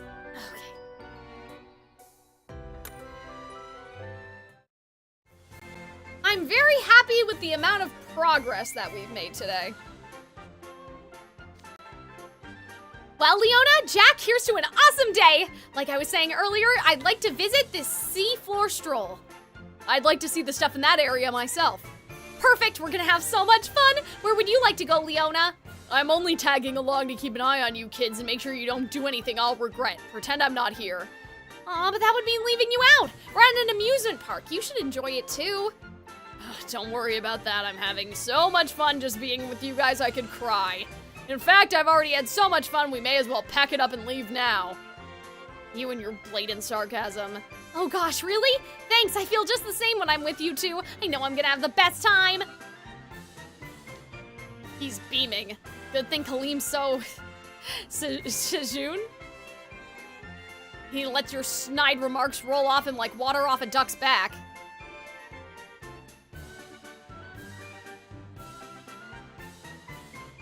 They're not rolling off him so much as they're going right over his head. Do you have any specific character right now or multiple? What do you mean? Like, that I like to pull for, or? Anyway, let's go find that seafloor stroll or whatever it's called. It looks like a big attraction on the map, so it'll probably be crowded. We should get in before the line gets too long. Oh, favorite! Malleus and Azul are definitely my favorite. I mean, I love everybody else, but like, those are the characters that like I pull for, you know what I mean? Like, I was, originally starting the game, my favorite was Leona, but like, he's not my like, oh, I absolutely need to pull for him each and every time now anymore. But I love Jack, yeah, Mal, I would say, I guess going in order, like, Leona, Jack, Azul, Edia, Malleus, Kalim and Jamil are all my favorites. I had to think about that.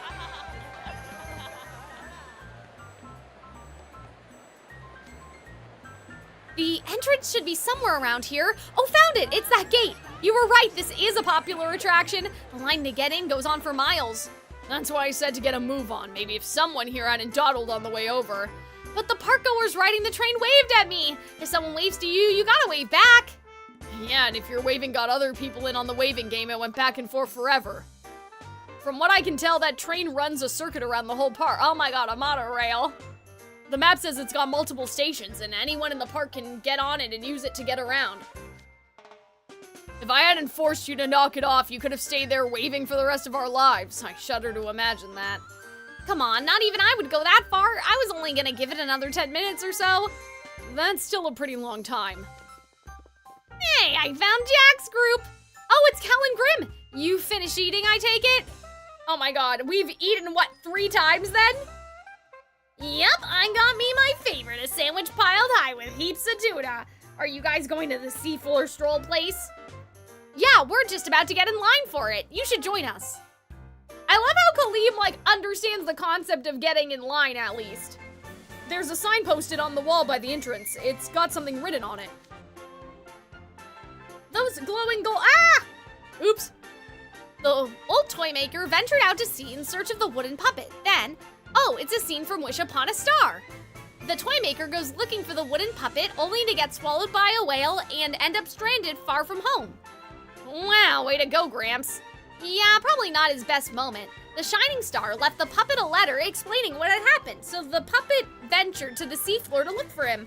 This attraction is meant to let you follow in the wooden puppet's footsteps. Hey, not to interrupt your chat, but the line's moving. Don't hold it up. Oh, sorry, I'm not used to standing in line. Oh, okay, so never mind. You're not? Nope, usually when I go to an amusement park, I rent out the whole place for the day. Dang, I guess you really are different from the rest of us. That is funny. I was gonna say. Flavorless rocks? Looks like we can finally go in. Get your tickets ready, guys. Huh? Right, they're handing something out to people at the entrance. What's that? Are those rocks? Sure are, just plain old flavorless rocks. Yeah, as opposed to the overblock rocks would have a taste, I guess. Wait, flavorless? Quit going around licking random rocks.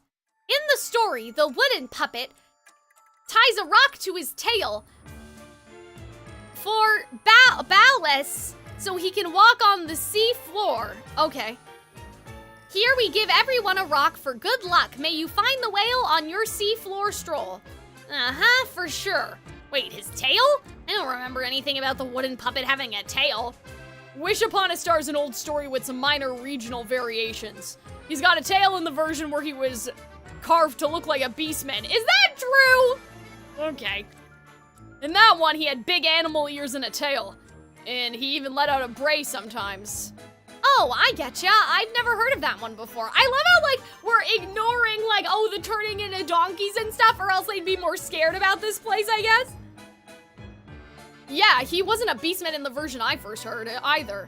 The Sunset Savannah's got a lot of beast folk, so maybe the storytellers there made a hero a beastman for more relatability.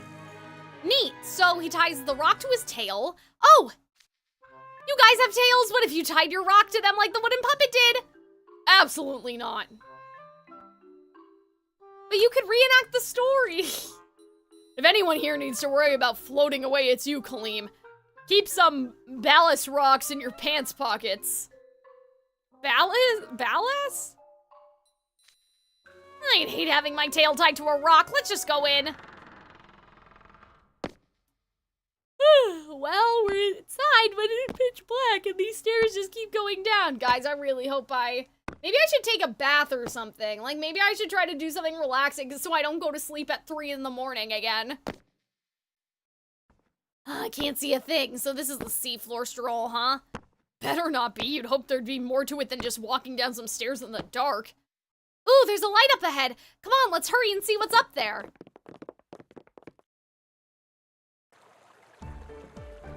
Oh, this is cool. I feel like this is reused art from a different event. Possibly book 7, but I don't know. Whoa, cool. It's huge. It's like we're really underwater. And it's gorgeous.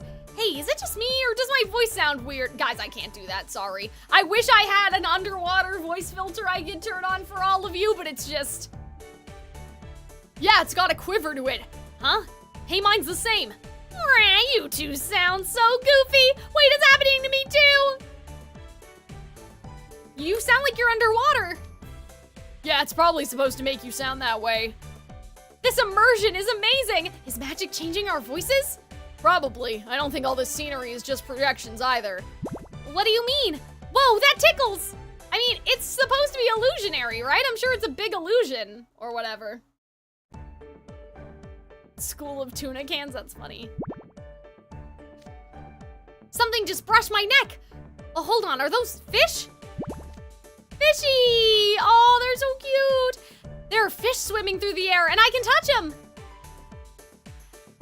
Are they, like, puppets too? But they seem so lifelike. I don't think puppets can float around freely like this. They're probably magic at work throughout the whole room. I was expecting a few parlor tricks at most, but this is convincing. I'm actually impressed.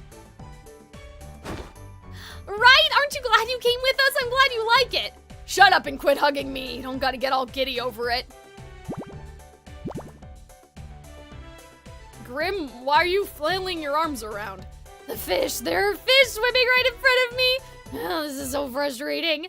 Are you trying to catch them? But they're so pretty. Wouldn't you feel bad eating them? This really is amazing. The wooden puppet meets so many different kinds of sea life underwater, but I remember thinking how pretty the illustration of this scene was when I first read the story in a picture book.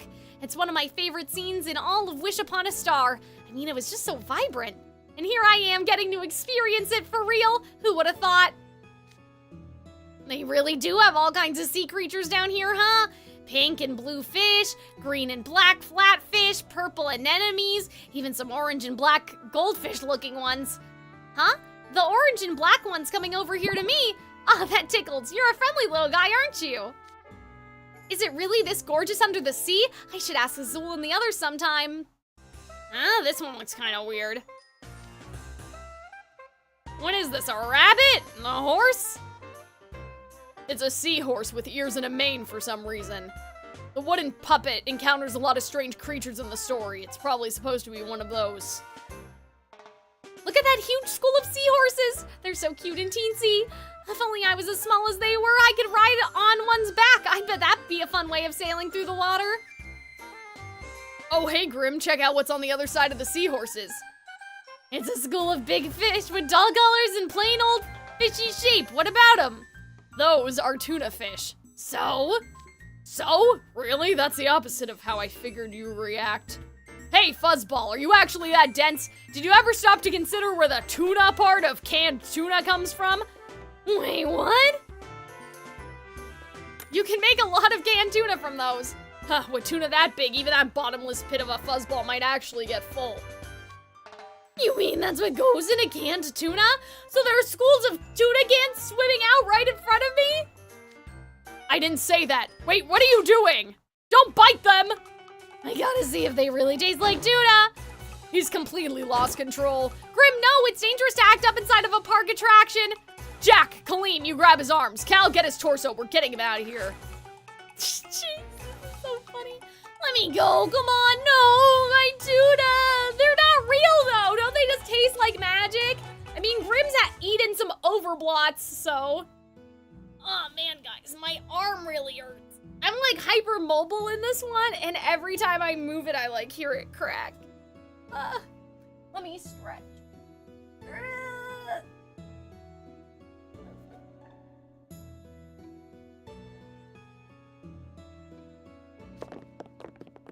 We actually made it out. For a second there, I wasn't sure we would. I wasn't expecting Grim to get that overstimulated the first time he saw tuna fish. Man, I wanted to take a bite out of those swimming tuna cans. So you keep complaining. Let it go already. Huh? Oh, take a look at that, Grim. Those food carts have some good stuff. Oh, yeah? Oh, what's that delicious smell? Oh my god, we've had 3 different meals today. That's crazy. Whatever it is, it's giant and it's fried. Is it chicken? No, going by the smell. Fried tuna. Get your fried tuna here. What? Tuna? Is that what those tasty looking things are? Seems kind of weird to put a fried fish cart right outside an attraction where you spend the whole time admiring said fish's beauty, but okay.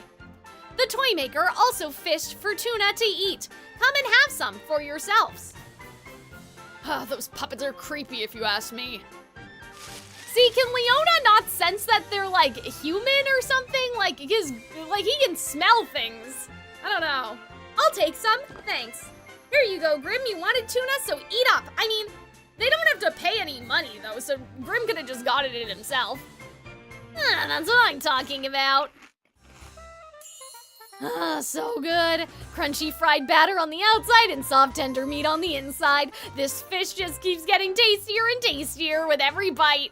Oh man, I hope my mom fries the fish tonight if we have to have fish. Here guys, I got enough for everyone. Pretty good. The oil and the fish both taste fresh. It's crunchy and delicious. I was worried for a little while there. Grim looked so let down. If he stayed upset the whole time, I would have just felt awful. This is seriously good. You should have some too, Calxiyn. I guess if everyone else is eating from the same batch, sure, I'll have a bite. Thanks. You're right, this does have a nice crunch to it. Oh, but it's so hot! Water. Maybe if you haven't scarfed it down so fast. Hey, Jack, get us something to drink. Yes, sir. Yeah, because Calixyn's not supposed to eat food without Jamil taste testing it, but I guess here it doesn't really matter. Okay, I got some drinks. There were lots of options, but this was their top pick. Sparkling apple juice, huh? Thanks! Oh, why is there an umbrella covering the top of the bottle? Doesn't that get in the way of drinking it? I didn't put it there, it came that way. I don't remember that being part of Pinocchio. Guess it's to keep bugs from getting in, yeah, that makes sense. Oh, that makes sense. This is an outdoor park, so that's a smart idea. But like, they're in the middle of the water. Like, I remember being on the Disney cruise, like, there were not bugs. The bugs don't come with you. I mean, maybe sometimes. Like, maybe a fly, but like, not out in the open air, because the bugs, they don't want to come out to sea with you, you know what I mean? Here, I got some for you guys, too. Thanks! That fuzzball's being awful quiet. Is he okay? I get worried when he's not making noise. Ah, that was good. Whoa, he's already scarfed down 3 servings. I can't believe you ate that much that fast, Grim. That's incredible. I think I've had enough tuna for one day. Really? Come on, Cal, let's go scoop out some other good eats. Scope out. Oh, leaving so soon? That's a shame. You should swing by our group more and hang out later. Hey, Cal, I'm sure I don't need to worry about you causing any trouble, but you never know what that fuzzball's gonna do next. You'd better find another group and fast. See you guys around. I'm assuming now it's like, we're gonna have like 3 chapters of like everyone getting together for like the thing, you know what I mean? Oh, maybe not. I think we're ready to move on. Where was it you wanted to go, Jack? Oh, I was thinking... Well, if it isn't our illustrious Night Raven College students, are you enjoying your time in Playful Land? Oh, hey, it's Fellow and Gino. Yeah, we're having a blast together. We just finished the seafloor stroll, and we were talking about where to go next. Indeed, in that case, there's something not too far from here I'd like to recommend, if I may be so bold. Oh, if you got a rec, I'd love to check it out. You guys okay with that, right? Sure, we got plenty of time, and if it's close by, all the better. Let's see what it is. Suit yourselves. This is something you'll only find here in Playful Land. I'm sure you'll love it. Right this way, scholars. Come along, Gino. We should be here shortly. Already? Wow, it really was close by. What I wanted to show you is this. Oh, it's a carousel! Look, it's Figaro and Cleo and Jiminy. Oh, that's so cute! Correct, it's called the Endless Carousel. Oh, I bet kids love these adorable mechanical horses. Huh? It's not just horses, I see a bunch of the other creatures too. A goldfish, a cat, is that a grasshopper? No, wait, a cricket? Those are some odd choices for carousel animals.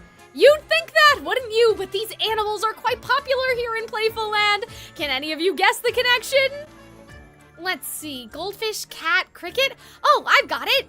They all show up at some point in Wish Upon a Star, don't they? Correct! And that's why you're the scholar. Bravo! Brilliant! You're an absolute genius! It's exactly as you say. These animals are inspired by the characters that appear in Wish Upon a Star. The goldfish and the cat are the old toy maker's family, and it said that the cricket was the wooden puppet's mentor. That's right! Jamil hates bugs, so you should have seen the look on his face as a kid when he read out that the mentor was a cricket. Crickets can't teach people anything. He'd always skip pages that had the cricket on them. Wow, who knew a guy as composed as Jamil could have been such a cute kid? Yeah, that takes me back. Yeah, I love going on a good carousel. The Endless Carousel is universally beloved among our patrons. I thought that fans of the original Wish Upon a Star, as you, might enjoy it. Come along, all aboard. What, are you telling me I gotta get on this ridiculous ride with these people? Going on a carousel at our age is definitely kind of awkward. Oh, come on, we should all ride it together. It'll be something to remember. I'm sure you'll love it. In fact, I give it the honest Ernesto guarantee. Guys, see, look, the persuasion. Absolutely not. You couldn't pay me enough to ride on that. See, but it didn't work on Leona, though. Or did it? Whee!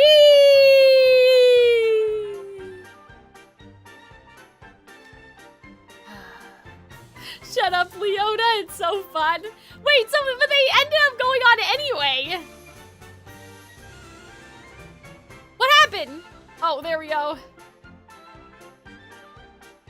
Yeah, see, I'm like, Leona would recognize if there was magic at work, right? Persuading them, but I don't know. Oh, he's going again, that's so funny. Will it just keep going forever if I just leave it here? Oh my god, that's so funny. Here I am riding it anyway. How did I let myself get dragged into this? I'm not sure how I did either, not to mention I'm the biggest guy here. Why am I riding the tiny cricket? It did say endless, yeah, that's true. Oh, you all look fabulous, simply darling. Don't worry, I'll take lots of pictures on Kaleem's smartphone. Go on, Gino, get some videos on Jack's phone. Thanks, guys, I'll make sure to post all this stuff on Magicam later. Not if I delete it all first. Oh, the endless carousel isn't over yet, not by a long shot. Enjoy the ride. That's hilarious. That's so fun. Oh, guys, I love Twisted Wonderland. Oh, that carousel for sure felt like it was never gonna end all right. Can't believe I let myself get talked into going on a kiddie ride. I got so many good pics out of that. I'll be sure to send them to you guys later. Delete them right now. What's next on the agenda, gentlemen? Well, I was looking at the map and thinking I'd like to check out the Brawling Bungalow. So that's where you wanted to visit? What a tough-sounding name. Ah, the Brawling Bungalow. I can't think of anywhere more perfect for you to go. Allow me to take you there, right this way.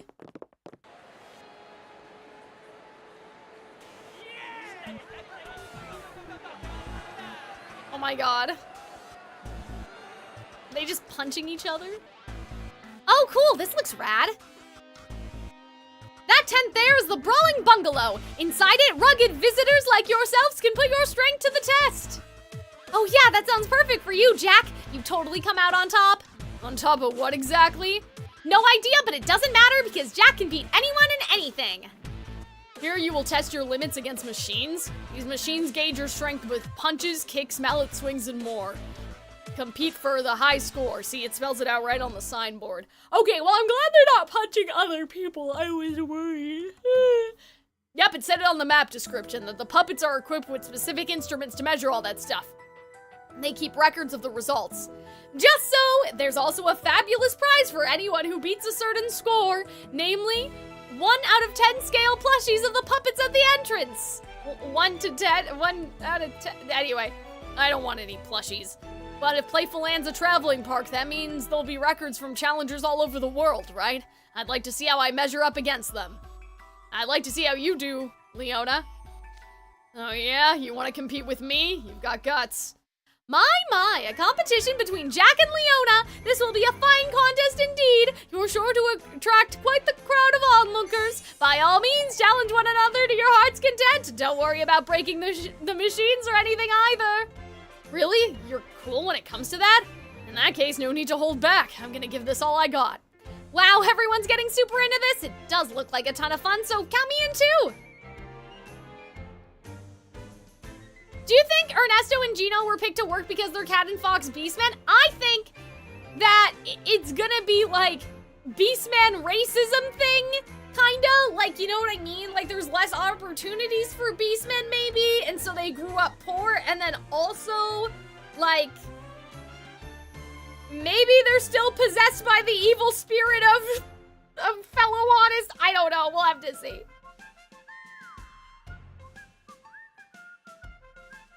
You should sit this one out. You don't exactly know how to throw a punch. If you hurt your hand, some people would never let me hear the end of this.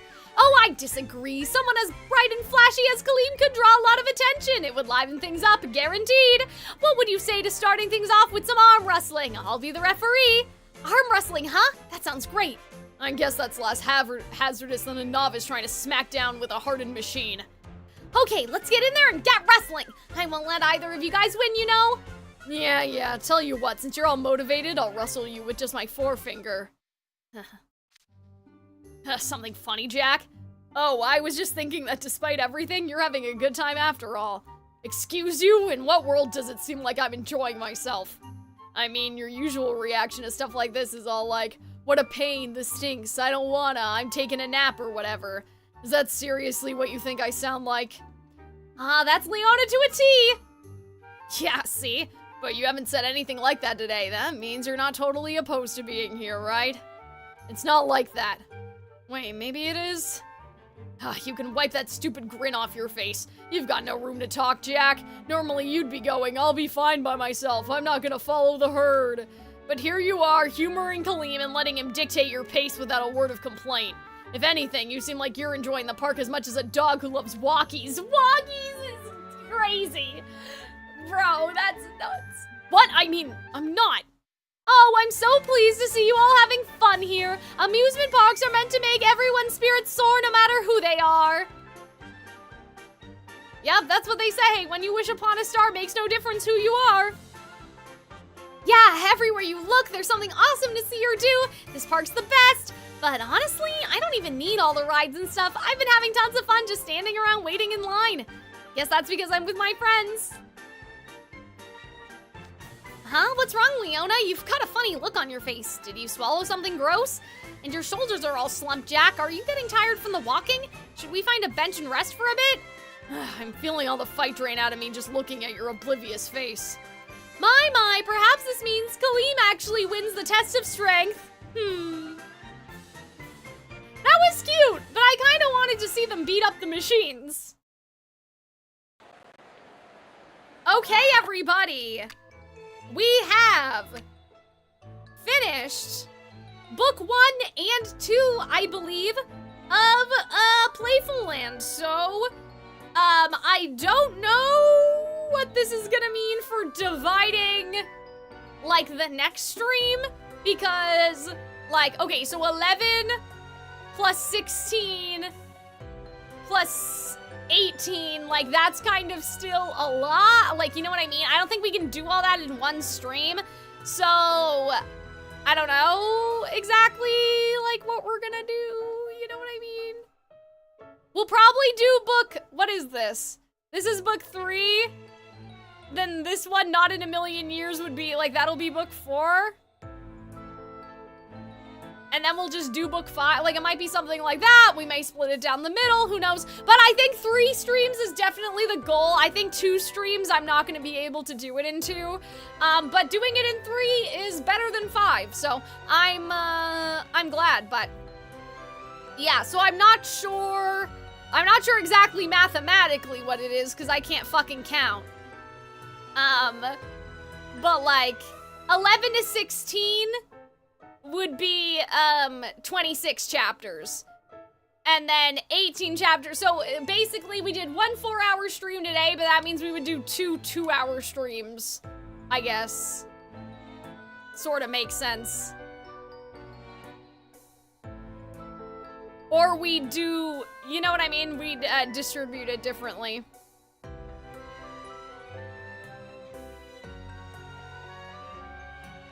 But yeah, the chapters have been, like, fairly short, so, but that was good. Wait a minute, did my math just not make sense at all? Usually it's 10 chapters. Usually we do, like, 10 chapters is an hour. So wait a minute, didn't we do 26 chapters today? No, we did more than that. No, we did more. We did 26, and then we did, or sorry, we did 21, and then we did, oh my god, can I not count? And then we did 16, 21 and 16. So we did about 30, right? So yeah, 2 shorter streams seem to be in order, basically. Seemingly. So we'll probably, like, split it up that way. With, like, book 4, 5, and then book 6. I suppose, or something like that, but I'm not too worried about it. We're making good time. I originally buffered out 5 streams, basically, like, I scheduled thinking it would be 5, but yeah, we can definitely do it in 3, so I guess that's it, guys. Like, I guess that's it. I'm really enjoying this, oh my god, I'm really enjoying this event. I think that it's really funny. I can't wait till we get to the dark part. I'm gonna have to change my YouTube stream title, because I was like, it's so dark, and I'm like, it hasn't gotten dark yet. So I should be like, surely this will be fine, right? I'm done. How do I turn on notifications for your streams? Well, if you follow, I think that are you already following? I don't know. If you follow, you should get one. If you're already following, there may be a bell or something. Hold on, let me look. I get emails for other people, so let me look on the Twitch app quickly. Oh yeah, so if you're on mobile, there's a giant bell icon. And I think that the bell, it'll say personalized, always, go live only, that sort of thing. Oh look, one of my favorite Lodestar streamers is streaming. I should go watch.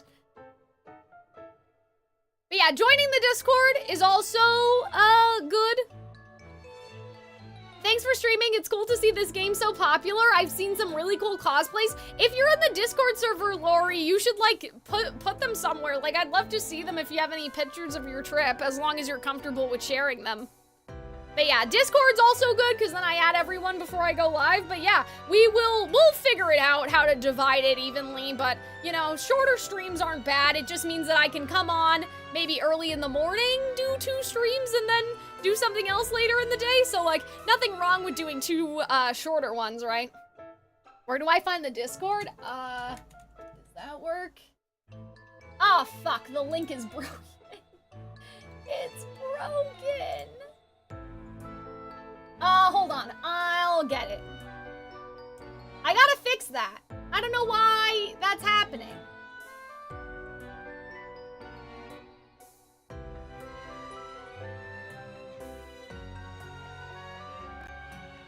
Okay. Let's try this again.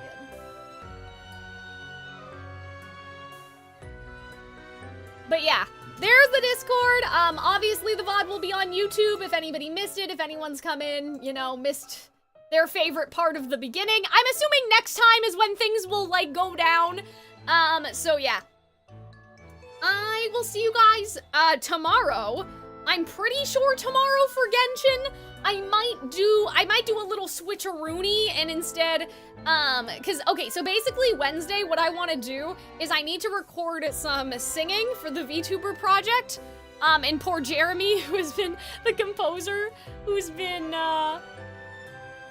waiting for my, vocal guide track thingy, so I gotta do some singing, so I think I scheduled that Genshin would be tomorrow, and that, my variety day, quote-unquote, would be on Wednesday. I might switch them around depending on how prepared everybody is, for Genshin, just because, like, I gave Arnold and Robin my personal calendar, and I said, can you guys just, like, throw what I'm doing in here? So they may need an extra day to iron that out, but yeah, basically I try to stream Twisted Wonderland, sort of like every other day-ish. So next time, regardless of if I switch around the schedule for Tuesday and Wednesday, the next Twisted stream will be on Thursday. Does that make sense? Yeah, we will probably do, like, either, like, 2 Playful Land books, or we'll do, like, I don't know, because it seems like there's, like, a 1.5 kind of thing going on. Anyway, we'll figure it out. But yeah, we'll do whatever book is the next one up until, however long it'll go. I have a feeling it'll be, like, 2 long streams and then 1 short one is kind of the way to go, because one book was only 18 chapters long, which is around 2 hours. Whereas book 4 and 5, like, one of them was 11, and then one of them was, you know, a bit longer, so it's kind of like what we did today again. Anyhow. But yeah, I'll see you guys tomorrow, maybe, we'll see. Well, I'll see you guys on Thursday anyway for Twisted Wonderland, but, it's been fun getting through all these old events, and this is definitely a really good one. But yeah, I hope that you guys, you know, have a good night, get some food, have yummy, dinner, because I know Twisted Wonderland makes us all so hungry, so, yeah, you know, have a good rest of your night. Thank you, YouTube,